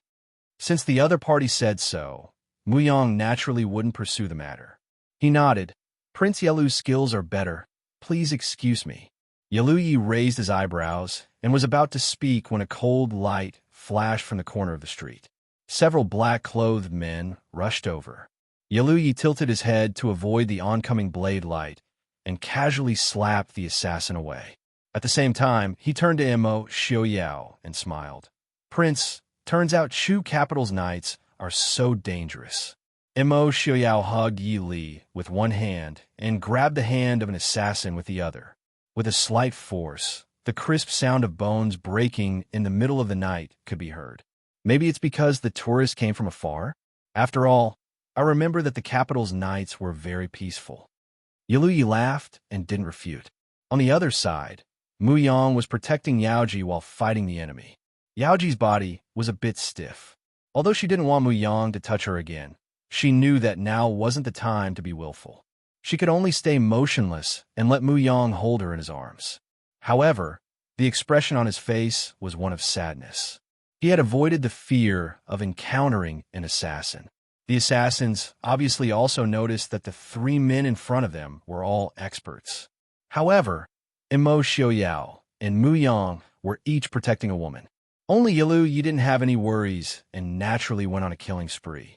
The assassins secretly looked at each other and turned to attack Imo Xiaoyao and Mu Yang. As long as these two men were taken care of, the remaining one would naturally be easy to deal with. Yalu Yi, who had been pushed to the side, raised his eyebrows. Seeing that Imo Xiaoyao's side was handling the situation with ease, he turned around and charged towards Mu Yang's side. Yi Li helplessly allowed Imo Xiaoyao to pull her into his embrace. Although she knew that Imo Xiaoyao was more than capable of dealing with the assassin before them, she was not used to being protected in his embrace. However, Imo Xiaoyao's hand around her waist told her that Imo Xiaoyao had no intention of letting her go. Yi Li could only sigh helplessly, carefully watching the surrounding assassins just in case. He didn't know who these assassins were, but they didn't look like much. Yi Li thought uninterestedly. She had nothing to do. After marrying into the Ding King's residence, needless to say, she must have encountered many assassins. In Yi Li's eyes, these assassins were only mediocre. Seeing the three men take care of the assassins without much effort, Yi Li slightly frowned. Rather than calling it an assassination, it was more like they were putting on a show for someone to see. Not to mention the presence of these three people, there was also the shadow guard in the Prince Ding mansion. Yalu Yi couldn't really go out without guards. Even if it was just one of these three men, these assassins wouldn't be able to deal with them. Be careful. After the last assassin was taken care of by Yalu Yi, Yaoji immediately pushed Mu Yang away and retreated far away. Mu Yang looked at Yaoji, who was far away from him, and froze for a moment. He could only smile bitterly and turn around to thank Yalu Yi. Behind him, a fish that slipped through the net took the opportunity to shoot a hidden weapon at Yaoji. Yi Li cried out in alarm and grabbed a jade pendant from Imo Xiaoyao's waist. With a whoosh, the hidden weapon flew out, and the jade pendant fell to the side and broke into several pieces on the ground. Wang Fei has good technique. After casually dealing with the last assassin, Yalu Yi looked back at Yi Li and praised. Just now, the assassin was too close to Princess Ding, and the position of Princess Ding was a bit wrong. The jade pendant that Princess Ding threw out was able to hit the hidden weapon without hurting Yaoji. This was definitely not something that could be done by luck. Eyesight, technique, and strength were all indispensable. Yi Li didn't have time to pay attention to Yalu Yi's compliment.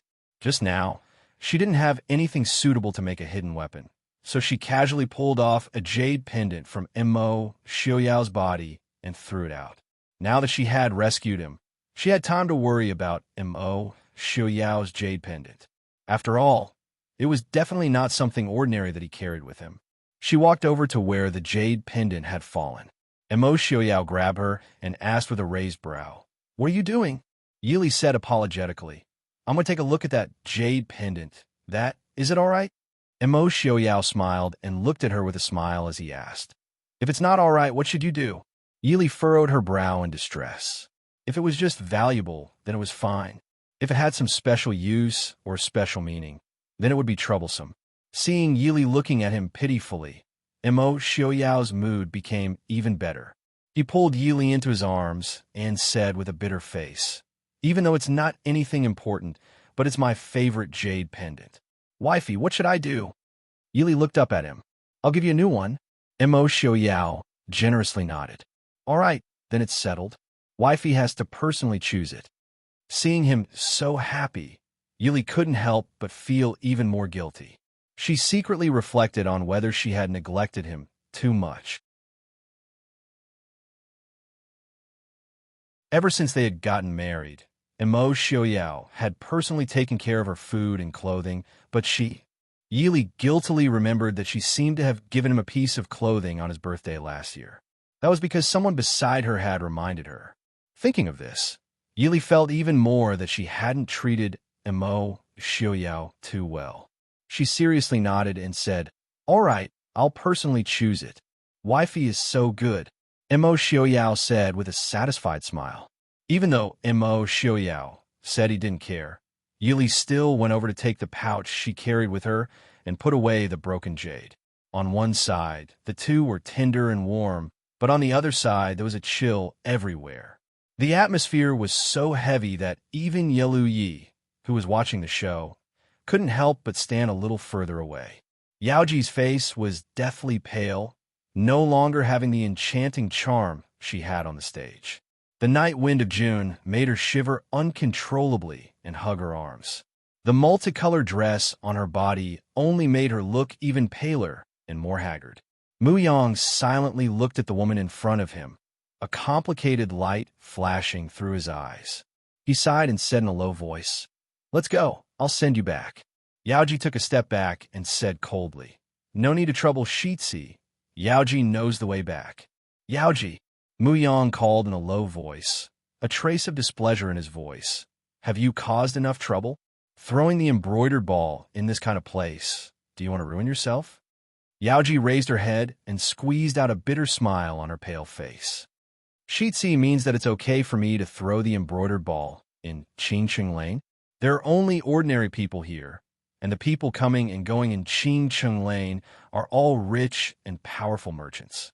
In any case, it's not a disgrace to the title of the capital's #1 dancer, right?" Mu Yang's eyes flashed with a trace of annoyance, and he said in a low voice, "You know that's not what I meant." Yaoji was highly respected in the capital, not only because she had the support of Marquis Miang Shitsi and the Feng family's third young master, but also because of her outstanding dancing skills. More importantly, she never received guests in private and had a clean reputation. If Yaoji really, then from tomorrow onwards, those rich and powerful people in the capital who coveted Yaoji would trample over Qingcheng Lane. At that time, no one would be able to help her. After all, Marquis Muyang's household and the Feng family couldn't become enemies with all the rich and powerful people in the capital for a prostitute. You're tuning in to the Romance Rendezvous YouTube channel. We're so grateful for your support, and don't forget to subscribe to join us on this incredible journey through captivating stories. Your generosity through donations truly makes a world of difference, as it's the primary source of revenue that allows me to expand and enhance this channel for you. Thank you from the bottom of my heart for being a part of this adventure.